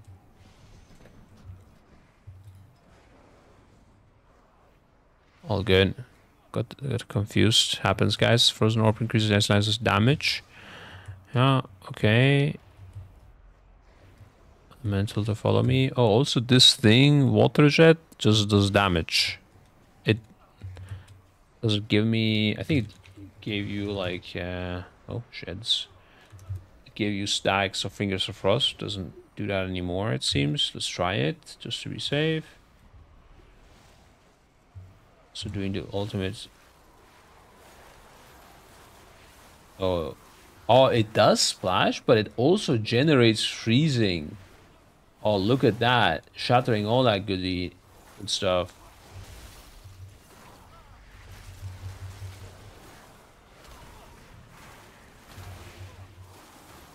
Wait, does my Frostbolt split as well? Oh, okay.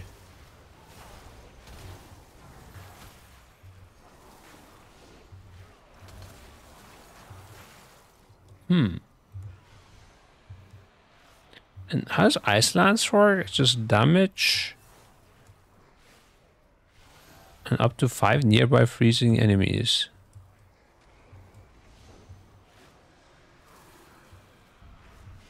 Interesting. This freezing mechanic is quite complicated.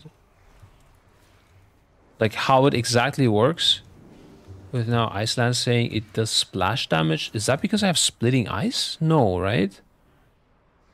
It would splash anyways to targets that are freezing. Oy, oy, oy. Okay. That's weird. The exact interaction of that will be a bit complicated. I need to like apply 1 stack of freezing to 2 targets and then see if each shatters, I guess, without splitting ice ideally.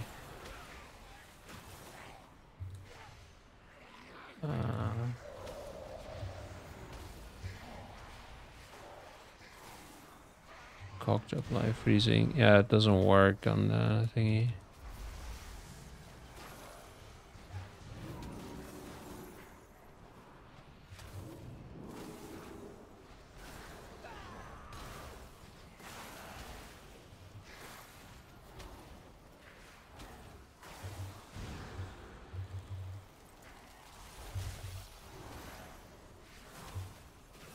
It's just so many numbers. I need to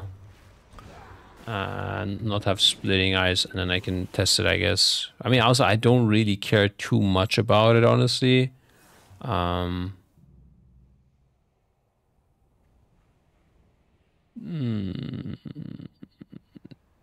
Yeah, I don't care too much. I'm not gonna write a guide on how to play Frost Mage. It's fine. Otherwise, I would care, but yeah, it's okay.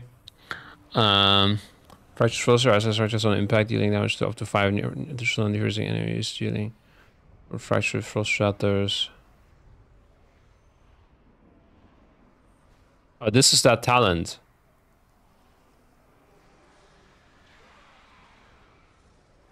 Yeah, my question is like, how does that work with splitting ice when they both get consumed by the Frost Ice Lands? Well, okay, whatever. I'm not gonna think about it. It's confusing. Frostball and Ice Lands critically strike damage increased by 20%. Yeah. That sounds good. Your haste is increased by 3%. Gain 5% more haste from all sources of haste. Okay. Damage increase. Shatters critical damage increase by 100% of your critical strike chance. Oh! Okay. So crit is not useless. Never mind. Did this exist in the past? I don't know. But crit is still doing something for you. That makes sense. That's why I was confused about the 100% shatter. Because that meant it just won't do anything crit for you, or at least for your Ice Lances, which is kind of weird. Flurry and Ice Lance damage increased by 20%. Yeah. Flurry has 25% chance to hit your down an icy comment, increasing your damage to the target and your enemies, and applying 1 stack of freezing. Damage is increased by 8%. Fracture Frost now causes your Ice Lance to damage 2 additional freezing enemies.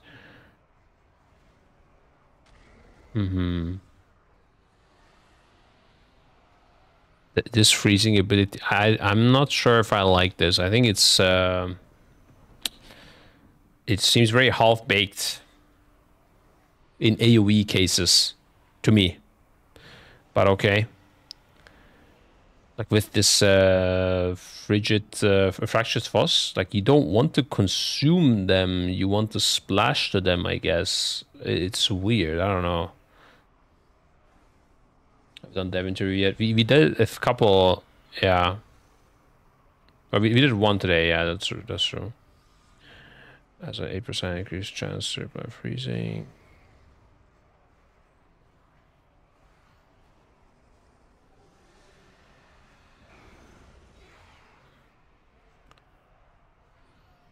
This one shows additional stack of freezing.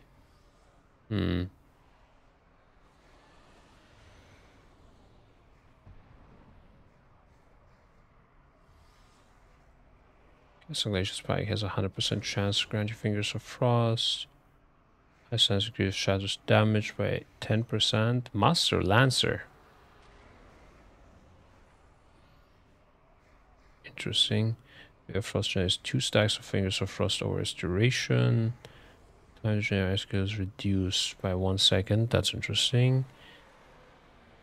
Or Restoration Ray of Frost generates 5 icicles and reduces the cooldown of Flurry.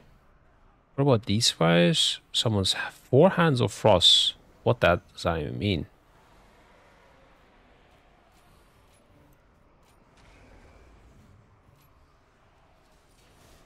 Four Hands of Frost.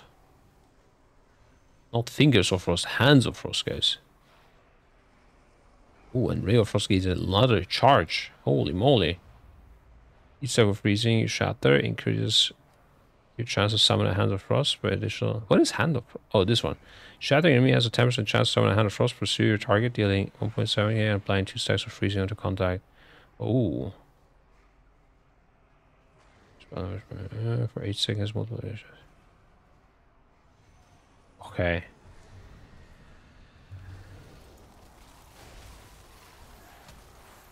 Let's see, where are the Hands of Frost?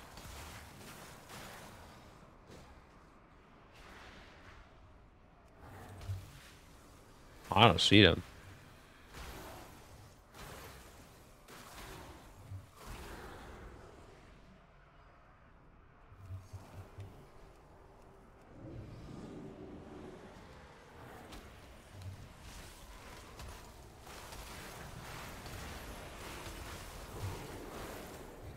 Looks like this doesn't work. You have 4 stacks? Wait, is it on me? Oh!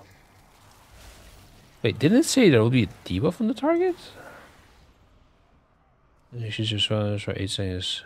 Oh, no, never mind. You're right. No, it says it will apply 2 stacks on contact. I just imagine like some NPCs spawning and hitting the guy, honestly.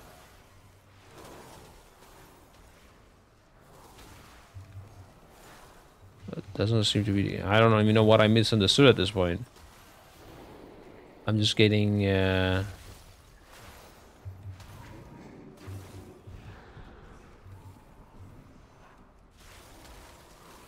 Oh, there! Oh, it's like flying out and hitting it.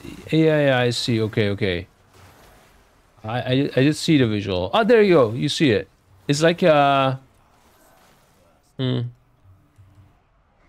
like a baby frost wall flying through. I did not realize the first time. And then on top of that, you have the whole spell slinger stuff and the frost fire stuff.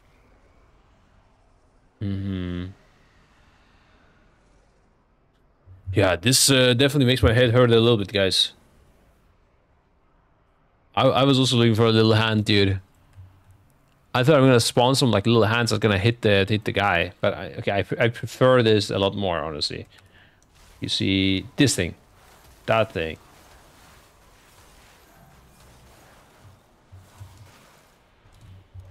Yeah.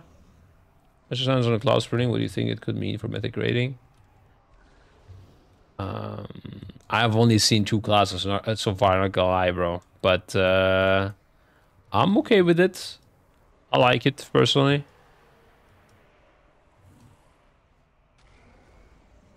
It looks like a hand, you think? What the fuck? I did not think that.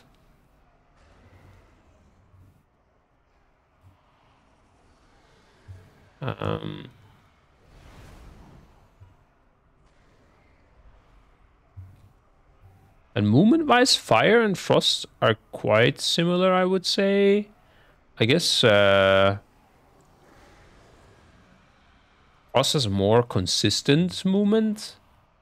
Like, you don't have CDs as frost. You just have Ray of Frost. That's your only CD. That's a bit interesting. You don't have Icy Veins anymore, right? It's like it's just gone. Yeah.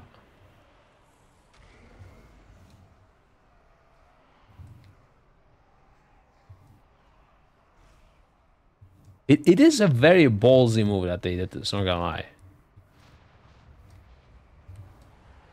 That is pretty wild. I respect the vision. I don't know if it's gonna work, but I respect it. Night welcomes you, champion. Didn't come this far to falter now.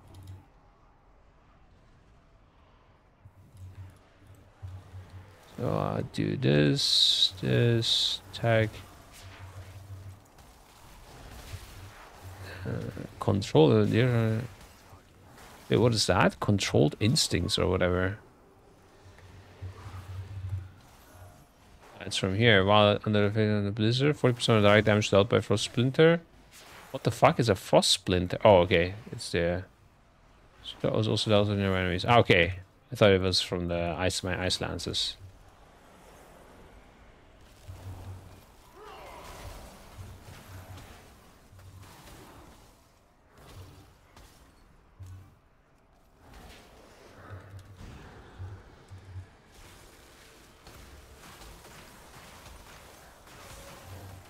Ray of Frost is pretty big, though, I must say. It is, and it has 2 charges. Like, it's a 1 minute CD, but if you want to burst the target down, like, if you do this combo and then just...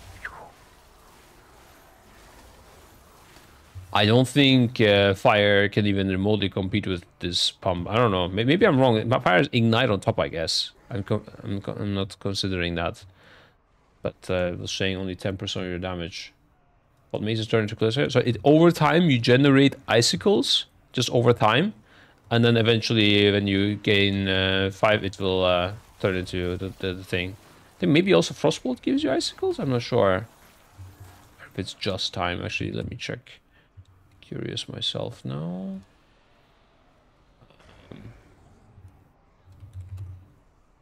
Where is it here? No, let's check the talents, I guess. Facial. There we go.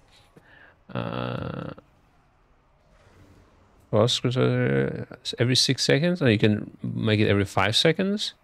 It generates an icicle, upgrades closer for its next cast. Yeah.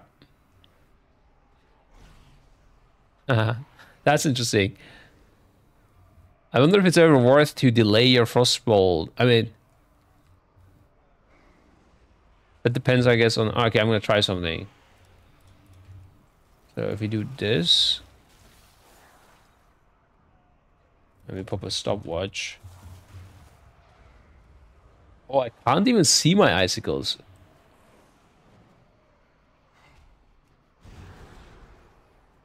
So at like 13, I should get the next, or 14. Okay. And now, am I gonna get it at 20, or am I gonna get it like 21? I got it at 20. Okay, so it's not worth delaying your Frostbolt. Basically, I checked if the timer refreshes from when I spend my Glacial Spike, or if it's keeping on counting. So if you wait here, as soon as I get it, if I wait like 4 seconds and then cast it, so I get it at 40. Wait, 44, I wait a bit. Now I cast it, I should immediately get a stack now. Yeah, you see. Because the timer just keeps going 6 seconds, that's what I was wondering. Okay.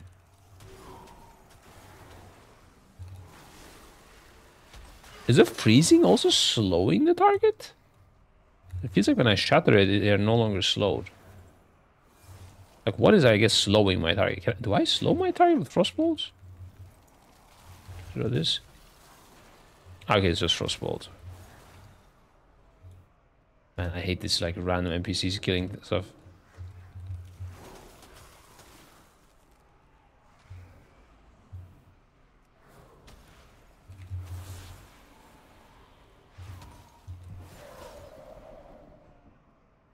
Cone of Cold is 70% still. That's a good slow. Okay.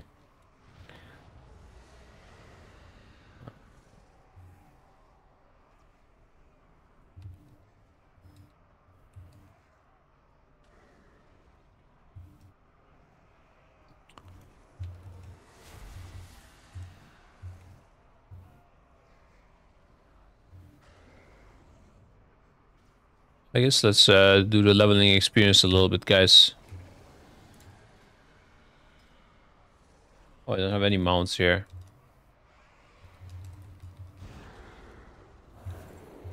These mobs have no chill, though. Man, it feels really weird that I can't shatter a mob that's frozen or what. I'm just double checking. I definitely can't, right? Yeah, look at that. That's weird, bro.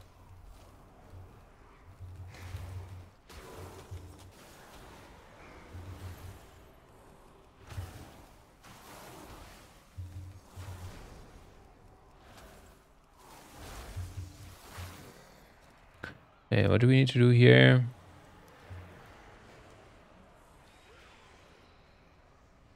And there, gain Argos assistance. Recruit Baron. Let's do it. Cannot hide from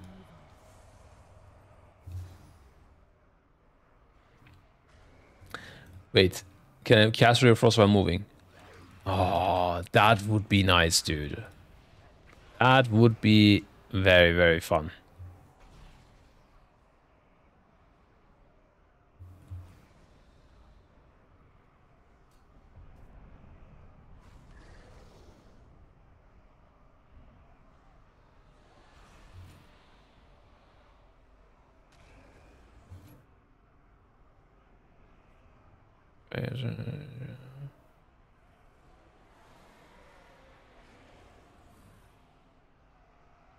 I want to go like this.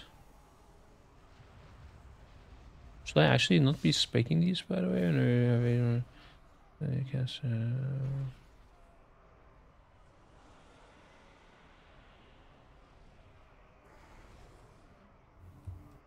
I guess it doesn't matter if they don't reach 8 stacks. Just 2 additional splinters. Wait. Oh, frost splinters, dude. I always keep confusing what frost splinters are. Okay. I mean, Shimmer gone as well. No, Shimmer you can play. It just has a longer CD. It's like double the CD of Blink almost. That's why I'm not picking it. For leveling, you wouldn't pick it. I would be shocked if people picked Shimmer for leveling. But for raiding, you might.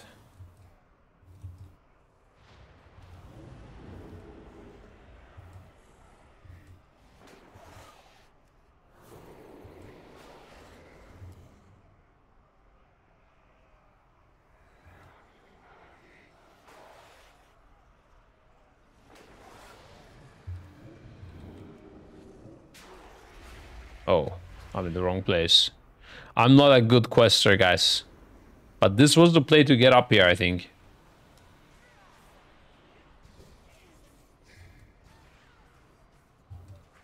Oh no. Okay, I think it might be worth dying if we can. Actually gonna go try die here. I think it's too long to climb back up. No.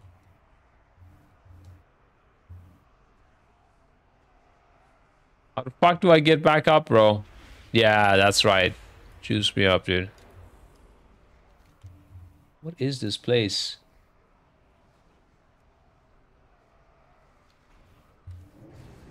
It's this way. I need some serious help.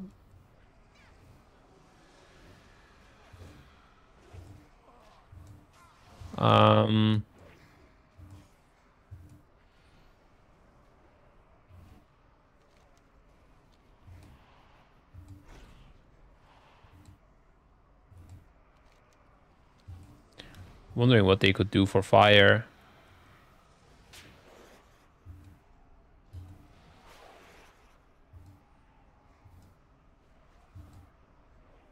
I think it just need, we don't have the tier set as well yet. Like, I don't know. Maybe that will just kind of complete the thing.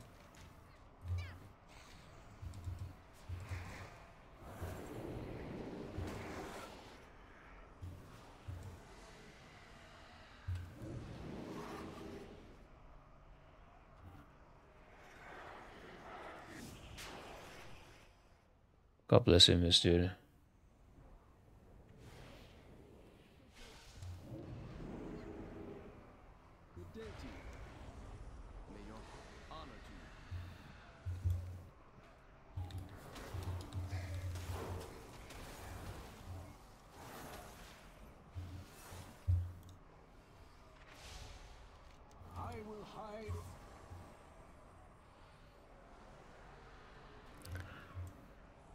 Oh, we know need to kill everything or what? Okay, let's get it, dude.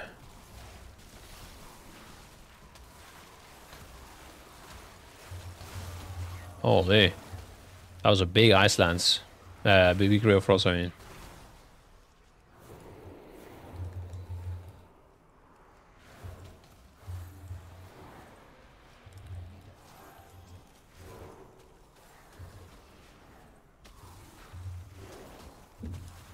Oh shit, this guy's hitting way harder than me. What the fuck? New spec OP, guys, I can confirm. Maybe we try AoE, dude. Maybe we're too defensive here. Oh, wrong button.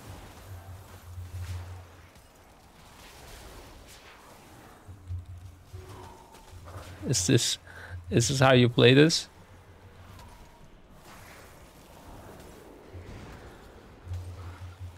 I don't feel very strong, guys.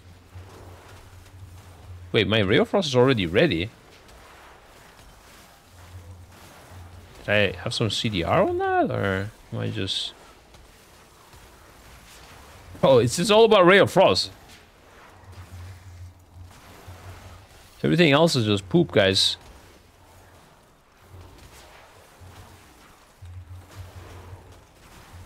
Yeah, maybe not that poop.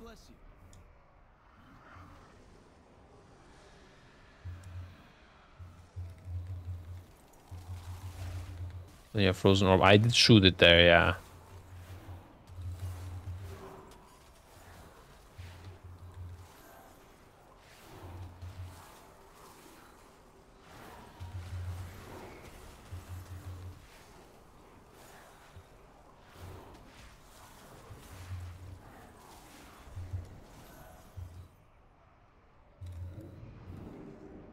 Oh, let's go. This is the one. Wait, I also don't have my pet. Maybe my pet is just juicing the mobs up.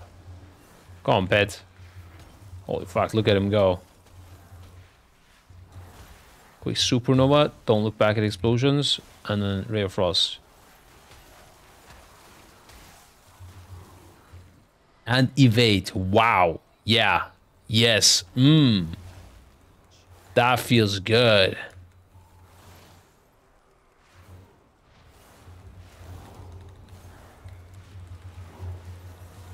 That feels fucking amazing, bro. I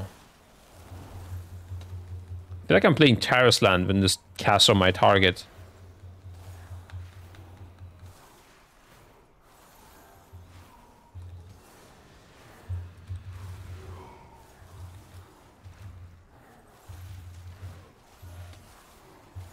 The cool thing is you can really charge up your damage and then Icelands like crazy.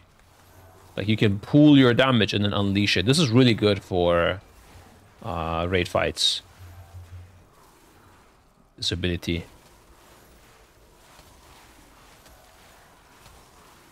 Damn, we were blasting it there with Air Frost.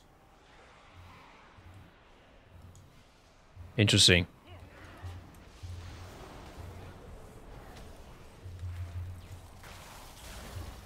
Need to get splitting ice. I don't think I have it.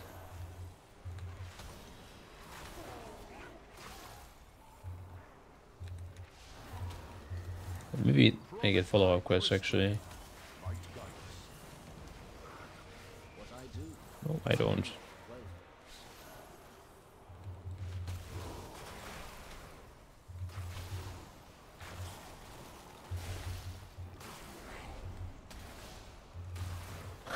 I feel like everything I'm doing is like in vain just until I get Ray of Frost, and then you just press it and hands up. It's fucking crazy, bro. I also did fully spec into it, but still. Oh, we still have 97%.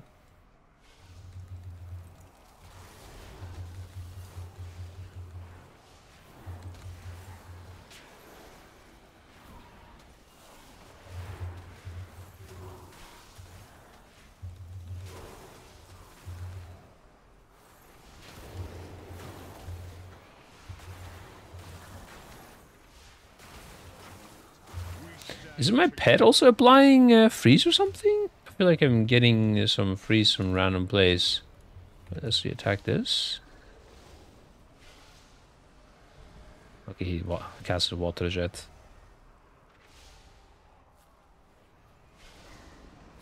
No. Must have been something else then. Damn, we get some good loot from this stuff. We fight for home, for family. We are a nation on the rise. Look at that cinematic. Oh no. Vanguard of the Light. We make our stand at the gate. They're coming.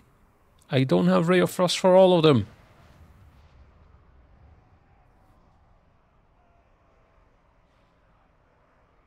Of course, the monsters attack, and this guy is like, I need to escort the civilians.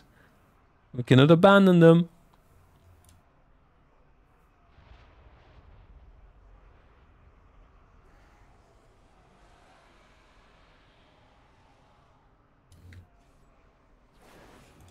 Do not give up the fight.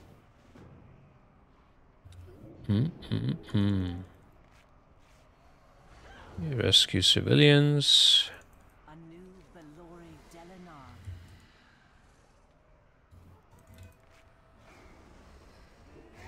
Okay, let's see, full AoE experience, guys. Are you ready?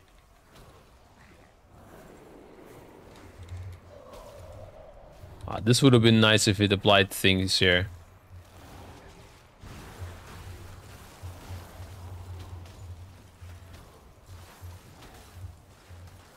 Okay, Icelanding like this is not the play. Yeah, without the AoE build doing... Oh, they are gonna invade. Without the AoE build doing AoE is feeling very painful, I must say. Maybe I can Arcane Explosion, dude. Nah. Nah. Not it, guys. Don't attempt AoE without AoE build, I can say. It looks very bad, yeah. I don't know, I don't think I even missed anything, like, just...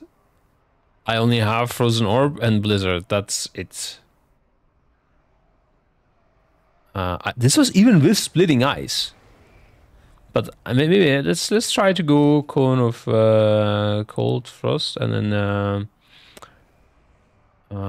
maybe we went too deep into... Let's try a different one where we don't go full Ray of Frost. Instead we go like... Hey, there's also talents not implemented yet, by the way. I don't know, maybe there's something there, you know?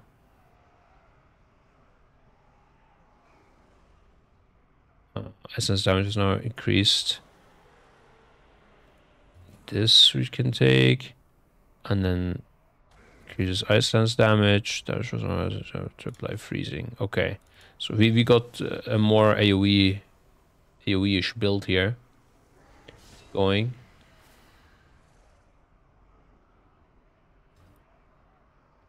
But we don't have any mobs up. Oh, these guys, perfect. Look at them. Wow. Wait, one sec. Ooh, there we go. Okay, and then we do... Okay, I missed them, that's great.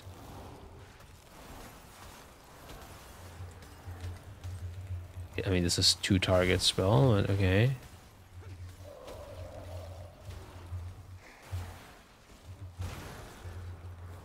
Oh, I had to... Oh, fuck, I messed it up.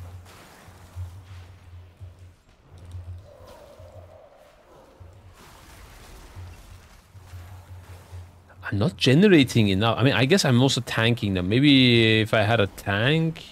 Oh, I don't have the thing that's resetting my Frozen Orb. Or do I have it? Wait, that seemed faster than typical.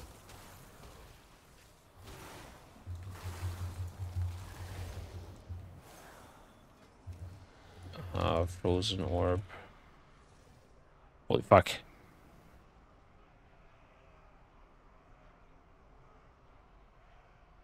Yeah, it doesn't reduce the CD of force. That is sad, bro. That was a big thing. That was really fun.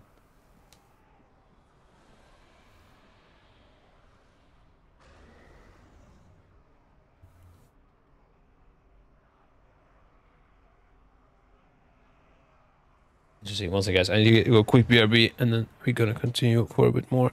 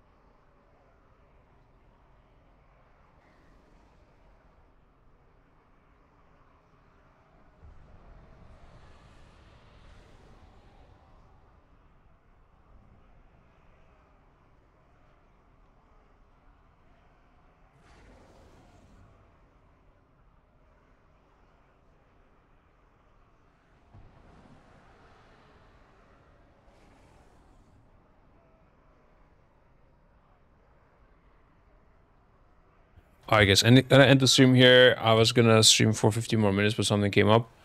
But all good, nothing to worry about. Yeah, thank you for the stream, and see you later next weekend. But with all the alpha stuff going on, I might stream more often because I want to look at this stuff anyways.